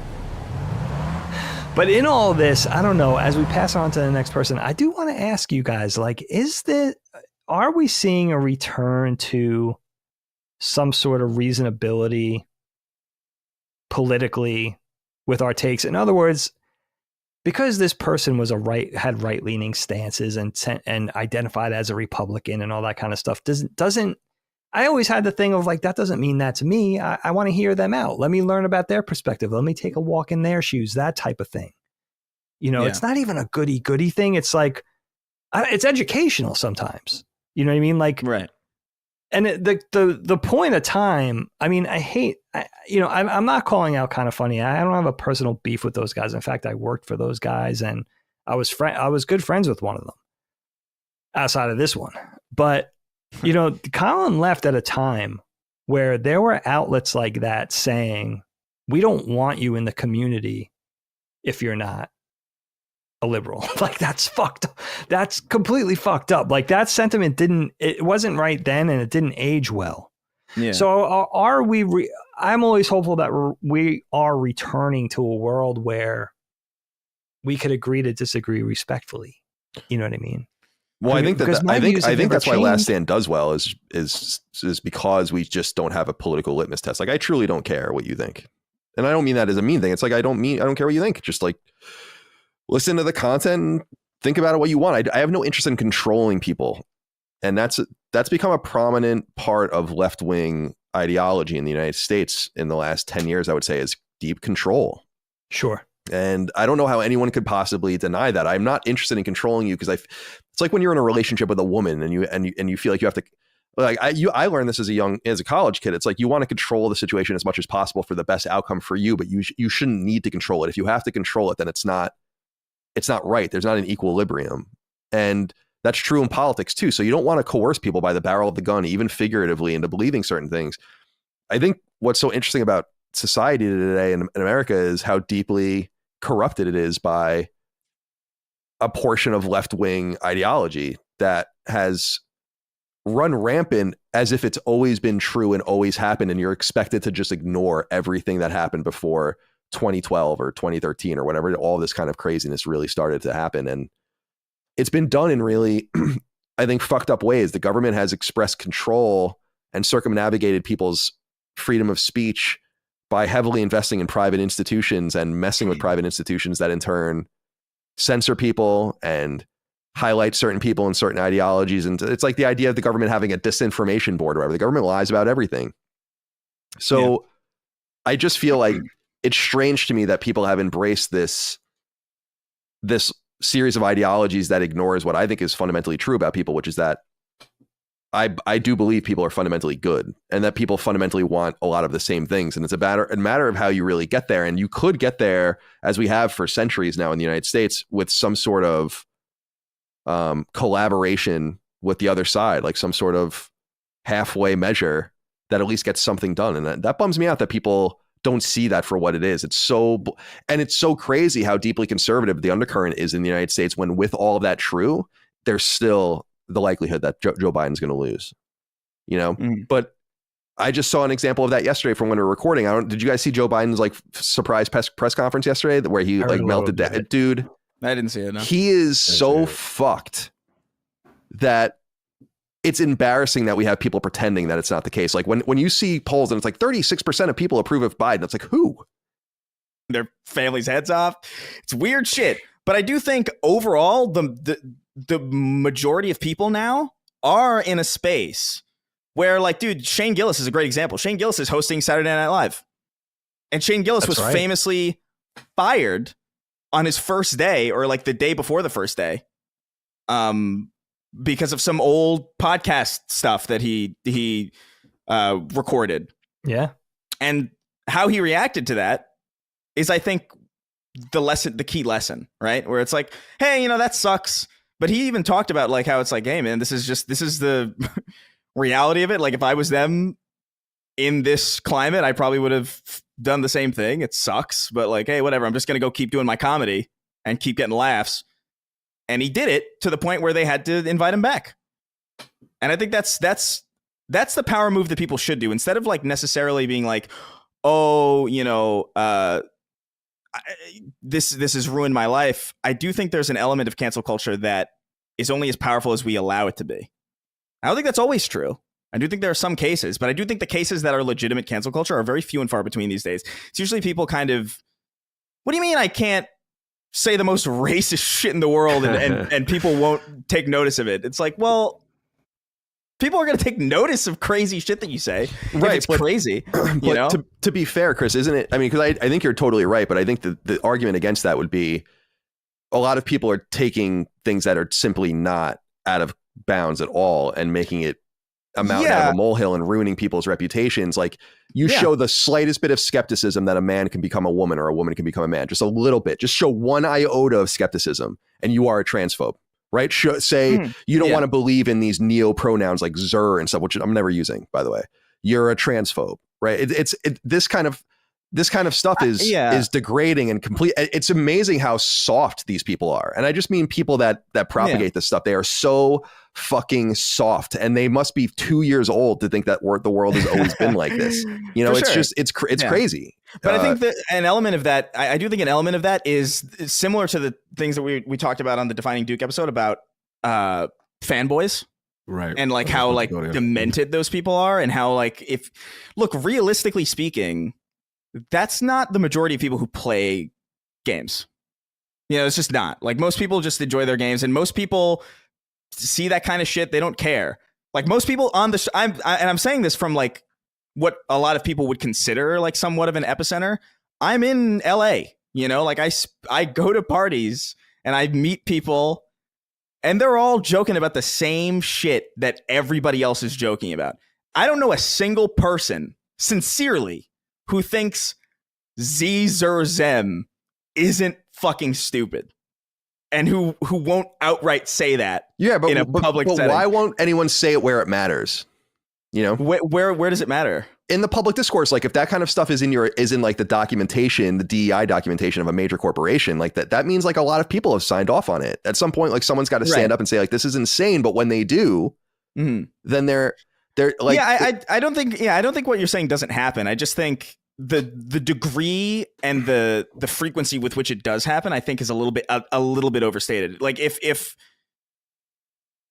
Louis C.K. can still sell out shows, and you know, fucking Shane Gillis is back on SNL, and like all these things happen, like it kind of indicates that there's an inherent frivolity to it that's not necessarily as powerful as people think it is.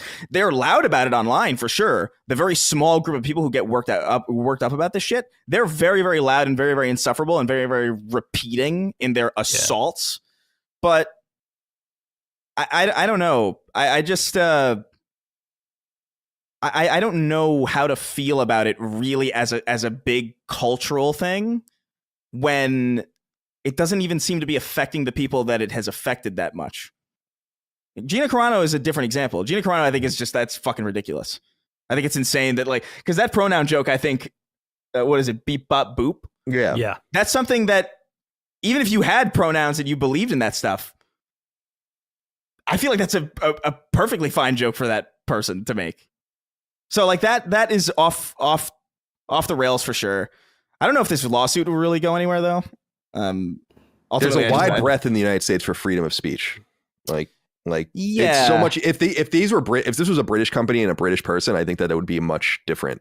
You are allowed to. You have to show actual malice in defamation. You are actually. I think Hogue can get into the more technicalities, but you're kind of allowed to defame someone. Like, you just can't like show actual. Like, there can't be malice behind it. So like, you can say bad things if you feel it. Honestly, you know. Yeah. If you say this person's a rapist, like, they better be a rapist. But you can say that, right? And that's like a provable claim. But you can say, this person makes me feel uncomfortable, and that's defamatory. But could be true, you know. So that's why I don't think it's going anywhere either. I just think it's cool to kind of bring it to the fore. And Cog, I'm curious and we haven't heard from you yet. Do you have anything you want to say on this? Yeah, sorry for running. It had nothing to do with Taco. No, it's all Cleaning I lady explained. I is- explained. you everyone. explained it? Yeah, Okay, yeah. cool. I was like, they gonna think I'm running from the No. He doesn't He's want to out talk of here. politics. Political politics. Look, this is an interesting situation for me because obviously I followed Gina for a while. You know, I'm big MMA, so I remember her. You know, she was very explosive in the sport. And then, like Dagan, big Mandalorian fan. And I thought I actually loved her character. I thought it was a really, strong character. I was kind of disappointed, obviously, that when I found out that she would not be doing the character, and then I found out, okay, what happened? What's going on here? Did they recast her, or did she get written off as a character? She got written off. Got written off. Yeah, like, yup, didn't exist anymore. So I'm like, all right, which sucks because I did like it, the character. But so I'm like, all right, I'm trying to remember the timeline as far as what happened. What I recall is a series of conservative style tweets that either talked about not wearing a mask, and there was also like, victim potential, like voter fraud in the election in reference to that. And I kind of lean with Chris in the sense of this. Look, I always have a feeling that my theory is whatever you believe, I don't care, honestly. But the reality is you have to know your surroundings. And if you're willing to stand on it, then you got to know what comes with that. You work for Disney. I mean, I don't have empathy there because it's like there's a part of me that says, look, Colin, you are absolutely right. There is a disproportionate imbalance with conservative thinking. You know what I'm saying? I don't consider myself conservative, but we're not even at that part where we can hear out someone else. The minute they are on the other side, they are the enemy. I don't want to hear you. You're evil. You're out of here. We box you up. We ship you up out of here. And that's the part about cancel culture I cannot stand because we're not even willing to have the conversation. Christian made a conversation about fanboys. Like, it's so funny because the Duke episode that we did, obviously, this crossover is on fire this week, right?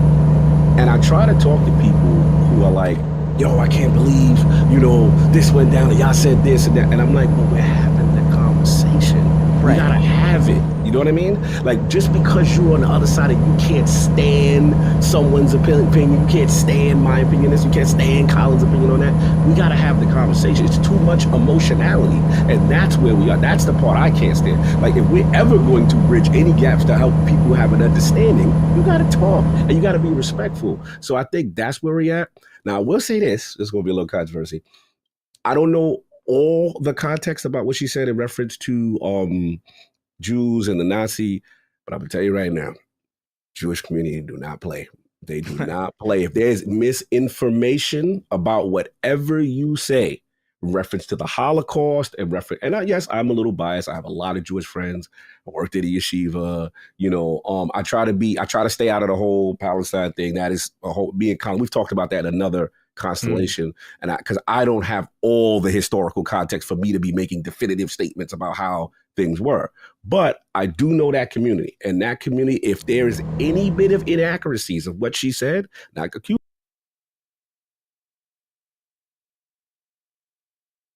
It's like a game of make-believe to me. And I'm troubled by that. And that would be called by a lot of people. So just like the person could change and evolve and make a mistake and learn from, making an error, right? A corporation could also say, like Disney in this case, could say, maybe we went too far with that. Yeah. Can you imagine? That would be a great look for a company to say, all right, let's return to some sort of reason. Yeah. Let's work this out. I think that will just continue to happen. I feel like it has. I feel like it's been happening for a while. It happened with James Gunn, when they fired him for tweets from like 2012 or something. Somebody went back and found like these obvious jokes, and fired him. And then they got him back immediately because they're like, wait, but these are jokes.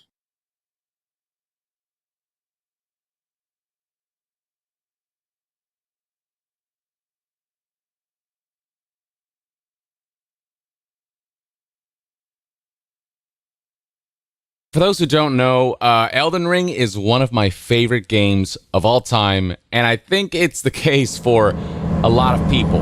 I've said this before, what Ocarina of Time was to my childhood, Elden Ring was to my adulthood, where it left me in such awe that I just couldn't believe that just the sheer scale of the game, the sheer density of content, and just how much I kept discovering. I was blown away by Elden Ring, and suffice to say that when they announced a DLC, I was ecstatic. And what's exciting is that the game, the base game Elden Ring, came out 2 years ago, February of 2022. It's been 2 years. This DLC has been in development for a while, so I imagine it's going to be decently expansive. And now we finally got a trailer, and I want to react with you guys. First impressions, let me tell you, I mean, it's got over 1.3 million views in just 2 hours, and it's got a 99% likes to dislikes ratio. So that already says a lot. Now let's watch the trailer and see what we can look forward to. Here we go. Peggy 16.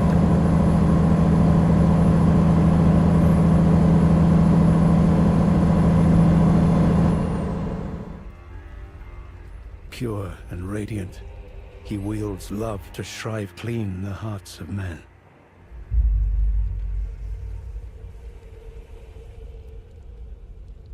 There is nothing more terrifying.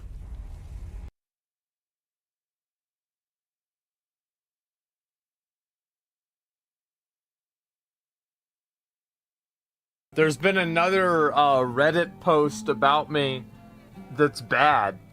Can you guys believe that? There's another person posting about me on the internet, and wow, what? So we got right now, and is there anything on the classic WoW Reddit? I mean, maybe there's somebody mad about me on there too. Let me just go double check, okay? No, I think it was just that one video, but that wasn't really that big of a deal. Okay, yeah, nobody really gave a shit about that. Okay, so let's look at this one then. It's just the retail subreddit, which makes sense because I'm talking about the new expansion. So my editors made a title.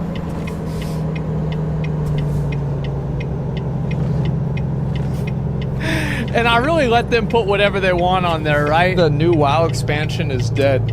It hasn't even come out yet, but it's dead. And so the title of the video is The War Within is Dead.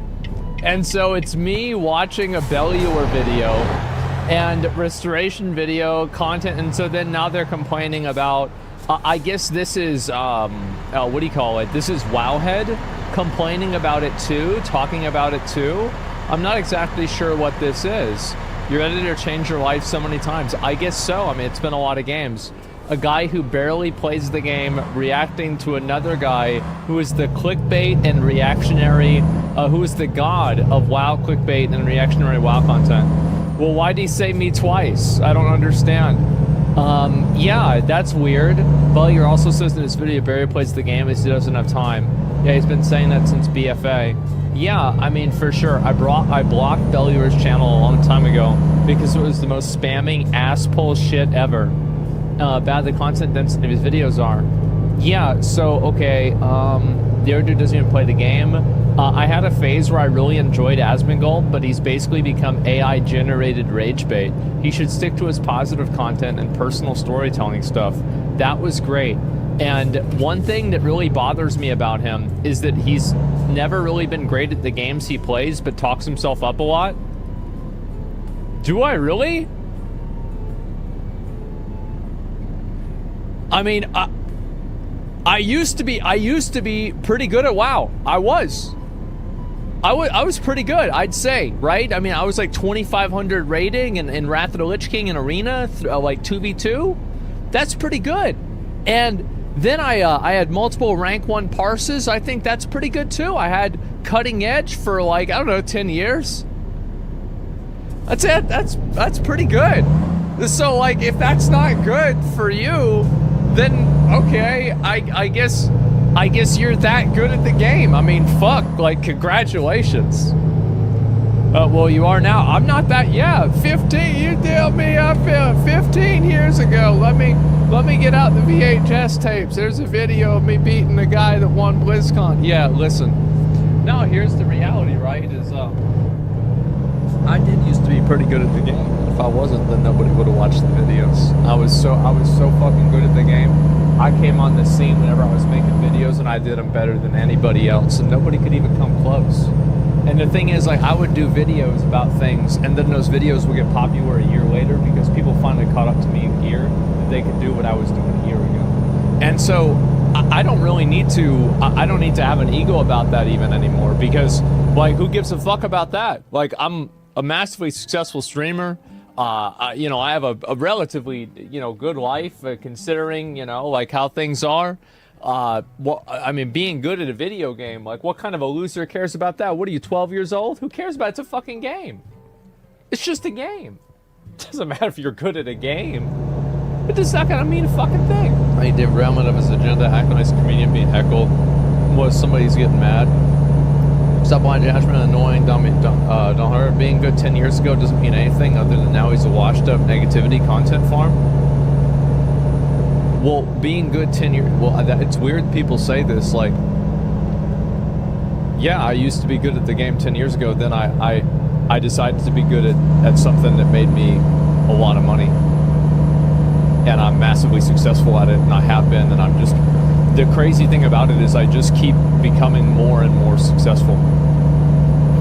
So, like, it's not really that it's not really that I win and I was like, oh yeah, I can't be good at WoW anymore. I thought that this wasn't worth my time anymore because I could be good at something more important, and I am. So, there it is, right? And so, sold out to the Illuminati. Yeah, I know. And, crying about negativity on Reddit. I know, man. Yeah, they're crying about my negativity. And so, yeah, people can get excited about that or whatever else.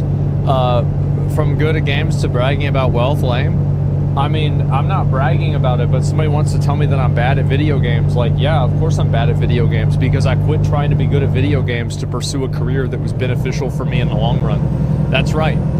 That's right. And I hope, I want to make this very clear.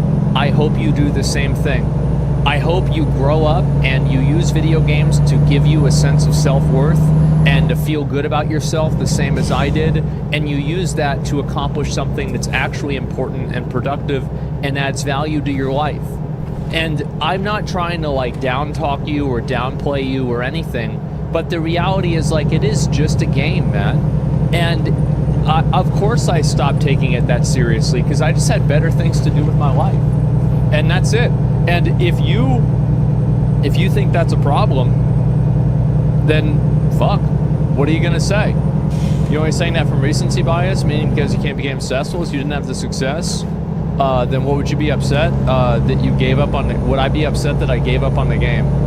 Of course not, because if I didn't give up, like, why would I be upset about how a video game would be? Like, I get that, like, I'm trying to explain this to maybe, like, a 22-year-old, so, like, they don't get it.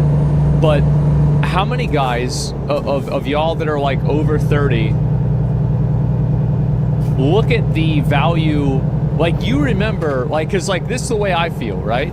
Is, like, I used to place so much value on being good at a video game. Like, that would mean everything to me, right?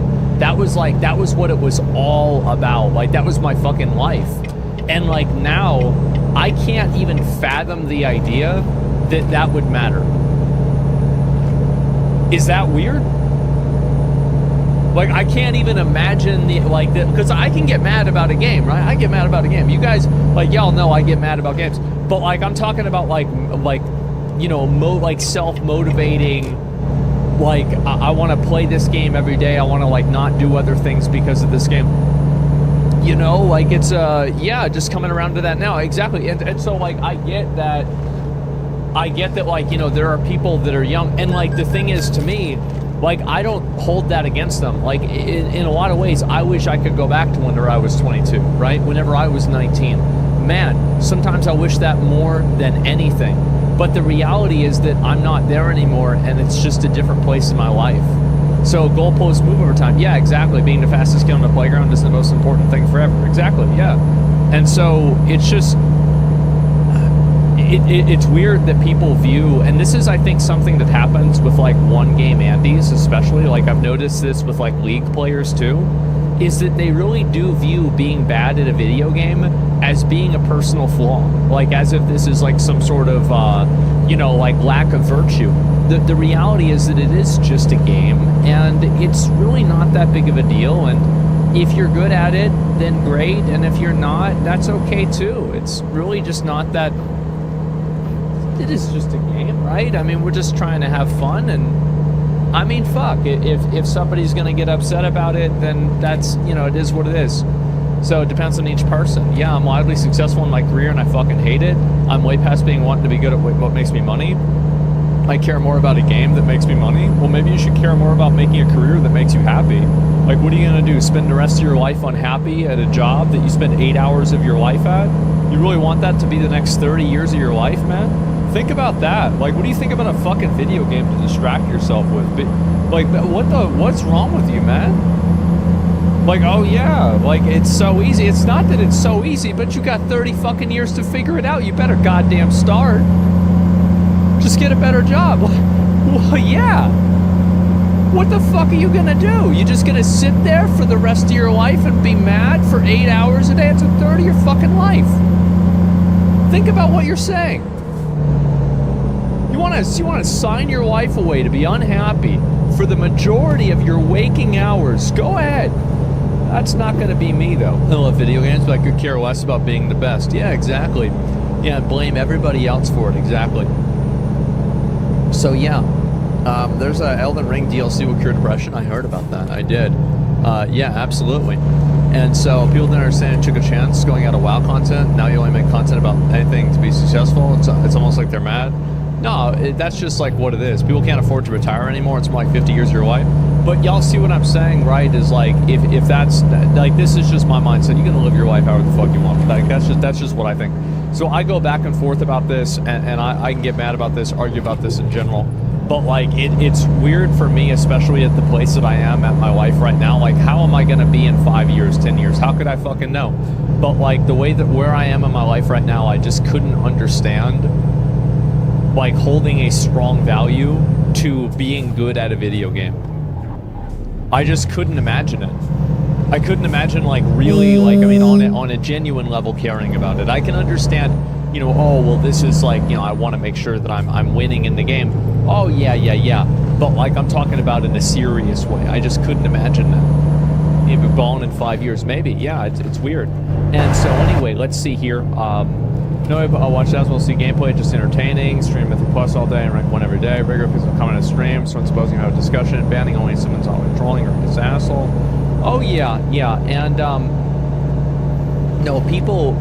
The reason why people call me bad at WoW is because that's the only thing that they can say.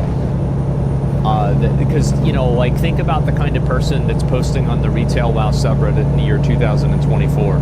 Probably a fucking loser. So, big surprise that, that's going to be the thing that they consider to be very valuable. So anyway, we'll go back over and we'll talk about the post again. And they just don't know any better. Yeah, I mean, let's be real, right? And so, this is why I've completely separated myself from Aswell content. Anyone associates Serge's views. Got a point to want to recommend a single video of him, especially in more it's a game I play. Inflammatory negativity. Yeah, I mean, there's a lot of people that get unhappy. Darth Microtransaction started doing the same thing, so I've stopped getting him recommended as well.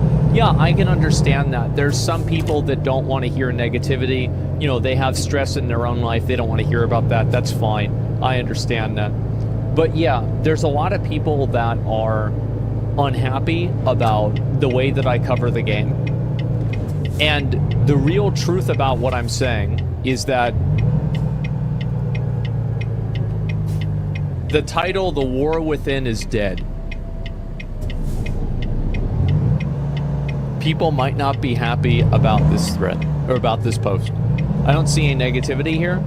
People consider things negative whenever those things are things that they disagree with, that they are positive about. So that's why they say it's negative. So yeah, but you acknowledge that you're actually bad now, right? You've actually fallen off. You probably can't handle a Mythic clear now. No, I could easily clear Mythic rating. I mean, Mythic rating is easy.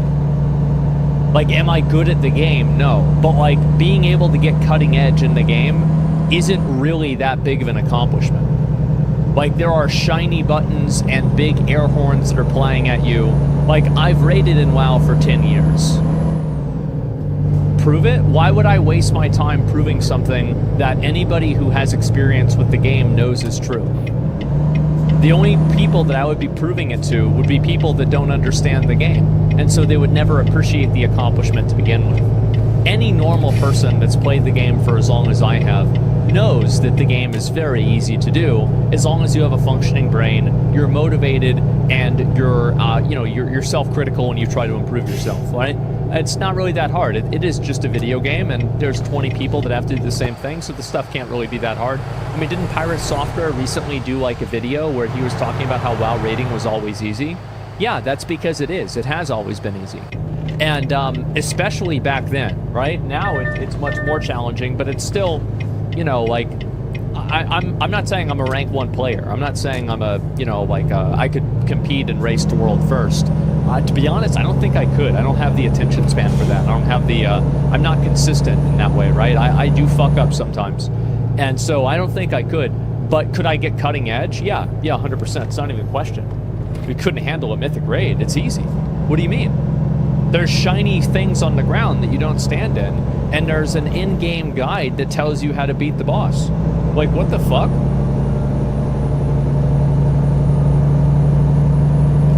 Even if you did prove it, they just ask you to prove it again because it's a new patch, so it'll be different then? Yeah. And so, yeah, it's just not worth it, right? That's all there is to it. You can probably pay your way. Well, anybody can do that nowadays. I mean, that's just the way the game is. So, yeah, anyway, it takes time and effort to do that stuff for our age? No, it's not that big of a deal. I've done it many times. And, so, yeah, anyway, people are unhappy with what I'm saying. And a lot of people are mad about what I say in the videos, especially about WoW. And I think the reason why, this is the big problem, why people are mad. And I'm going to explain it really quickly, okay?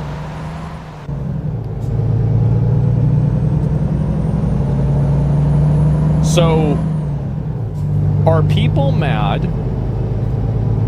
I guess I'll just make it a little bit bigger so it's easier to see. Are people mad about Belluar? Nope. Are people mad about me? I'm gonna make a hot take. No, not really. Are people mad that it's on YouTube? No. Are people mad about the Wowhead stuff? No, they probably agree with it. Here's what they're mad about. They're mad that that many people agree with me. They're mad that over 500,000 people in just 2 days watched this video, and most of them said yeah. Validate opposing viewpoint? No, there's a lot of people that are agreeing. If you go and you read the comments of that video, the majority of the people are agreeing with the video. It's not like the majority of people are saying that I'm wrong. View count as in agreeing? Yes. I think in general, like people, so I'll give you an example. This is just like a recent example. So generally the videos that I do that are more agreeable, that people agree with, in general, are the ones that are more popular. So like, for example, I did a video about the mod websites, and a lot of people were really angry about what I said because they said that I disagree with the idea that you should, I think any mod that sexualizes an underage character should be banned. Like, that's my opinion. It's really simple. And so, you know, I don't have like a lot of nuances to it. Now, obviously, if the game does it itself, then that's the artist's intent. But if there's a mod that further does it, then that's too much. I don't like it. And so, yeah, I have a very, very simple stance on this. Any mod that sexualizes a character that's underage in the lore of the game, or appears underage in terms of, like, you know, prepubescent, anything that sexualizes that character as a mod, I completely disagree with, right? And, like, do I think that they don't have the right to have that? I don't know. I think that they probably have the right to have it, but I think it's creepy and weird. I do, And I don't think that my perspective on this is weird at all. But the unfortunate thing is that I'm actually not the majority here. A lot of people disagreed with what my perspective. That's wild. That take got hate. A lot of people got hate, or a lot of people hated me for this, right? And almost every single one of these, almost every single one of these comments was like an argument against me. A lot of people really, really didn't like my perspective on this. And the video really only got 138,000 views, which, I mean, comparatively here, the majority of the other videos get a lot more. So why is it that that video got less views? Well, it's because a lot of people didn't really agree with what I was saying. It's just that simple. So that's why you're twisting it? You're twisting why you got hate on the video? Well, okay. Why did I get hate on the video? Why?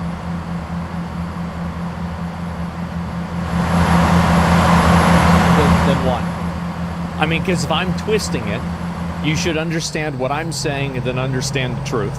Because if you didn't understand what the real reason was, then I couldn't be twisting it. Because you wouldn't understand where could I be twisting anything from. You'd need a frame of reference. So what am I twisting? The like to dislike was 4.8 to 2.5K.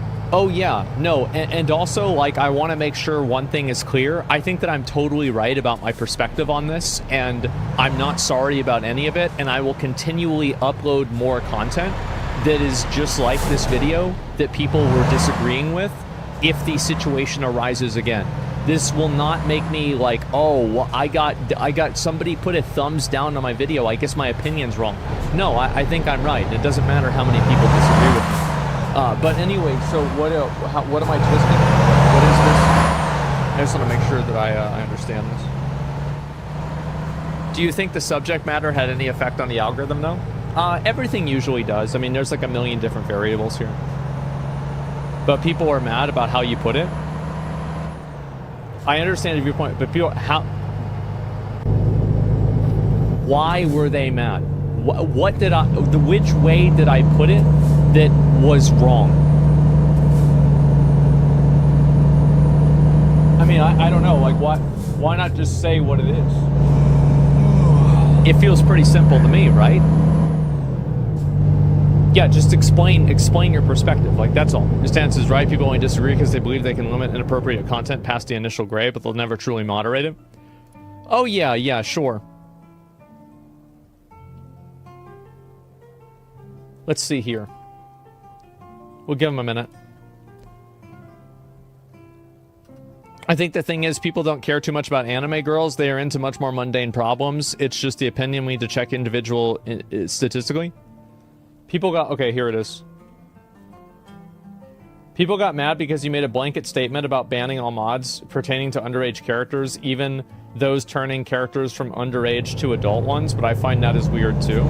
How can you turn an underage character into an adult character? How do you do that? Can you give me an example of that? Is it like for example, like, give me an example of what you're saying that you think that I'm including, so I can understand what you're trying to explain.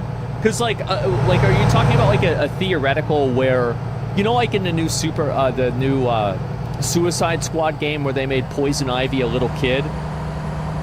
Like, and like, so were you talking about like a mod that would replace like her kid model with like an adult? Would that be an example of what you're talking about? Yeah, no, I mean, no, I just want to understand what your perspective is. The internet is full of porn-addicted deviants. Well, I mean, there's nothing wrong with being a porn-addicted deviant. You do whatever you want, but just don't go around. So do you think that that's what I'm against? So if there was a mod, like, so if that's an example, right? Do you think that if there was a mod that replaced the Poison Ivy as a little kid and made her an actual adult, do you think that I would be against that mod?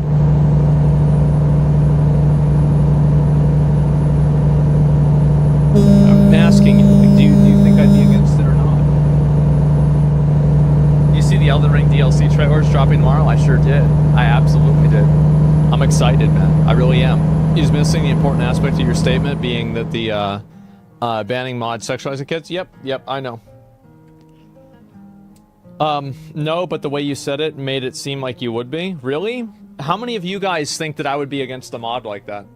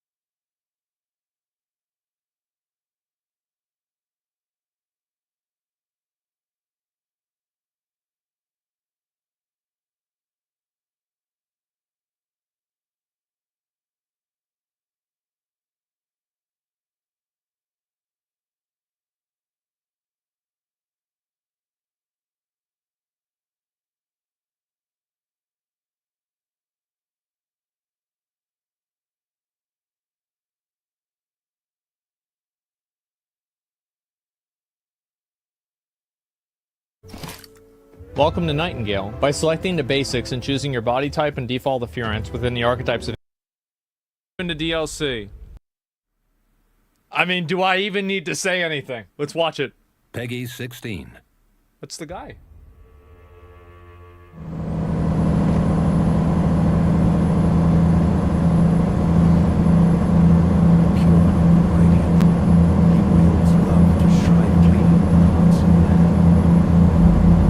No way. You touch the hand and it puts you into DLC. Somebody predicted this.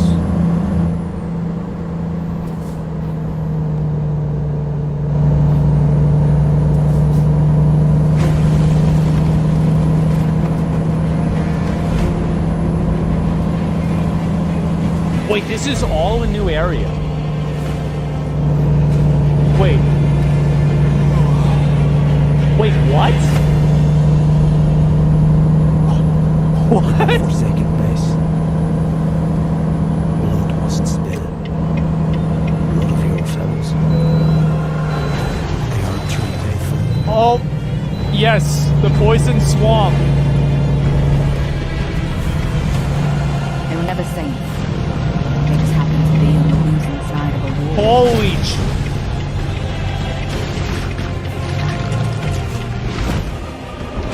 No way.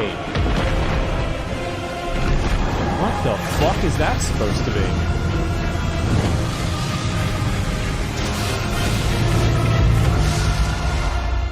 Oh my god. Mother, wouldst thou truly launch yourself? Soul and breath of life. So you're fighting Mikola? Holy fuck!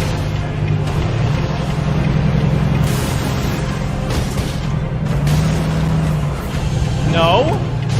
It's not him? Okay. Just what kind Mikola is doing here.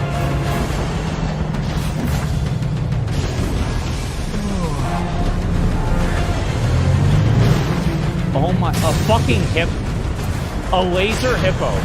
Those stripped of the grace of gold, shadow, death, in the embrace of Vesna's flame. Come now, touch the withered arm, and travel to the realm of shadow. I will not be far behind. May we meet again.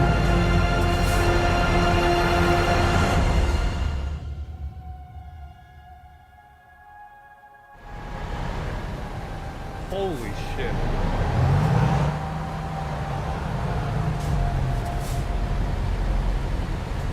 Oh my fucking god. The 21st, the DLC is 60 gigabytes? Bro, are they just releasing another game? What the fuck, man? Oh my god. They said it's the size of Limgrave? Limgrave is really big. This is everything I hoped it would be. It's so hard for, at this point, for this game to like live up to like the expectations that people have for it, and it just keeps doing it. All right, what's going on, guys? It's Jez, and it is finally time. Nearly 2 years after a release and over a year since the Shadow of the Erdtree picture/information ended up dropping about the game, we finally, in 30 seconds here, will see the first gameplay trailer of Elden Ring Shadow of the Erdtree. This is one of, if not the most anticipated DLC in a very, very long time. I mean, well over 10 years, probably longer for me personally. Elden Ring is one of the largest series that were ever on my channel. Just looking at it, even looking at the analytics, it was still one of the most, if not the largest thing that people have searched on the channel, and it is finally time to watch it. I'm shutting up and watching. Peggy 16. Oh, shit.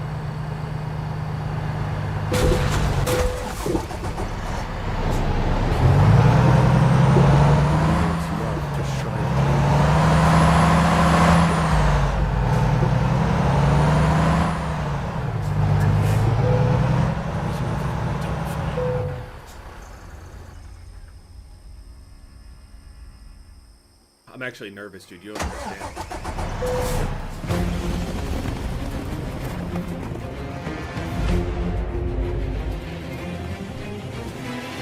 There's the environment from the picture.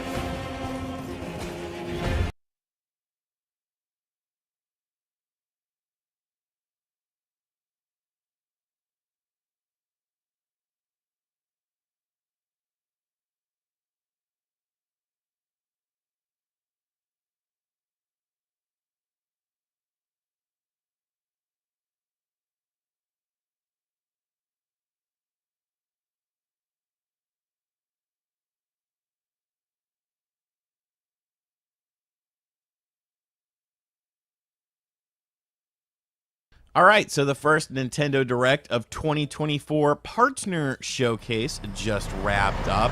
Obviously, there was a lot of rumors, a lot of speculation leading into this. We talked about it on the channel, but how many of these things ended up coming to fruition? Was this a good event for Nintendo Switch owners? Because, I mean, let's be real, there's a lot of mystery, especially with first-party games for Nintendo Switch owners in 2024. Well, we're going to talk about some of the highlights, the lowlights of this event. I actually meant to catch it live, but I fell back asleep after my alarm went off. But hey, thank God for 2x speed on YouTube. But let's hop straight into this event and see what I liked and maybe what some concerns I have were. So Xbox games. There was lots of rumors about Xbox games showing up at this Nintendo Direct presentation. Did Nintendo actually delay this event because of the fact that there was going to be Xbox games at it? We ended up getting 2 Xbox games, but no Hi-Fi Rush, which I thought was a little bit interesting. Grounded and Pentiment are coming to the Nintendo Switch. Now, Pentiment, fine game, I'm sure. There's people that really like it, not my style of game. Grounded, of course, is a games as a service game. So, you know, that's something that probably should be on other platforms. I don't think it's necessarily the sign of the end of times for Xbox. I remember checking out Grounded when it like first came out on the Xbox One. Wasn't really my style of game, but who knows? Maybe it'll find a new audience on the Switch.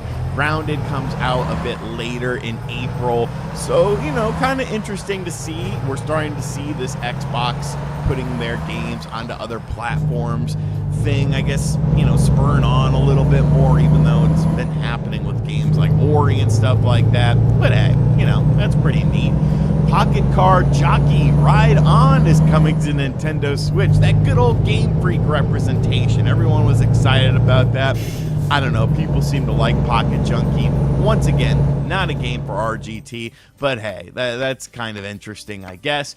Nintendo Switch Online gets a big Rare update, and that'll actually be available later today. We've got Killer Instinct, Snake Rattle and Roll, Blast Cores within this stuff, Battletoads and Battle Maniacs as well.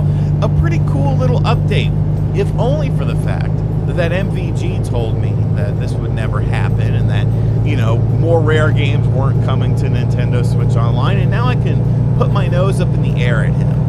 Pretty cool stuff. A lot of people are pissed off because Mother 3 was released in Japan on Nintendo Switch Online, And obviously, you know, that's a game that a lot of people have wanted here. So, you know, what are you going to do, though? What are you going to do? Are you looking for remakes and remasters and re-stuff? Well, hey, we got Monster Hunter Stories, Disney Epic Mickey Refurbished, the first game, Star Wars Battlefront Classic Collection with online multiplayer, World of Goo 2. You know, that's just something that the industry is kind of doing right now. They're taking these older games and just kind of repurposing them for a modern age. You know, it's because of these things, like these high budgets and stuff like that. You know, maybe your game doesn't hit the mark when you initially released it, so you want to re-release it. Shin Megami Tensei 5 Vengeance as well. Like, there was a bunch of stuff here that felt familiar because you had seen it before. Now, granted, it's got a new layer of paint, it's got a new little shine to it and stuff like that, but like I said, man, that's just the way the industry is kind of moving towards, for better or worse. I guess it just kind of depends on if you have nostalgia for some of these games or not. It is nice to see something like Epic Mickey becoming a thing again, because I liked that game when I originally played it back, God, a long time ago. Penny's Big Breakaway. Yes, Penny is coming out today for the Nintendo Switch. We had talked about that. I had talked about in my predictions video that I said, hey, I think that game is stealth dropping today. And lo and behold, it is stealth dropping today. So was it really a stealth drop if RGT kind of let you know in advance that this is something that was going to happen? You know, kind of lead that up to your interpretation with things. There was some other stuff there, you know, some interesting stuff, some stuff that didn't really hit with me. A lot of sort of Japanese style games with this, which, I mean, it's Nintendo. You kind of expect that with these presentations. And to wrap things up, you know, you gotta end on a banger. We started out with Grounded, which, you know, not necessarily a banger of a game, but something that at least has, you know, relevance. It has a bit of an impact when you are talking about an Xbox game. Well, what about the ending game? What about the closing title? Well, you gotta end with Endless Ocean. Yes. And then look, dude, like, I am a fan of Endless Ocean. Okay, like, I think Endless Ocean is cool. You know, it was a fun sort of unique experience. But, you know, Endless Ocean Luminous was the final game. This is coming out in the month of May 2nd. It looks pretty decent. I guess the big draw to this version of the game, of course, you were going underwater, exploring, taking pictures, you know, learning about stuff. It's okay. But you can play with up to 30 people online in this version of the game. So that's kind of interesting, but I'm sure that, you know, it'll use the godforsaken voice app, or there won't be any sort of voice chat in the game. Like, it's fine. Like, I like Endless Ocean. Like, I actually do. There's, you know, mythical creatures in there and stuff like that, so that's pretty cool too. But to kind of end on that, you know, it's such a peaceful, casual game. It's like, what are we doing? You know, like, you're supposed to end on something that's kind of hype, and I feel like they kind of missed the mark with that a little bit. And kind of, you know, when you look at this presentation overall, like, it was fine. You know, it wasn't spectacular or anything like that. I feel like it was solid, but a little bit underwhelming, especially because, you know, it's the first direct of 2024. When you look at previous partner showcases, you had stuff like Monster Hunter Rise and stuff like that, you know, these bigger titles. And when you look through the list of titles that were at this event, like, there's nothing like really groundbreaking, you know, I guess pun intended, grounded. No, but there's really nothing super groundbreaking with this. There's nothing shocking. I guess you could say maybe the Switch Online rare expansion pack stuff. That's a little bit shocking, you know. That actually is pretty cool. But like, everything else was kind of stuff that we had heard about before, or remakes and remasters. There's no big, like, exclusive title or a big new third-party title that was announced. at this presentation, and I think for a lot of people, that's going to kind of, you know, weigh this presentation down, because I think if you have stuff like this, like if you take stuff like Grounded and Pentiment and the Switch Online Rare Expansion Pack and Endless Ocean, and I guess Pocket Junkie because people like that, the Star Wars Battlefront Classic Collection with all the online stuff, I think if you take some of these games and put them alongside of first-party Nintendo announcements as well, you got a hell of a showcase. Like, that's a pretty solid showcase. And not to say that this one wasn't solid, but it'll probably be a little bit underwhelming for people. And the Mother 3 thing is that, man, God almighty, people are gonna be losing their minds over that if they haven't already. Those are just my thoughts on this Nintendo Direct presentation. What did you see from this? What did you like from it? What were the games that stood out in your mind? Or what were some of the drawbacks from this presentation? Like I said, you know, decent, but, you know, nothing really crazy. And as always, guys, thank you for checking out this video. If you are new to the channel, make sure you hit that subscribe button, like, comment, and share. Hit the bell as well. And as always, I'll catch you guys on the next video. Later. Hello, my friends. I'm here in my car, here to give you my thoughts on the events of the morning. We just had a Nintendo Direct partner showcase, and then, for me, the real show, the reveal of the idea. I like this whole thing where as you move around, delightful surprise. What a delightful surprise to get this, and it didn't materialize either time. Like, no, they're always really good at just making a lot of really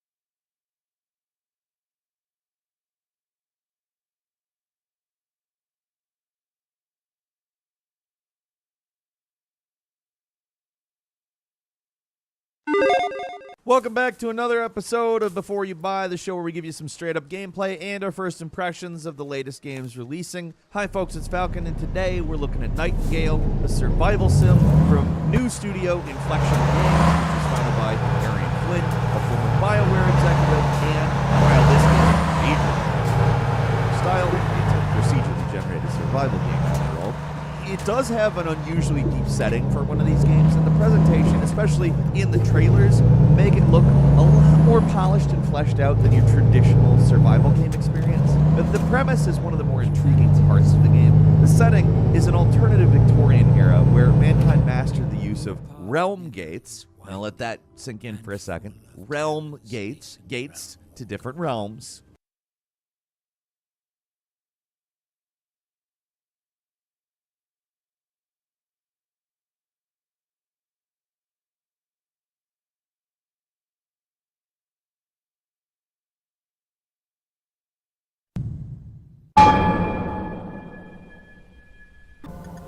Hi guys, welcome to another video from Overbite Gaming, and today we're doing a early access review.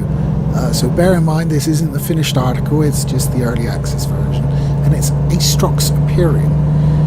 Now this is a game very, very similar to Eve if it was offline. It's single player only. There are apparently maybe plans for co-op being introduced later on, although it hasn't been confirmed. The game itself is being made primarily by one guy, a fellow by the name of Jace Masula, and for one guy's work it's pretty incredible. I'm having a really good time with it. I'm afraid I'm primarily a trader and miner, so the footage isn't going to be particularly exciting. I'm afraid it's just me going around the place. It has been in early access since March 2019, but I've only recently come across it when reading an EVE Online update and recommended this in there, and so I gave it a try because it sounds like good news. Being able to play an EVE-like game and not having to give CCP my money, because I'm not particularly enamoured of them as a company after the whole Monocle debacle, and the fact that the one time I've contacted their technical support I got a very sarcastic and unprofessional response. So yeah, not particularly a fan of them, plus they dropped the World of Darkness thing they were working on, which I was looking forward to, so screw those guys. Which is a shame, because if you've seen my previous video about my top play games, EVE Online is right up there. So, Astrox Imperium, you play a pilot that is cracked out of a cryopod and set upon your merry way in the galaxy, and it has a lot of fully fleshed out options that you see in EVE. It's not quite as polished in terms of the UI and some of the gameplay features as EVE, but it is bloody close, and in fact it does some things slightly better than EVE. For instance, you can activate your modules while out of range, and when you get into range they will just come on already having charged, whereas with EVE it just tells you you're out of range, you need to wait until you're actually in range to do it, which is a nice touch, and stuff like that. Graphically it's not bad at all for what it is. I mean, when you consider it's made by one guy and you're paying like £11.29, I think. Just double check for you guys. £11.39, an extra 10 pence. So if you feel that's broken your interest in the game, you probably weren't that interested in the first place. But it's mouse driven. You can look around your ship. It does have, if you get zoomed too far in, it has like depth of field where the backgrounds go blurry but the ship stays in focus. You can also do it from first person, which is nice when you're already targeting stuff, because the way it targets is slightly different. When you come into, I want to say like a sector, but it's not really a sector, it's more like a planet, even though it's referred to as a system. But it is sort of smaller scale in that regard. There's over like 50 of them, so there's plenty of travelling about you can do. But the actual sort of sectors themselves are a lot smaller. So you come in and you have nothing on your scanners at all.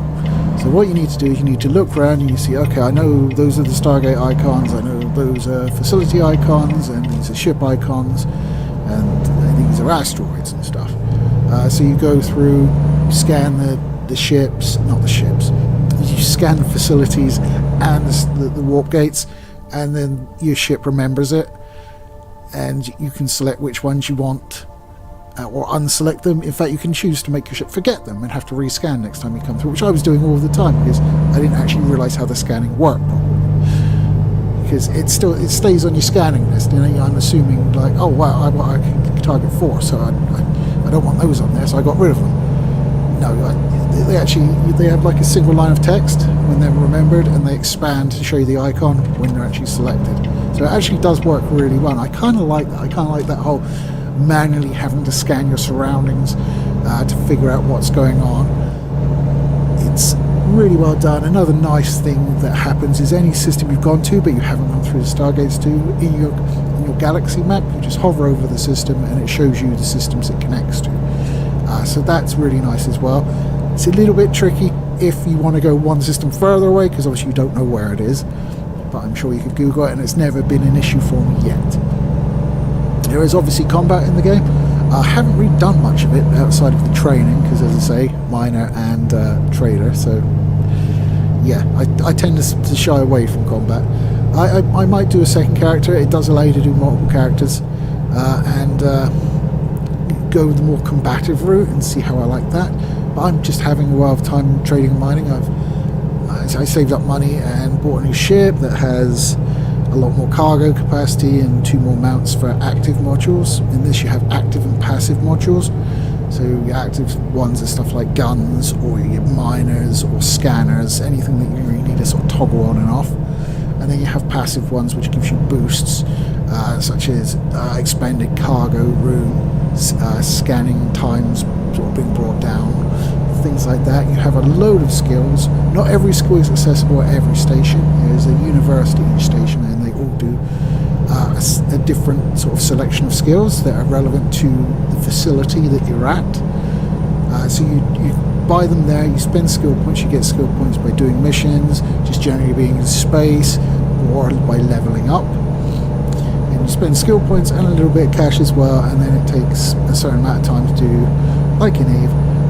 But the times are generally fairly short until you get to the sort of top ends of the skilling trees, because each one has about 10 different levels associated with it. And you do learn faster while docked, but you will continue to learn while you're out in space as well. I guess you've got like, it's sort of assuming when you're docked, you're sat in front of a terminal working on it obsessively, and when you're in space, you've got like a book in your hand or something like that.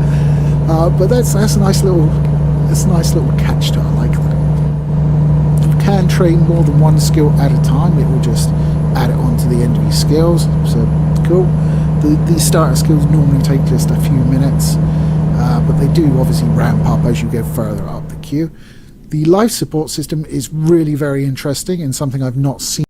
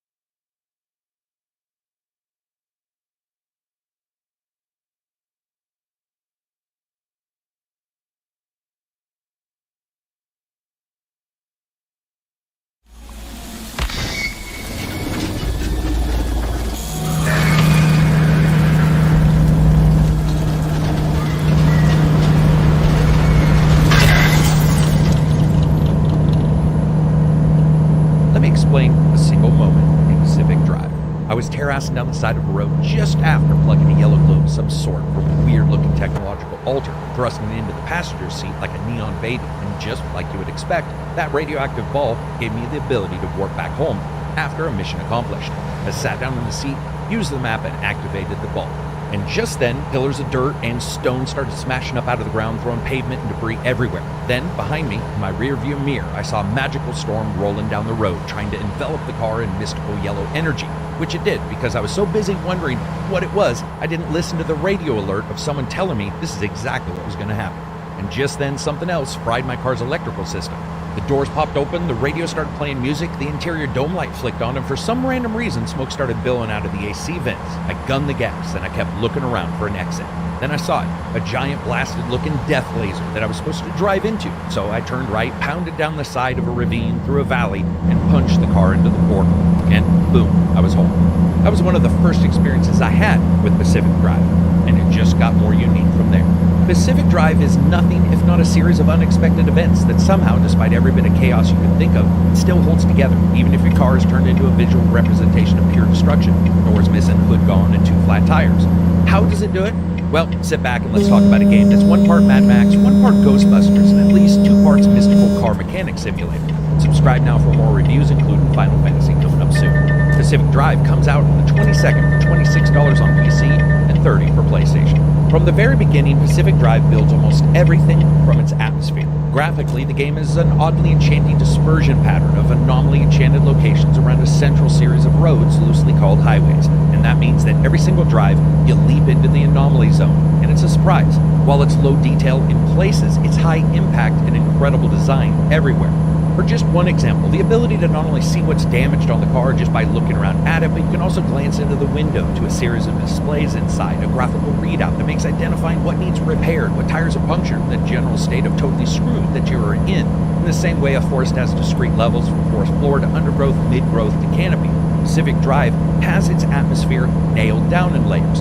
Performance-wise, the game has to deliver a lot, and it requires some serious oomph to do so. On a 4090 with a current i9 and 64 gigs of RAM, to get the game in ultra and lock without noticeable drops was pretty difficult.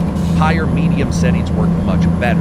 However, it does have DLSS without frame gen, so you can leap in and start making those adjustments as you see fit. I suggest shadows and post-processing for the most bang for the buck, and to keep the image quality stable and looking very good without sacrificing some of the features that you need, like rear view mirrors. Yes, this is, other than some major racing games, one of the first titles I've seen where mirrors and reflections can actually affect the gameplay. Why? Well, because a number of times you can be racing down a patchwork of pavement barely held together by the clumps of grass that have grown through it, while being chased at speed by an ever-encroaching storm of fiery endgame and 4 creepy limpet mines that are attracted to the metal of your car. It's hard to count, and being able to track them regardless if you're driving or not is incredibly important, and knowing where those are, where your escape from the map is, to offsetting goals that need to be perfectly timed in some instances, where you may find yourself deciding that it's either let the storm take you down, the limpet mines fry your car, or cranking the wheel right and bursting through a patch of forest towards the escape portal while consistently keeping an eye on what's chasing you matters. A massive number of graphic options are here for you to do that. For example, view distance, shadows, anti-aliasing textures, effects, post-processing, foliage, shaders, casting shadows, shadow quality, mirrors, fog, detail resolution, and screen space shadows, as well as DLSS. And just about everything else under the sun is there for you to adjust. As a package, I would say that this game does look phenomenal, and it's also because of the design. Everything has this very cool, very specific look that really does exist just in Pacific Drive. But be aware, be a little finicky when it comes to the frame rates. When it comes to the information that you get from the graphics, that is also meted out in the audio department. First, sound. It's uniformly excellent, from the crunch of suspension getting mistreated when you lob over some rocks hidden in the grass, to eerie sounds bellowing from the woods like infernal creatures have a "Here Be Human" siren. The warble of acoustics when anomalies are nearby actually means something. The information that you need from those sounds is paramount, and while you can identify what kind of anomaly it is, even on the other side of a building, or skirt just past the vision of 2 odd-flying drones that try to grab your car and huck it through the level, the ability for you to decide what to do via just sound alone is important. But it's also in the atmosphere. The heavy rain sound that dampens down when you leap into the car is replaced by the tinny sounds of those drops hitting the roof, and it reminds you every time of those moments when you were a kid when you sat in the car in the rain. Excellent sound. And as you probably expected, this is continued in the music. Now first, this is really 2 beasts. The first are licensed tracks that play if you have the streamer mode off, sometimes somewhat recognizable, but they always give you the feeling of watching a Supernatural episode when Sam and Dean were getting ready to go out and a montage was playing. The other is a more surreal series of drones and tones, discordant, disturbing, and always present, no matter how sunny and cheerful a level may be at the time, forcibly reminding you that anything can and will happen, and that the sun always loses, either to the night or to storm clouds, and Pacific Drive has both, and neither are lacking in danger either. Excellent music throughout the entire game, with assorted means to listen to the tracks via the in-car radio or the garage's jukebox. Voice. This was surprisingly good, a series of disembodied voices on the radio helping you to maneuver through the world, or dropping info, or chastising you for a poor run, or maybe offering a bit of surprise when you do well. I actually missed some of it, some vital information, but you can always go back in the HUD and read whatever they've said at a later time. They all have their own particular style, and their delivery is more than good enough to add to the atmosphere. And the reason why I'm talking about so much when it comes to atmosphere is because that is an intrinsic part of the gameplay of Pacific Drive. Let me tell you, when I knew that Pacific Drive had me, it was the moment I was on a deserted highway and I was contemplating how best to make an escape route, and I sat back. I turned the music on like a damned action movie moment where the hero decides, well, this is the fuck it plan. I only have 2 steps, go forward or don't go at all. Activated the beacon and gunned it towards the escape with the music blaring. That was a moment in time in Pacific Drive that I will never forget. Let's talk about moments and gameplay loops and how I got there. First, the simple gameplay loops. Outfit a car, fill its inventory with items you may need to repair in the field, pick a place that's sedate and looks like a location you can drive to, and take into account the hazards and expectations and the information you get about where you're going. Charge the car up and leap in. Warp to the location, then begin investigating, sometimes leaping out to use your items to cut, shear, slice, or smash parts off of the cars, houses, trucks, bunkers, and other items in the game world. Return to the car, throw it in, and continue, always watching out for hazards and mysterious entities. When you're ready to go back, you power up your warp device with a mystical glowing orb that I can only assume is completely unsafe for carrying. And that is when the crap hits the fan. When you activate it, the world starts reacting to you, even more so than it did already, like a friend trying to stop you from leaving so they can finish a story, and they stand in the doorway between you and sweet freedom. If you make it out alive, you keep everything, and the cycle begins anew, with upgrading the car, repairing it, and outfitting your base with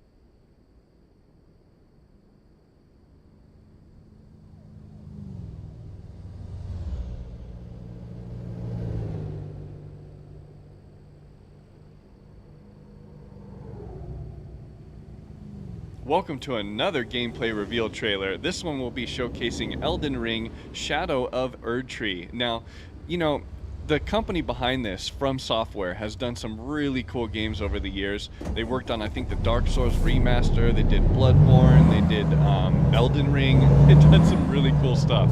And they have like a unique fan base kind of attached to this whole kind of IP and what they work on and stuff. So I'm really excited to kind of see what they do here with this trailer.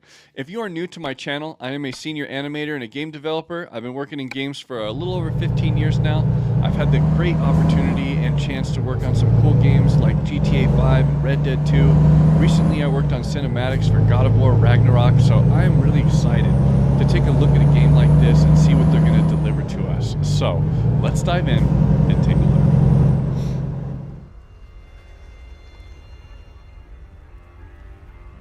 Pure and radiant, he wields love to shrive clean the hearts of men. Wow, I love that camera angle. Whoa, what is that? What the heck? There's nothing more terrifying. Yeah, what is that? That's creepy looking, whatever that was. Wow, look at that. It's like concept art. Alright, Bandai.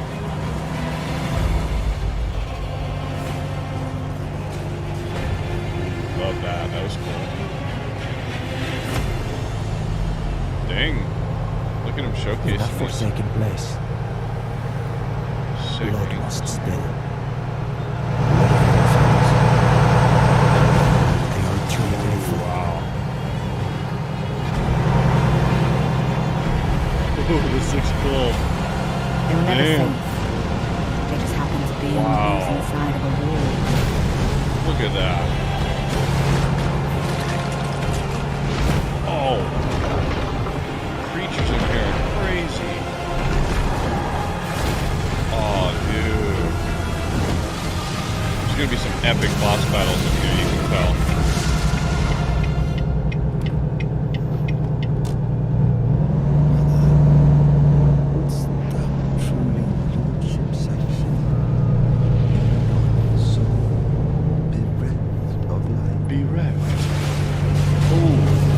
Oh, the combat looks nice. Yeah, dude. Oh, that kick, though.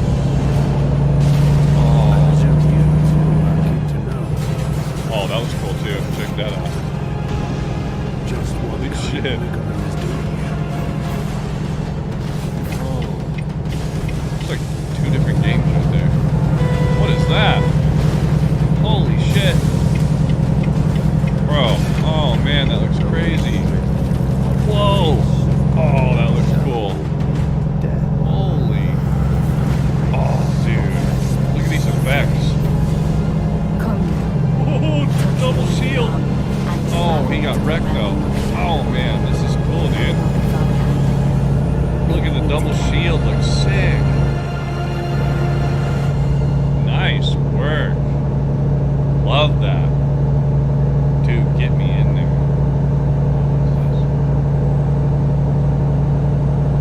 Oh, I don't know what that is. Something about the Erdtree. Nice. June 24th.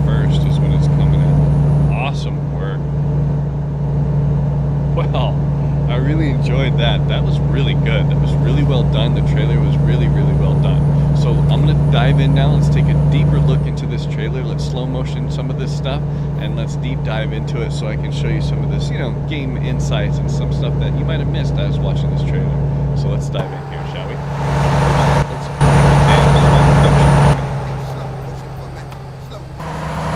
Now, first thing that I thought was like impressive or really cool was the first shot, I think.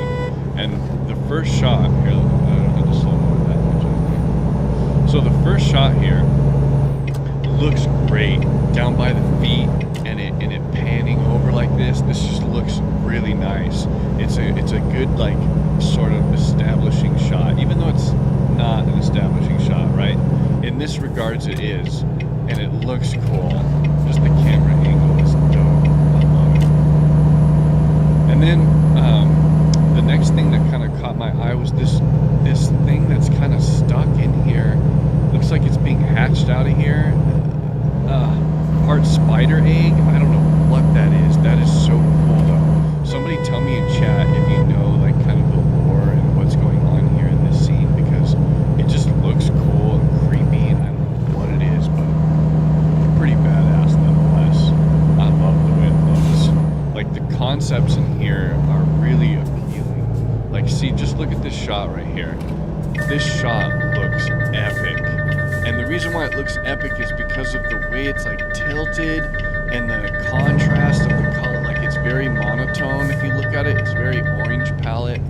And it's just, it kind of has this Dark Souls feel. And everybody really likes that style, including me. Everything doesn't look globally illuminated, if that makes sense. They have more crisp shadows. They have more contrast in it. There's a lot of, you don't see a lot of soft shadowing and global illumination going on in the project, right? If you look here, a lot of this stuff is kind of like, it's just lit different. The lighting is a little bit different. It's got a certain style to it. Even here, like, look, you can just tell it's got a certain style. But look how epic that is, dude. It just looks cool. It looks like concept art. If Alright, what's going on, guys? It finally happened. We just got our very first look at the Elden Ring DLC gameplay trailer, and it was absolutely mind-blowing. There is so much jam-packed into this 3-minute trailer, more than we can even begin to comprehend. But today we're going to attempt to do our best and break this down. So I'm going to let the trailer play through one time. It's about 3 minutes long, so you can skip ahead if you've already seen it, which I'm sure you have. But as we get into it, subscribe if you're new around here, and let's take a quick watch.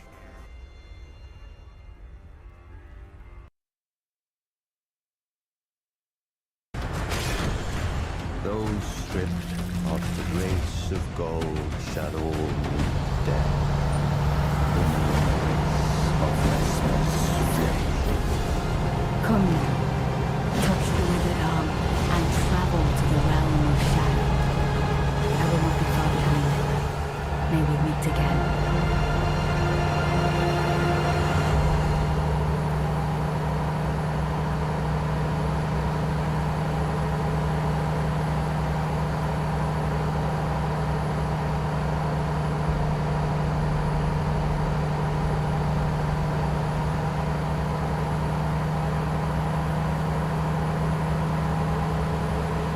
To begin our breakdown, let me read you the official description from Bandai Namco. The Land of Shadow, a place obscured by the Erdtree, where the goddess Marika first set foot. A land purged in an unsung battle, set ablaze by Messmer's flame. It was to this land that Miquella departed, divesting himself of his flesh, his strength, his lineage, of all things golden. The trailer opens up with a shot of a character in the mode arena, and this confirms that the way we'll access the DLC is by touching Miquella's hand, and this was the most popular fan theory, so it's nice to know that turned out to be correct. The dialogue during this part says, "Pure and radiant, he wields love to shrive clean the hearts of men. There is nothing more terrifying," and this is in reference to Miquella, who is described by Malenia as the most fearsome Empyrean, and described in the description of the Bewitching Branch, to compel affection. Now we don't know who's speaking here, but if I had had to guess, I would think it's a cut NPC named Ryko, who would have had a quest involving tracking down Mikola that would end in Mohg's arena, but that's purely a guess on my part. The trailer then cuts to a shot of the player riding Torrent through this new Shadow world, where we can see lots of broken architecture and a big city in the background, reminding me a lot of a twisted combination between Liurnia and Altus Plateau. We see many of these ghost graves that we've talked about at length in our breakdowns of the image, but if you look closely in the background, you can see the location the player can pick up a map. But then we get this really awesome shot looking over the new Erdtree, and there's a lot to discuss here. First of all, the area looks very similar to the lake-facing cliffs in Liurnia. There was a lot of speculation that we may be playing in an alternate version of the areas we currently have, and I think there could be some evidence for that. But take a look at this shot of the Erdtree. We know from the DLC image we received a long time ago that this is the Erdtree without its color, with a second tree wrapping around it. And we can see these invisible streams falling off of it, very similar to what we see in the Queen's bedchamber in Leyndell. Given that this place is said to be where Marika first stepped foot, perhaps her bedchamber is designed after this. The trailer then cuts to a shot of the player inspecting this magic sigil, which looks very similar to a room, although I don't want to jump to any conclusions here.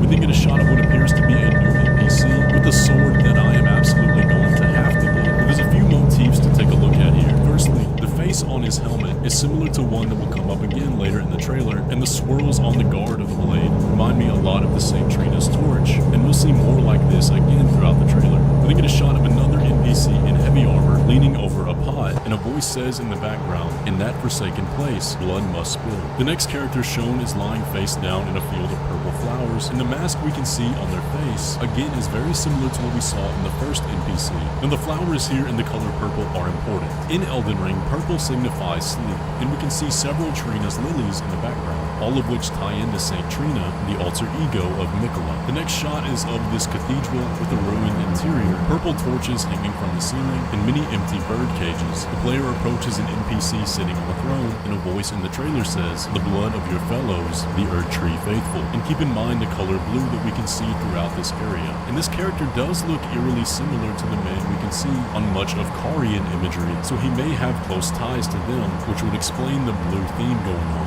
We then get a shot of the player riding through a swamp, and yes, poison swamps are confirmed, but take a look at what the player's wearing here. It's almost like two black wings that are flapping with each of Torrent's stride. We then see a painting of an old man and a woman who's holding her belly as if she's pregnant, but look at the brooch that's holding his cloak in place. We once again see those same swirls, very reminiscent of St. Trina's torch. But we'll come back to this painting in a bit. The next shot is of the player walking through a cave with many hanging pots, and these are Erdtree pots that we can see in the Lands Between and the Warrior Jars, different from what we saw the NPC leaning over earlier in the trailer. And do note that this area is blue, much like the cathedral we talked about earlier. We get more lava areas, which could be a dungeon or hero's grave, and then a beautiful shot of the city in front of the Erdtree, which looks absolutely massive, but do note that at the very top, we can see stones floating upward, much like what we see in Fair Missoula, so there may be some time shenanigans going on here. We then get to a shot of combat with this golem, which is a big amalgamation of cages, ropes, people stuck inside, even a horse hanging out on its hip. But more importantly, let's look at the face on this thing. We see a similar mask like we talked about earlier, the same looping motif like St. Trina's torch, and then omen horns sticking out at all angles. And those will come up again, so the theme to keep in mind here is the Crucible. We then see this leech creature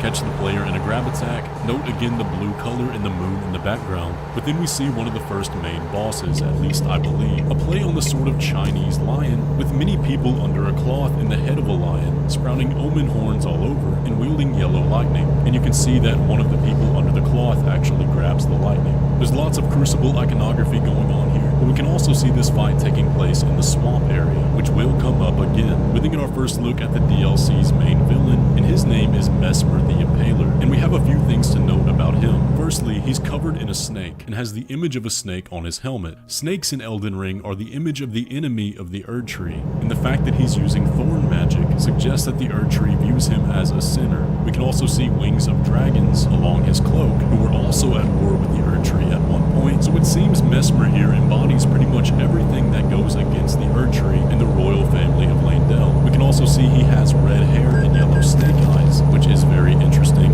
and could have other implications. And the dialogue that accompanies this part is, "Mother, wouldst thou truly lordship sanction in one so bereft of light?" And we don't know who his mother is. It would be a leap in assumption to say Marika, given the red hair and gold eyes is it certainly possible. We then go on to see a montage of action shots, this time seeing the player wield a pair of new straight swords with a unique Ash of War, then a shot of a thief build throwing daggers against the spirit enemy in an area characterized by purple and smoke. I'm guessing this is some sort of gravesite. We then get a beautiful shot of a new incantation. The player floats up into the air and spins, summoning butterflies in the area that explode and put all the enemies to sleep. But looking at the statues in the background, we can see lions with horns, and then a tree growing out of this altar. Then we get a sick shot of a character doing martial arts against this night boss that wields a twin blade, although I can't see a weapon in the player's hand, so I'm not entirely sure how that's going to work. But we can see the yellow fog telling us that this knight is a boss, and the banners on the castle wall are black and blue, unlike any other faction we currently know of. Then we see a player throwing this gigantic bomb at a group of enemies, and I don't know how that's going to work, but they are adding 8 new types of weapons, so maybe this is one of them. Then we see this new enemy or player with the coolest armor I've ever seen, firing an automatic crossbow with around 10 bolts, with a big greatsword on his back, totally not a guts build at all. Then we see a player in a heavy armor set using a new bear type incantation, similar to Grail's Roar, but with this orange horned bear instead. We then see the player fighting this enemy in this beautiful blue field using the weapons we saw earlier in the trailer, but this enemy reminds me a lot of the blue dancer charm. Perhaps this is a red dancer. We then see a new type of rider enemy looking like a reskin of the draconic tree sentinel, riding on the back of an armored pig and using gravity magic on a big lance. Again, this ties back to the Crucible theme, which is characterized by beasts, which ties in with this next creature we see, a big rhino, that uses this spell that summons roots, which we can see that the player eventually gets access to over on the Steam page. After that, we see this skeletal figure riding a white horse that's coming out of the water, taking place again in that purple smoky area, and as I mentioned, purple is associated with spirits, death, and sleep. We then see this man covered in a yellow cloak, attempting to pull this golden spike out of himself, but what you may not have noticed is that this is the man from the painting we saw earlier. He has the same hair, the same yellow cloak, and the same brooch holding it together. We then get a long action sequence of the player facing off against Mesmer, who summons a lot of spears out of the ground and blasts the player with fire, but take a look at what the player is wielding. It's almost like a mix between a shield and a twin blade, which can make for some very interesting movesets, but overall this looks like an awesome fight. But the trailer then ends with our first view of Miquella himself, exuding this orange light and pointing up at the distorted Erd tree. And we have one very interesting observation here. The branches on this Erd tree are pale white, very similar to what we see in the Age of Duskborn ending. So make of that what you will. But those are the details I could find in the trailer. We have a few more things from an interview with Miyazaki, where he states that there are over 10 new bosses, 8 new weapon types, a poison swamp, of course, and at least one boss that is as hard, if not harder, than Malenia. Now the DLC will be releasing on June 21st. Pretty long wait, but nothing compared to the 2 years we've waited so far. But let me know all your thoughts about the trailer down in the comment section below. But before I go, I have started a Patreon alongside my brother called The Strength Build, where we want to offer digital personal training. Outside of gaming, my biggest passion is fitness, so if you want to get in shape and get jacked and run a real life strength build, pop over using the link down in the description below. But with all that, if you enjoyed today's video, be sure to leave a like on it and subscribe if you're new around here, and I will catch you in the next one.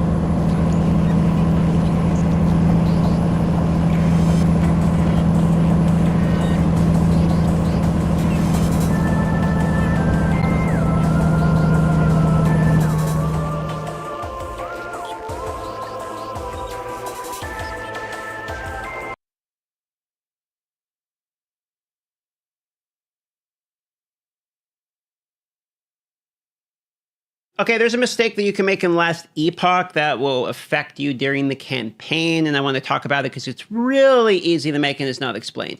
Eventually, you're going to get to, and you can see here, this is a level 10 area, the Council Chambers. This is about maybe an hour into your gameplay, and I'll put some B-roll here. You can see me actually talking to him, but you'll have 2 quests that pop up here in this area by Elder Urza, and then you're also going to have Artem the Gambler, and they're both going to ask you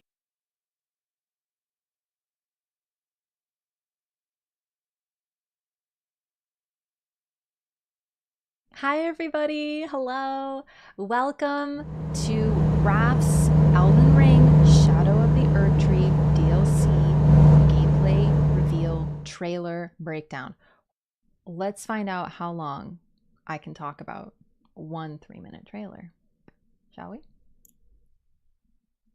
All right, so for context, This is right after I finish my stream. I live. The long wait is finally over. We now have our first look at the upcoming DLC for Elden Ring Shadow of the Erdtree, and it's looking absolutely massive. The 3-minute long trailer is packed with terrifying bosses, dazzling magic, and a whole lot that needs unpacking. So let's jump right into it.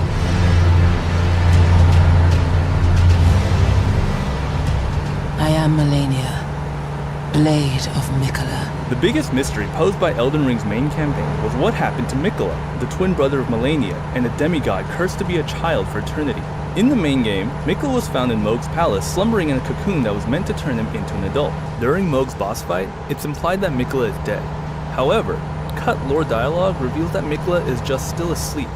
Along with the first Shadow of the Erdtree key art showing Miquella on the spirit steed, it appears the stage is set to uncover the mystery behind this lost family member.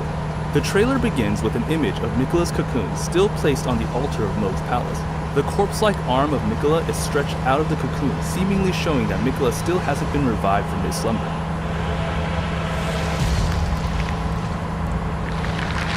In past From Software games, the DLC is usually accessed directly in the game's world, whether by touching a painting or discovering a secret cave. Miquella's cocoon feels like a very likely entryway into the DLC, and sure enough, director Hidetaka Miyazaki confirmed this to be the case in our new interview with him. A voice at the end of the trailer also asks you to touch the withered arm and travel to the realm of shadow. The lore indicates that Miquella's soul may be in the land of dreams, so traveling into his mind may be the gateway to this realm of shadow. It all seems to be the perfect setup to access the new DLC areas. O Erdtree, you shall burn. The Erdtree is Elden Ring's most striking landmark, a giant golden tree towering over the land. The Erdtree represents the blessing of the Elden Ring, and its glow symbolizes the golden order established by Queen Marika. Depending on which ending of the main campaign players pursue, the Erdtree can look very different, as it represents the current state of the lands between and its ruler. But there is another great tree in Elden Ring. Technically several, but we're not going to get lost in the roots on that. The other great tree, one closely associated with Miquella, is the Halig tree, far in the north of the lands between where Malenia resides. We have a suspicion that the tree in the trailer could well be the Halig tree. The Erdtree is based in Leyndell, but that city is not visible in this shot, and the twisted Y shape of the tree more closely resembles the Halig tree, which Miquella tried to grow as a sanctuary away from the Golden Order and the Erdtree. This could explain the DLC's name, Shadow of the Erdtree, perhaps a reference to Miquella's attempts and failure to grow a tree separate from the Erdtree. Whatever the true nature of this tree, it unfortunately appears dead and leaking a golden fluid. It's unclear why the tree is in this state, but we can expect the story of Shadow of the Erdtree to reveal just why it looks so unhealthy and the major impact of its status. While the Land of Dreams has been referenced in Elden Ring, it might not be an alternate dimension at all, but rather the Lands Between's past.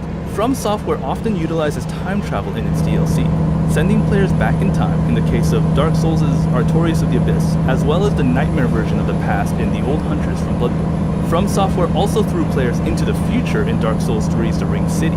If this tendency is true from Elden Ring as well, if the Shadow of the Erdtree is set in the past, it could explain some additional details that appear later on in the trailer.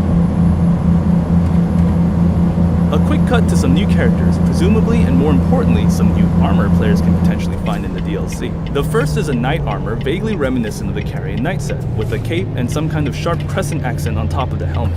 The next character is also in armor, wearing some kind of Roman legion-like set, but with a face-like helmet with a plume on top. Incidentally, many of the armor sets in Elden Ring that feature a plumed helmet motif belong to enemies who serve a particular demigod, like the Gelmir Knight set belonging to soldiers who serve Rykard, and the Godric Knight set. Could this armor belong to adherents of the mysterious demigod who appears later in the trailer? The final two characters are another knight bent over a clay pot and a mysterious masked figure lying in a dark purple flower field. Of the last queen of Caria, Renala of the Full Moon. One of the factions in Elden Ring is the Carian royal family, led by Queen Renala and their magical academy of Raya Lucaria. This new character, seated on a throne in an empty hall, certainly bears similarities with Renala, from their pale face to that extravagant outfit. But if our theory that Shadow of the Erdtree is set in the past proves correct, then this figure could even be a young Renala herself.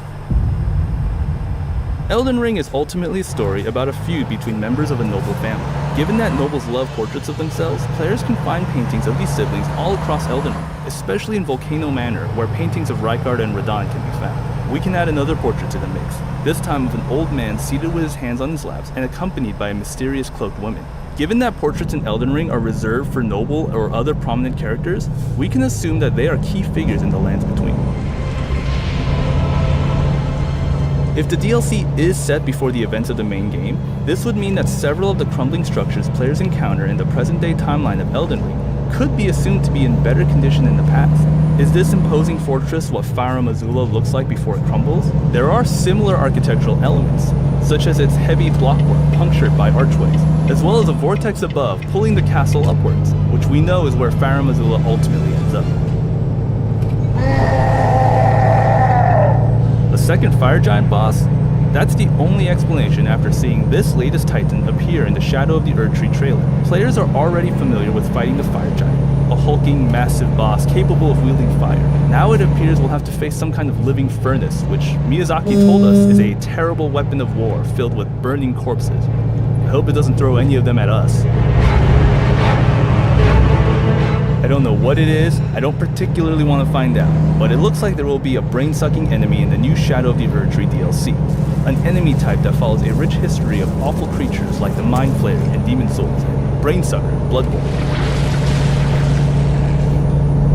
Mother, wouldst thou truly lordship sanction in one so bereft of life? If there's a main character in the Shadow of the Erdtree trailer, it's this mysterious long-limbed demigod who Miyazaki confirmed will be called Messmer. The crimson red hair is a dead giveaway that this character is likely a child of Radagon, but it's a mystery as to whether he's related to Malenia and Miquella through Queen Marika, or Radahn, Rykard, and Ranni through Queen Rennala. This character's snake motif makes me believe he's likely related to Rykard, or perhaps even a younger version of the Lord of Blasphemy himself, before he fed himself to the Great Serpent.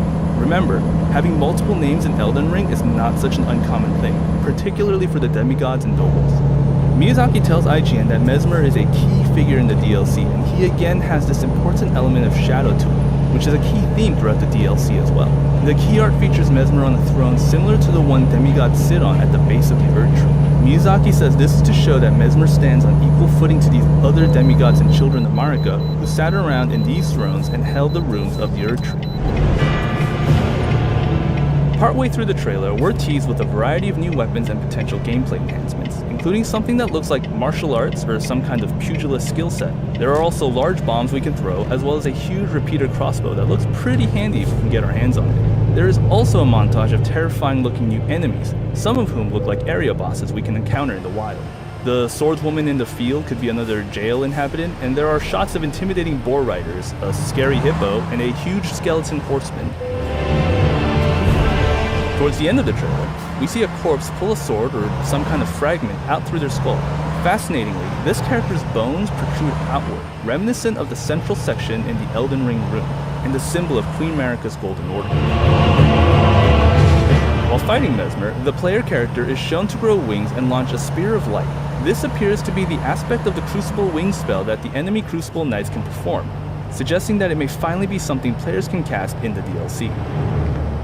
Dearest Miquella.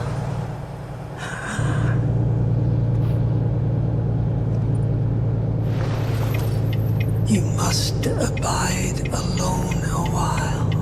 The final shot is surely Miquella himself, considering the character's association with gold hair and pale skin. Whatever it is they're doing, the tree, whether that be the Halig tree, the Erdtree, or some other great tree, seems to be in much better shape than it was at the beginning of the trailer, when it looked quite rotted and sick. Is Miquella perhaps responsible for its restoration? We'll find out when Shadow of the Erdtree releases on June 21st. For more on Elden Ring Shadow of the Erdtree, check out IGN's ranking of every From Software Soulsborne DLC. And for everything else, keep it here on IGN. Helldivers 2. I have heard a lot of very good things about it. This game has been so popular and done so well that it's caused half of my Twitter feed to be arguing about whether Starship Troopers was a good movie or a bad movie. I don't know what to expect out of this game, but I've just heard so many good things about it, I think it's time to try it out myself. Super Earth mandatory reading. By clicking Agree and Continue, you are bound to the terms of the EULA. I agree.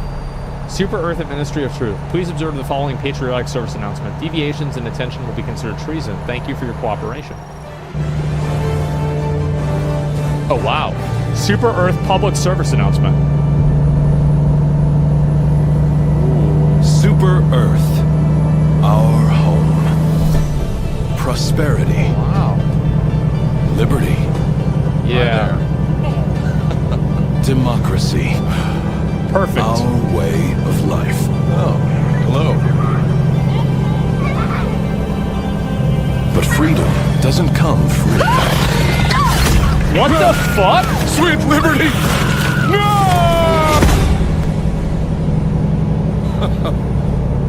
Look familiar? Scenes like these are happening all over the galaxy right now. You could be next. That is, unless you make the most important decision of your life. What's that? Prove to yourself that you have the shit. strength and the courage to be free. Damn. Join the Helldivers. Become part of an elite peacekeeping force. Okay. Okay. You just shoot bugs. Exotic new life forms. Oh, do we get the camera? And spread managed democracy throughout the galaxy. Oh, fuck yeah. Look at the flag. A hero. Become a legend. This is awesome. Become a Helldiver.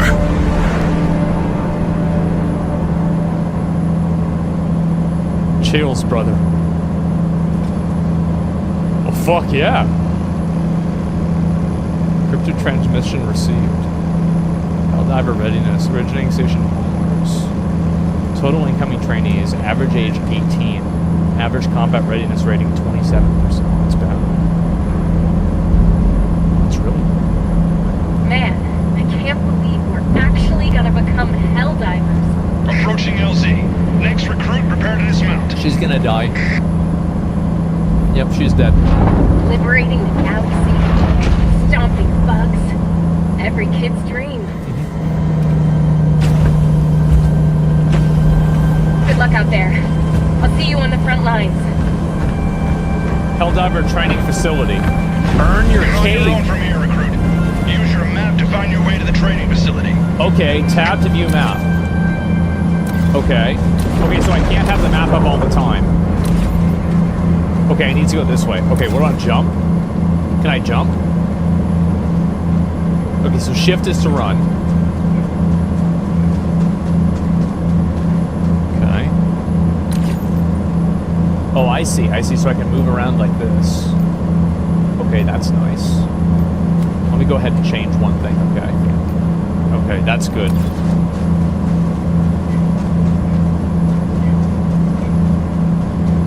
Alrighty.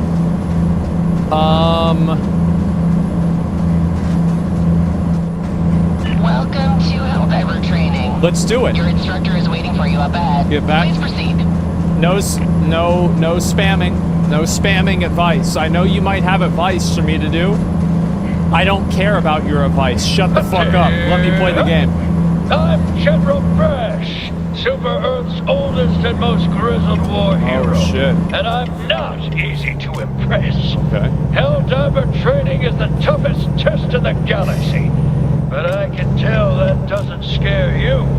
Impressive.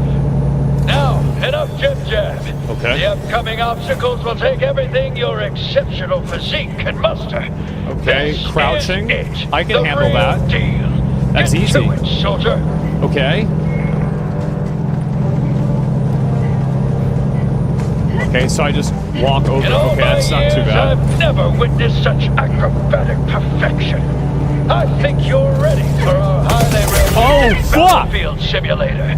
That's right, the real deal. Oh, I didn't know I had to stay dive. What? Wait, hold up. Okay, so I can't hold down shift.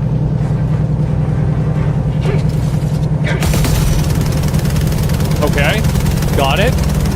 Don't sprint. See, I didn't know that. Impeccable. Okay. Like I always say, the best simulation is a real simulation. What's this? Now, activate the battlefield injury simulator. Oh! It just stabbed me in the throat. Give me 1 second.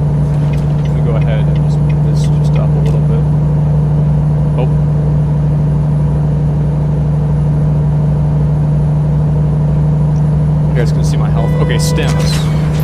for stim on myself. Okay. Not today! There, all right. Now, look sharp. You're about to encounter democracy's sworn enemy, recruit. Who is it? There it is. I shoot him. I shoot him. The scourge Shoot him. of liberty. Shoot him. Arm yourself and show that bug the true meaning of freedom. Shoot him. Have Pick up. ammo. Where's the ammo? Oh, okay.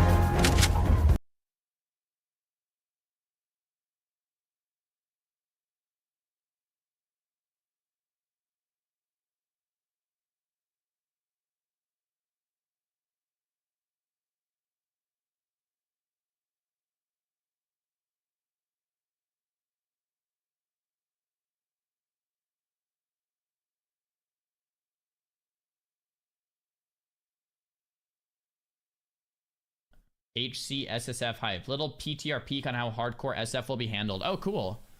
Alright, so poking around the PTR today, I noticed the hardcore servers were up. And when you log in, make a character, you get the option to check this SSF box, solo self-found. Okay, that's nice. See, check this box to toggle self-found mode for this character. A self-found character cannot do the following: trade with other players, these restrictions can be removed at any time by talking to an in-game character, but it can never be applied outside of character creation. Cool. So that's I like that. You can opt out at any time you're leveling SSF and just play like normal, but of course you can't take a non-SSF character that you started to level and switch it to SSF, which makes perfect sense, and I think that that's a good way to handle it. So it's very interesting. Once you do log in, you check the little checkbox and get in. There is a... Just for clarification, it's not SSF. It is not SSF. It's SF. You can still group, you can still party, you can still run dungeons. It is SF. A little icon next to the characters that are created that show that it's an SSF character. Oh, and once wait, hold on. I'm going to go back and show you guys how my camera is covering it. These are solo characters or self-found characters. So there's a little icon. That's rad. And once you log in, you have this buff. Oh, Self-found adventurer. cool. Unable to trade, use the auction house, or send and receive. That's so cool, man. So there's nothing about grouping, at least in that tooltip. Right. And you know, our sort of self-policed HC add-on method of play had no grouping except for one pass through each dungeon, and then of course at 60 we'd group. So that was interesting. You cannot trade. I tested it here. You get a red message up there. Cool. That pops up. But of course you can group with other characters, and I tested that also. So that's kind of interesting. When you go to the mailbox, you can still open it up. You can prepare a whole mail, get it ready. I think you could probably check your mail. But when you actually click send, you get the red text again at the top. You are self-found and cannot send mail. And the auction house is sort of the same thing.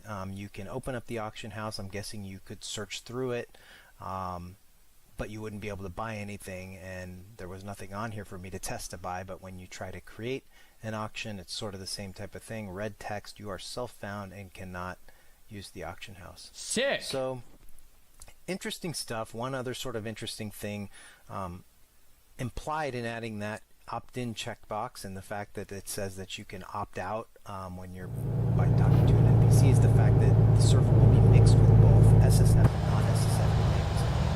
I'm not quite sure how I feel about that. I initially thought the entire server was going to be SSF, but anyway, either way, I'm hoping they delay this for a few more weeks so that we have some time to play SOD Phase 2, which I'm looking to first, but once this launches, I'll be back into SSF for sure. I agree. I agree with a lot of these things. The first thing, though, I do want to talk about is, well, one, I'm just highly optimistic for the long term of self-found hardcore. To me, self-found hardcore is like the future of hardcore. It brings longevity for it. It's way more fun. It's way more difficult. It's way more exciting for the long term. I think it's a massive win. I do think the timing with SOD P2 is going to be tough. If they release self-found in the next 2 weeks, no one's going to play. Everyone's playing SOD, right? So the timing is really tricky. And I've been very vocal about that. As hyped as I am, if they release it in the next 2 weeks, I probably won't play on release because I'm playing SOD, right? Yeah. But I am very excited for this as a feature for the long term of hardcore. Really excited. I will probably only play this mode, right? Why would I play any other mode? This mode owns.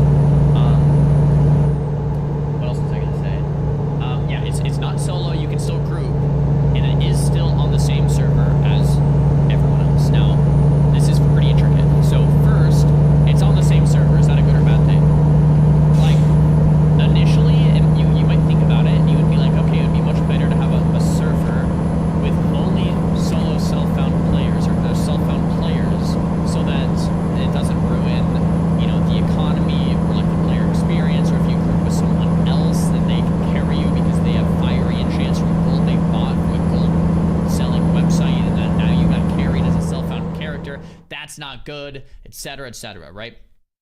But the more you think about it, is like, guys, hardcore, let's be honest, is a niche of a niche of a niche of a niche of a niche. All right, gaming is a niche.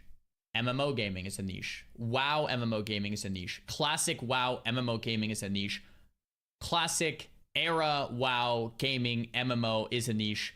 Hardcore classic WoW MMO gaming is a niche of a niche of a niche of a niche of a niche. Okay, so there's so little people actually playing hardcore that having 2, 3, 4 multiple servers of a niche of a niche of a niche of a, you guys get my point, right? It's gonna be dead.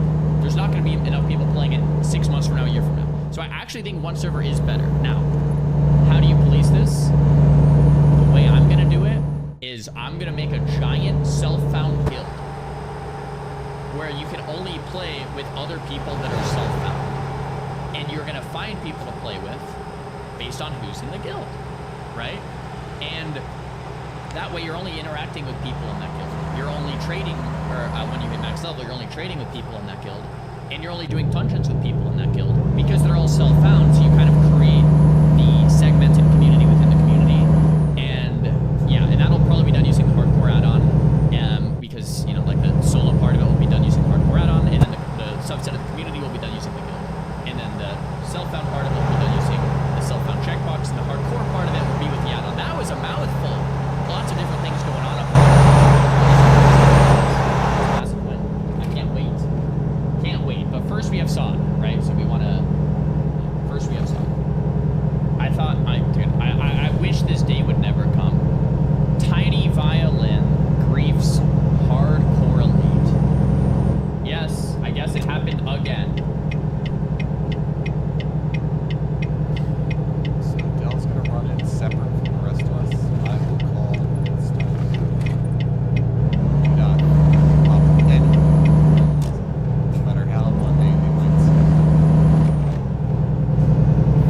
Do not run in with me. Run in with Silver.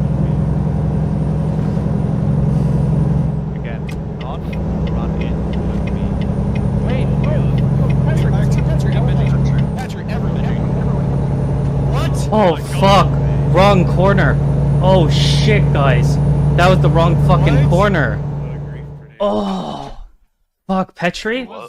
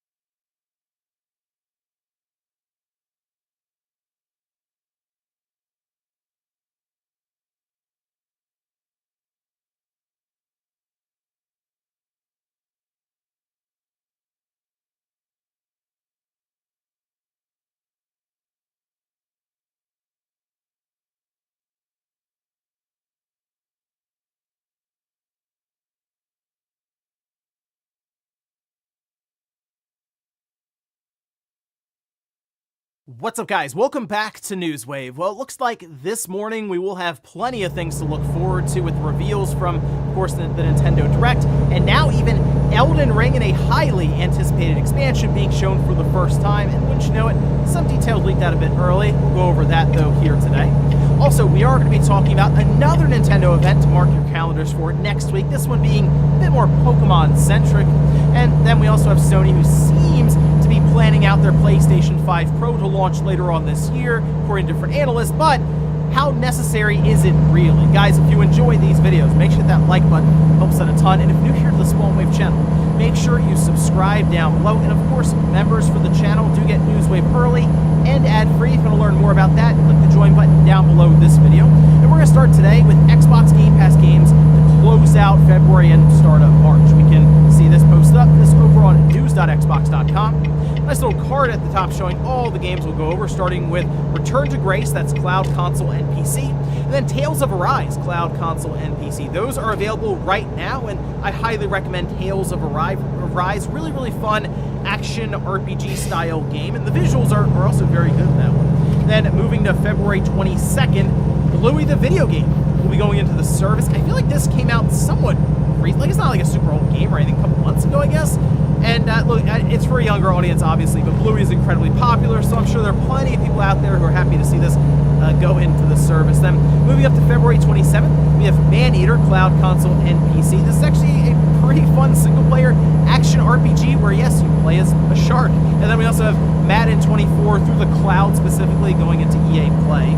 Indivisible, cloud, console, and PC, that being February 28th. Space Engineers, cloud, console, and PC on February 29th. And then Warhammer 40k Boltgun, cloud, console, and PC on March 5th. So pretty good way, I think, to close out February and then get into March. But Tales of Arise, probably the big one that I would recommend here. But of course, let me know which games you're looking forward to in Game Pass to close out the month. Also, we have talked quite a bit about the all-digital future continuing to creep up almost every single day now. But it does appear that Phil Spencer had some comments around just that. This was Steven Totilo over on GameFile. We can see this posted up over on their website, where Phil Spencer was pressed about that adorably all-digital Xbox Series X revision leaked out with the FTC. But he says gaming consoles themselves have kind of become the last consumer electronic device that has a drive. And this is a real issue, just in terms of the number of manufacturers that are actually building drives and the costs associated with those.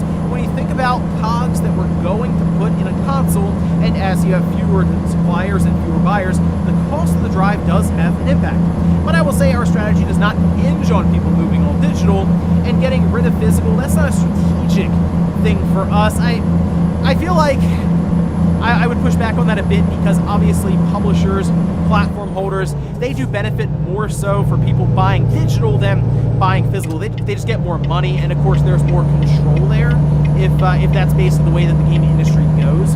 But also, as he mentions here, the disk drive itself, you don't really see it in PCs anymore. You don't see it in laptops anymore. I feel like standalone Blu-ray drives, that Blu-ray players themselves are sold less and less every year with streaming media, and yeah, there's a good chance that by the time the next generation rolls around, it might just be consoles that have them, if, of course, they do, which we'll keep an eye on that. Maybe this adorably all-digital system does actually come to market, and if not, we'll see what Microsoft has up their sleeve maybe for 2026 or 2027 when they go to the next generation, and if there is a disk drive present in one of those models. Oh, and we had a bit of a surprising announcement here. We can see this is posted up by Gamatsu, where they say, according to IGN's FanFest 2024 schedule, there's a trailer for the Konami GBA game Ninja 5-0 dropping on February 21st. If you're unaware, this might be the most expensive Game Boy Advance game out there right now, barring some promotional cartridges. There's only like a couple of them.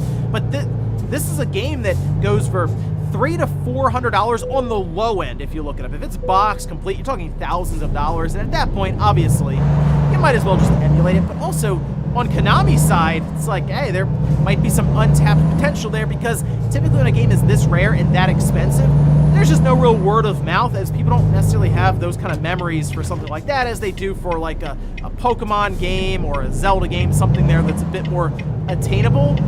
we'll say. But yeah, Ninja Fido, interesting stuff. Certainly going to keep an eye on that one today to see if we get a full-on trailer and maybe a digital release for this game across different platforms. And guys, with some of the quick news out of the way, let's get into the bigger stuff. Let's start right away with a Pokemon Presents that has been announced for next week, and pretty much everyone expected it because obviously Pokemon Day is coming up, but we can see this post up over on X, the official Pokemon account, saying, did somebody say Pokemon Presents? Tune into our official YouTube channel at 6 a.m. Pacific, 9 a.m. Eastern Time on February 27th to view exciting Pokemon news in celebration of Pokemon Day 2024. See you there, trainers. And oh boy, okay, so this is one of those presentations where this could certainly get people's hopes up as to what could be announced here, and then of course it just gets completely shattered after none of it is there. But in this case, you have, for example, this is over on My Nintendo News, and this spread quite a bit, where they say Pokemon Gold and Silver seem to feature in Pokemon Presents. The reason this is coming up is because it's like a Pokemon short that was put out on YouTube, and underneath of it, the Pokemon Gold was chosen as a game that was related to the trailer for Pokemon Day. And look, I will tell you this, on YouTube, you don't necessarily have to pick a game to go under the video. For YouTube itself to just go, oh, okay, I guess for whatever reason, this video is related to Dead Space, and it'll just put it under there. No real reason. But you can also choose to put the game under there as well to go along with your video, just to give context or at least point to the game that you're going over and discussing. But in this case, I don't know, I'm not 100% sold on the idea that Nintendo or the Pokemon Company, whoever, right, was saying, oh yeah, let's absolutely put Pokemon Gold under there because clearly that's what we're doing. I would like to see Pokemon Let's Go maybe have a Gold and Silver version. That would be, I guess, kind of neat there. But I'm going into this not really expecting any major announcements. It's definitely not like the mainline Pokemon game, mainline being like the main series, right? The follow-up, the successor to Scarlet and Violet.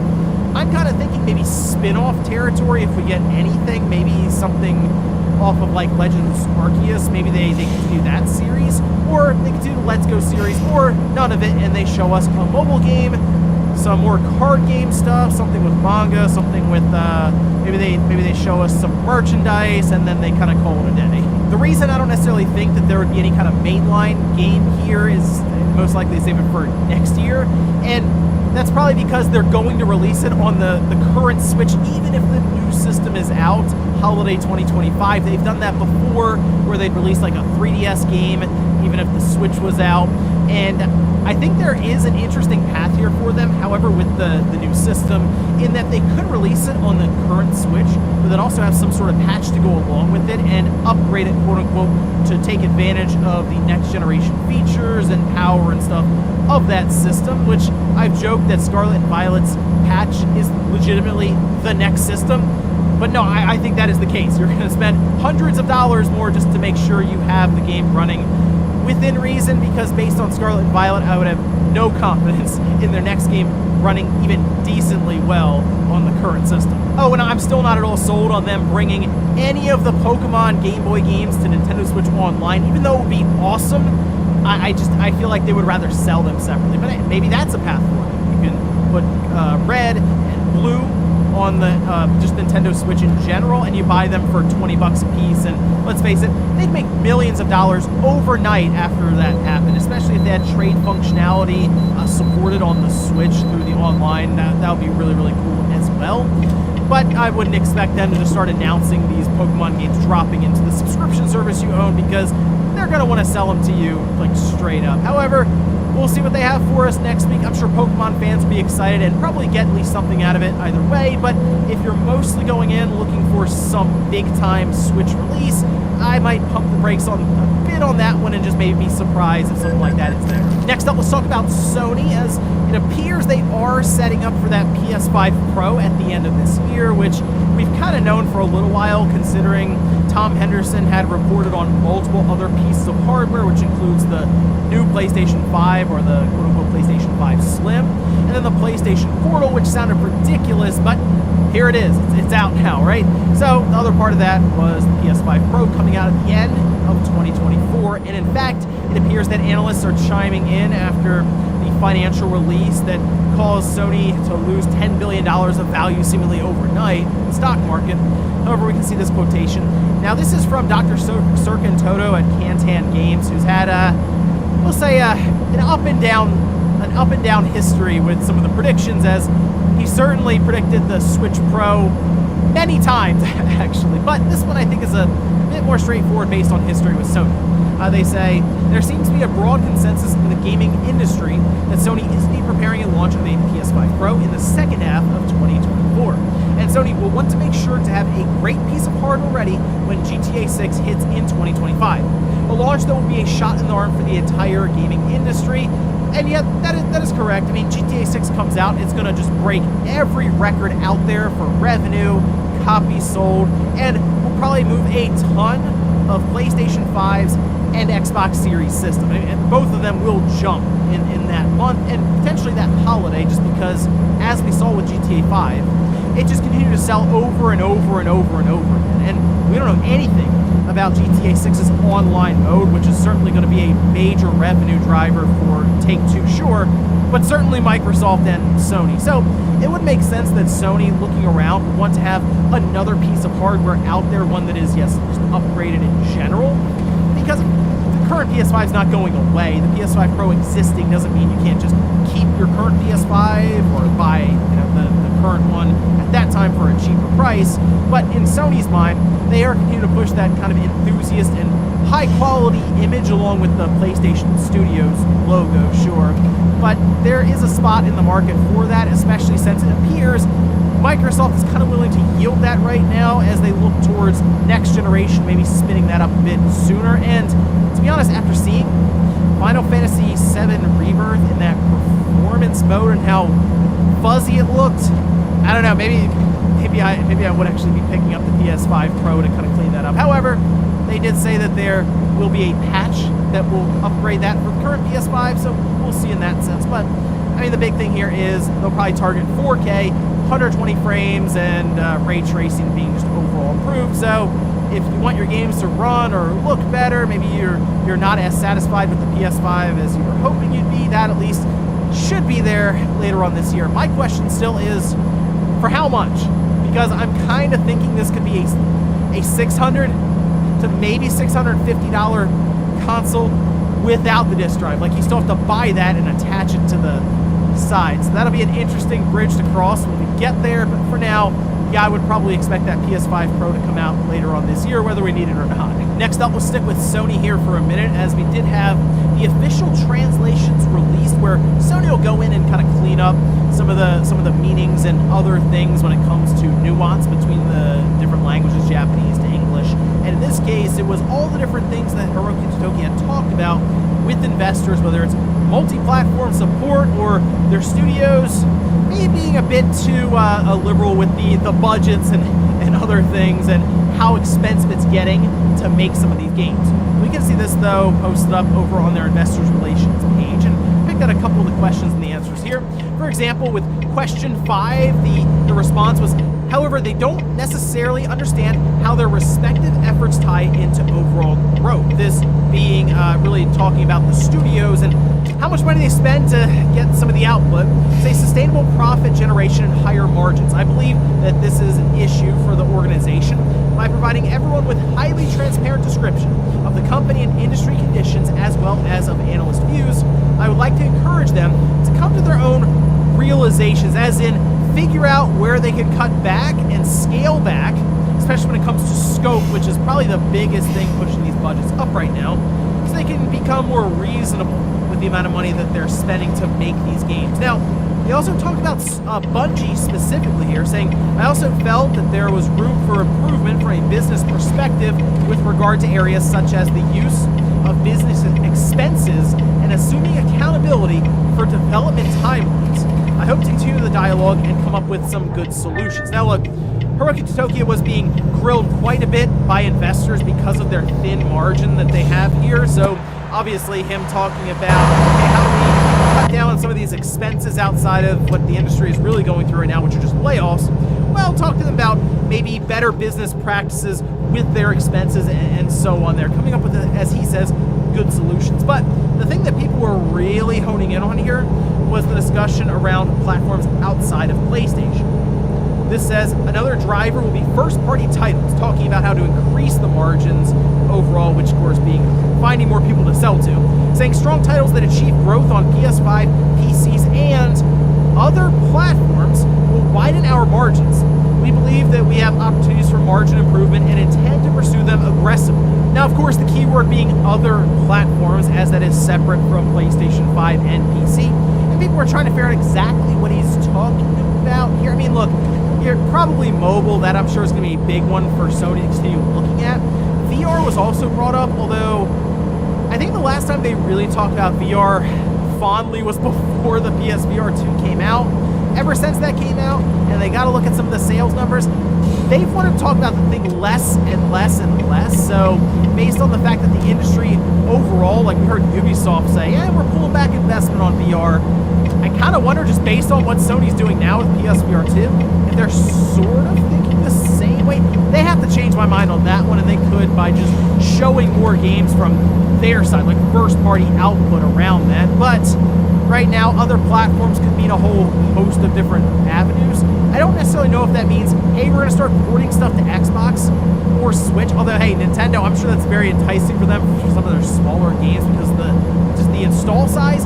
Whereas on Xbox, they probably look at that and go, okay, the install size is a bit smaller for the risk to reward for us. So maybe we'll pass on that for now, but who knows? Maybe Microsoft's next generation system takes off out of the gate because they have an interesting concept, and Sony decides 7 or 8 years from now not to ignore that, and games do make their way to Xbox. Who knows what the future holds? And I think that's one of the reasons they're being pretty vague about all this by saying other platforms, because they want to leave all doors open right now, considering they have to widen that margin quite a bit to not get really grilled like this by investors. And in our last bit of news, let's talk about the big Elden Ring expansion that is set for its reveal here in just a few hours, actually, from this video going live, which actually right now, if you look over on YouTube, they do have the page set. This is for Shadow of the Erdtree, and it's set to go live, they say on their page, premiering at 9:30 a.m. Eastern time. So this is going to be an interesting one to see how this turns out. It's supposed to be about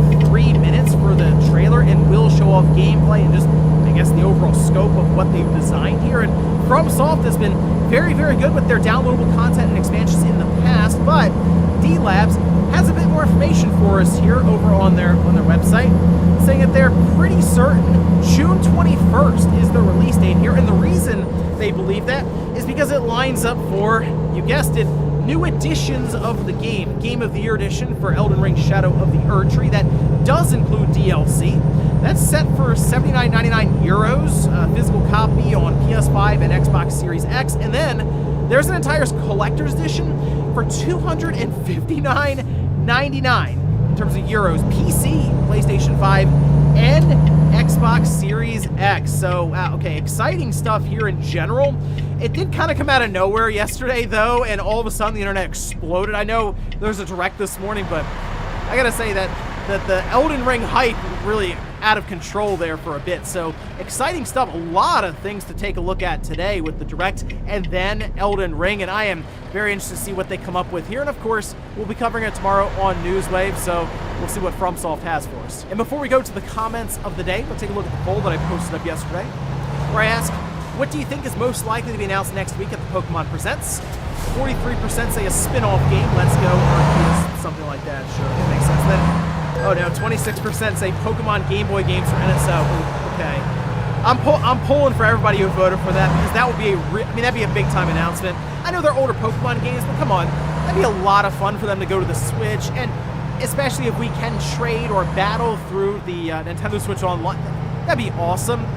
I just don't think they're going to put it in NSL, but I guess technically if they just put it on the store for $20 each, I feel like people would go, okay, it's not in Nintendo Switch Online, but at least it's there and it's $20, sure, why not? But if they start dropping things like Pokemon Yellow in there to the online subscription, or they go up to the Game Boy Advance stuff with Ruby, Sapphire, Emerald, okay, that would be really, really exciting. But I don't necessarily know, I don't really believe it's going to happen, but I'm certainly crossing my fingers for it. And we'll finish up with the comments of the day. We'll start with this one here. This is from Derekin, who says, Dolphins, do we get a new Echo game?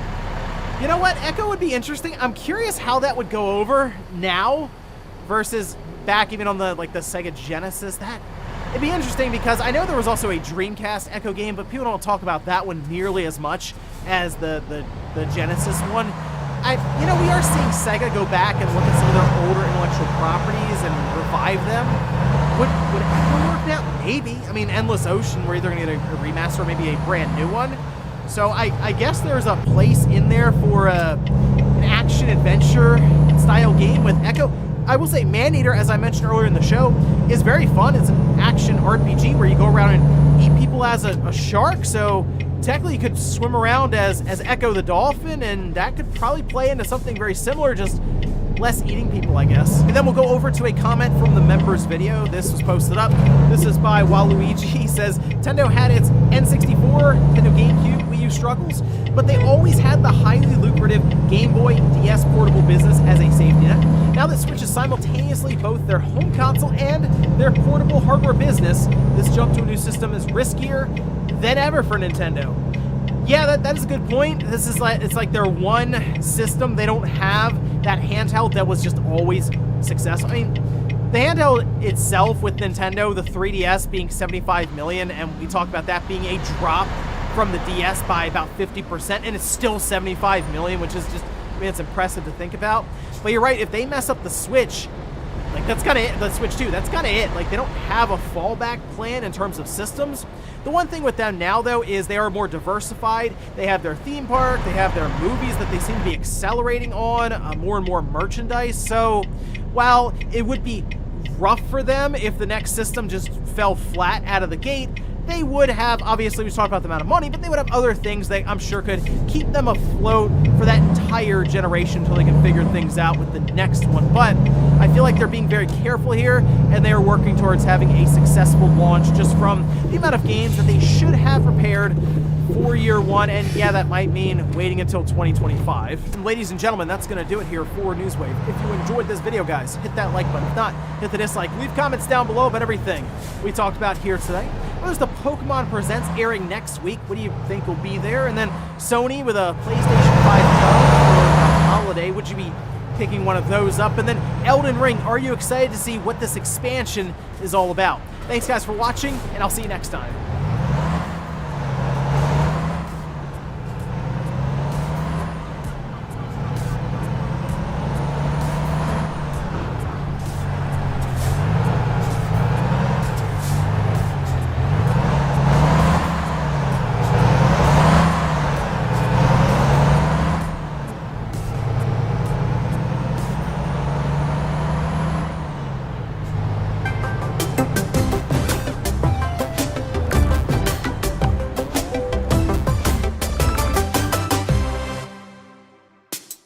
Hello everyone!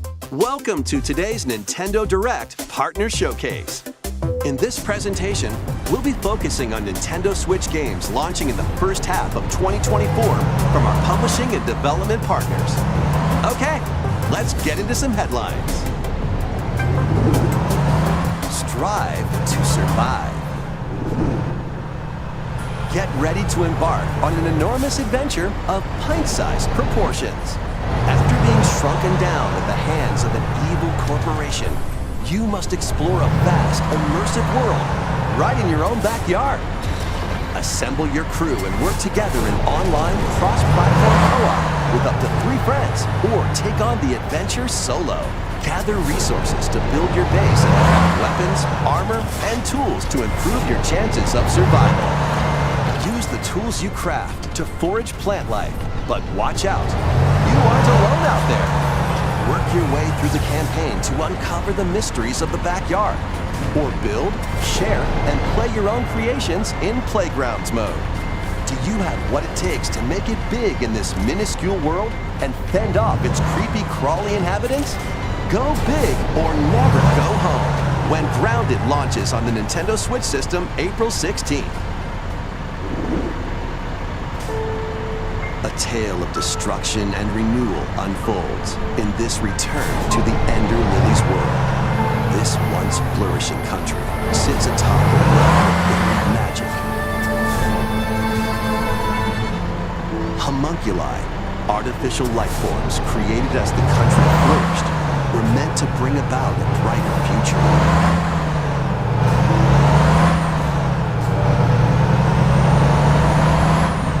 As Lilac, you'll reluctantly bond with and journey alongside a homunculus who played a pivotal role in the country's demise.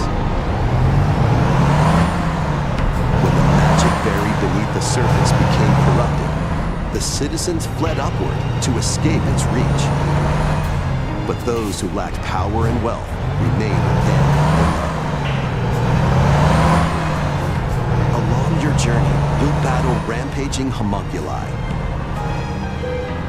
Upon liberating them, the creations will join you on your adventure, becoming your companions and lending their aid. What awaits Lilac and the homunculi at the end of their journey?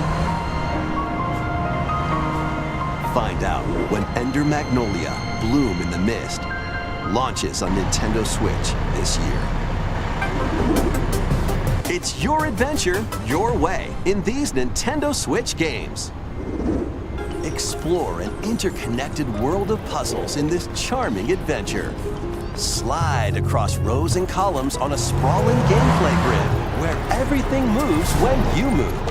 Solve puzzles by venturing out into the wilderness, helping out the townsfolk, and taking down monsters in handcrafted dungeons.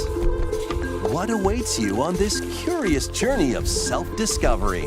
The world is yours to solve in A Ranger, a role-puzzling adventure, sliding onto Nintendo Switch this summer. Guide Elaine, a young prince on a journey to liberate 5 nations from the mighty Empire's dominion. Customize your troops, form your strategy, then unleash your army on the opposing Zenoiran forces. Your real-time strategy planning will turn the tide of war. During battle, you may get to recruit new allies or be faced with difficult decisions. Atlas and Vanillaware present Unicorn Overlord, launching on Nintendo Switch March 8th. A demo will be available today on Nintendo eShop. Originally released on the Nintendo 3DS system, the first Monster Hunter Stories game returns, now fully voiced and in HD. As a rider, you'll befriend and fight alongside monsters in turn-based combat to confront the Black Blight that plagues the world. Many familiar monsters from across the series are included. Plus, you can browse artwork and listen to music in the newly added museum.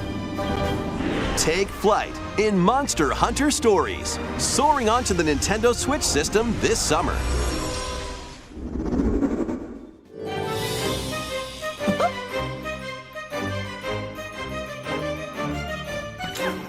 On a peculiar day, Yen Sid's mischievous mirror lured Mickey Mouse into his workshop.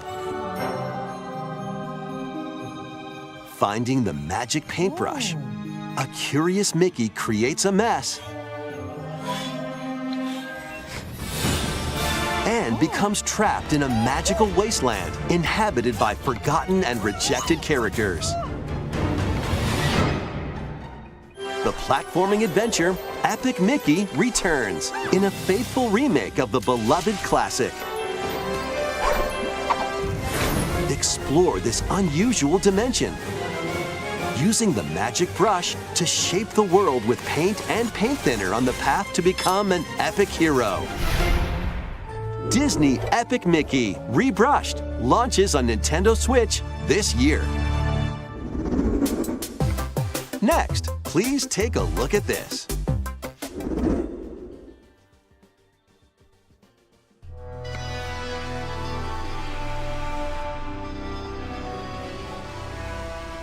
I'm afraid Tokyo experienced its own peculiar occurrence while you were away. I'll be counting on you to gather more intel on the matter. I suspected to be traveling back and forth between Tokyo and the Netherworld.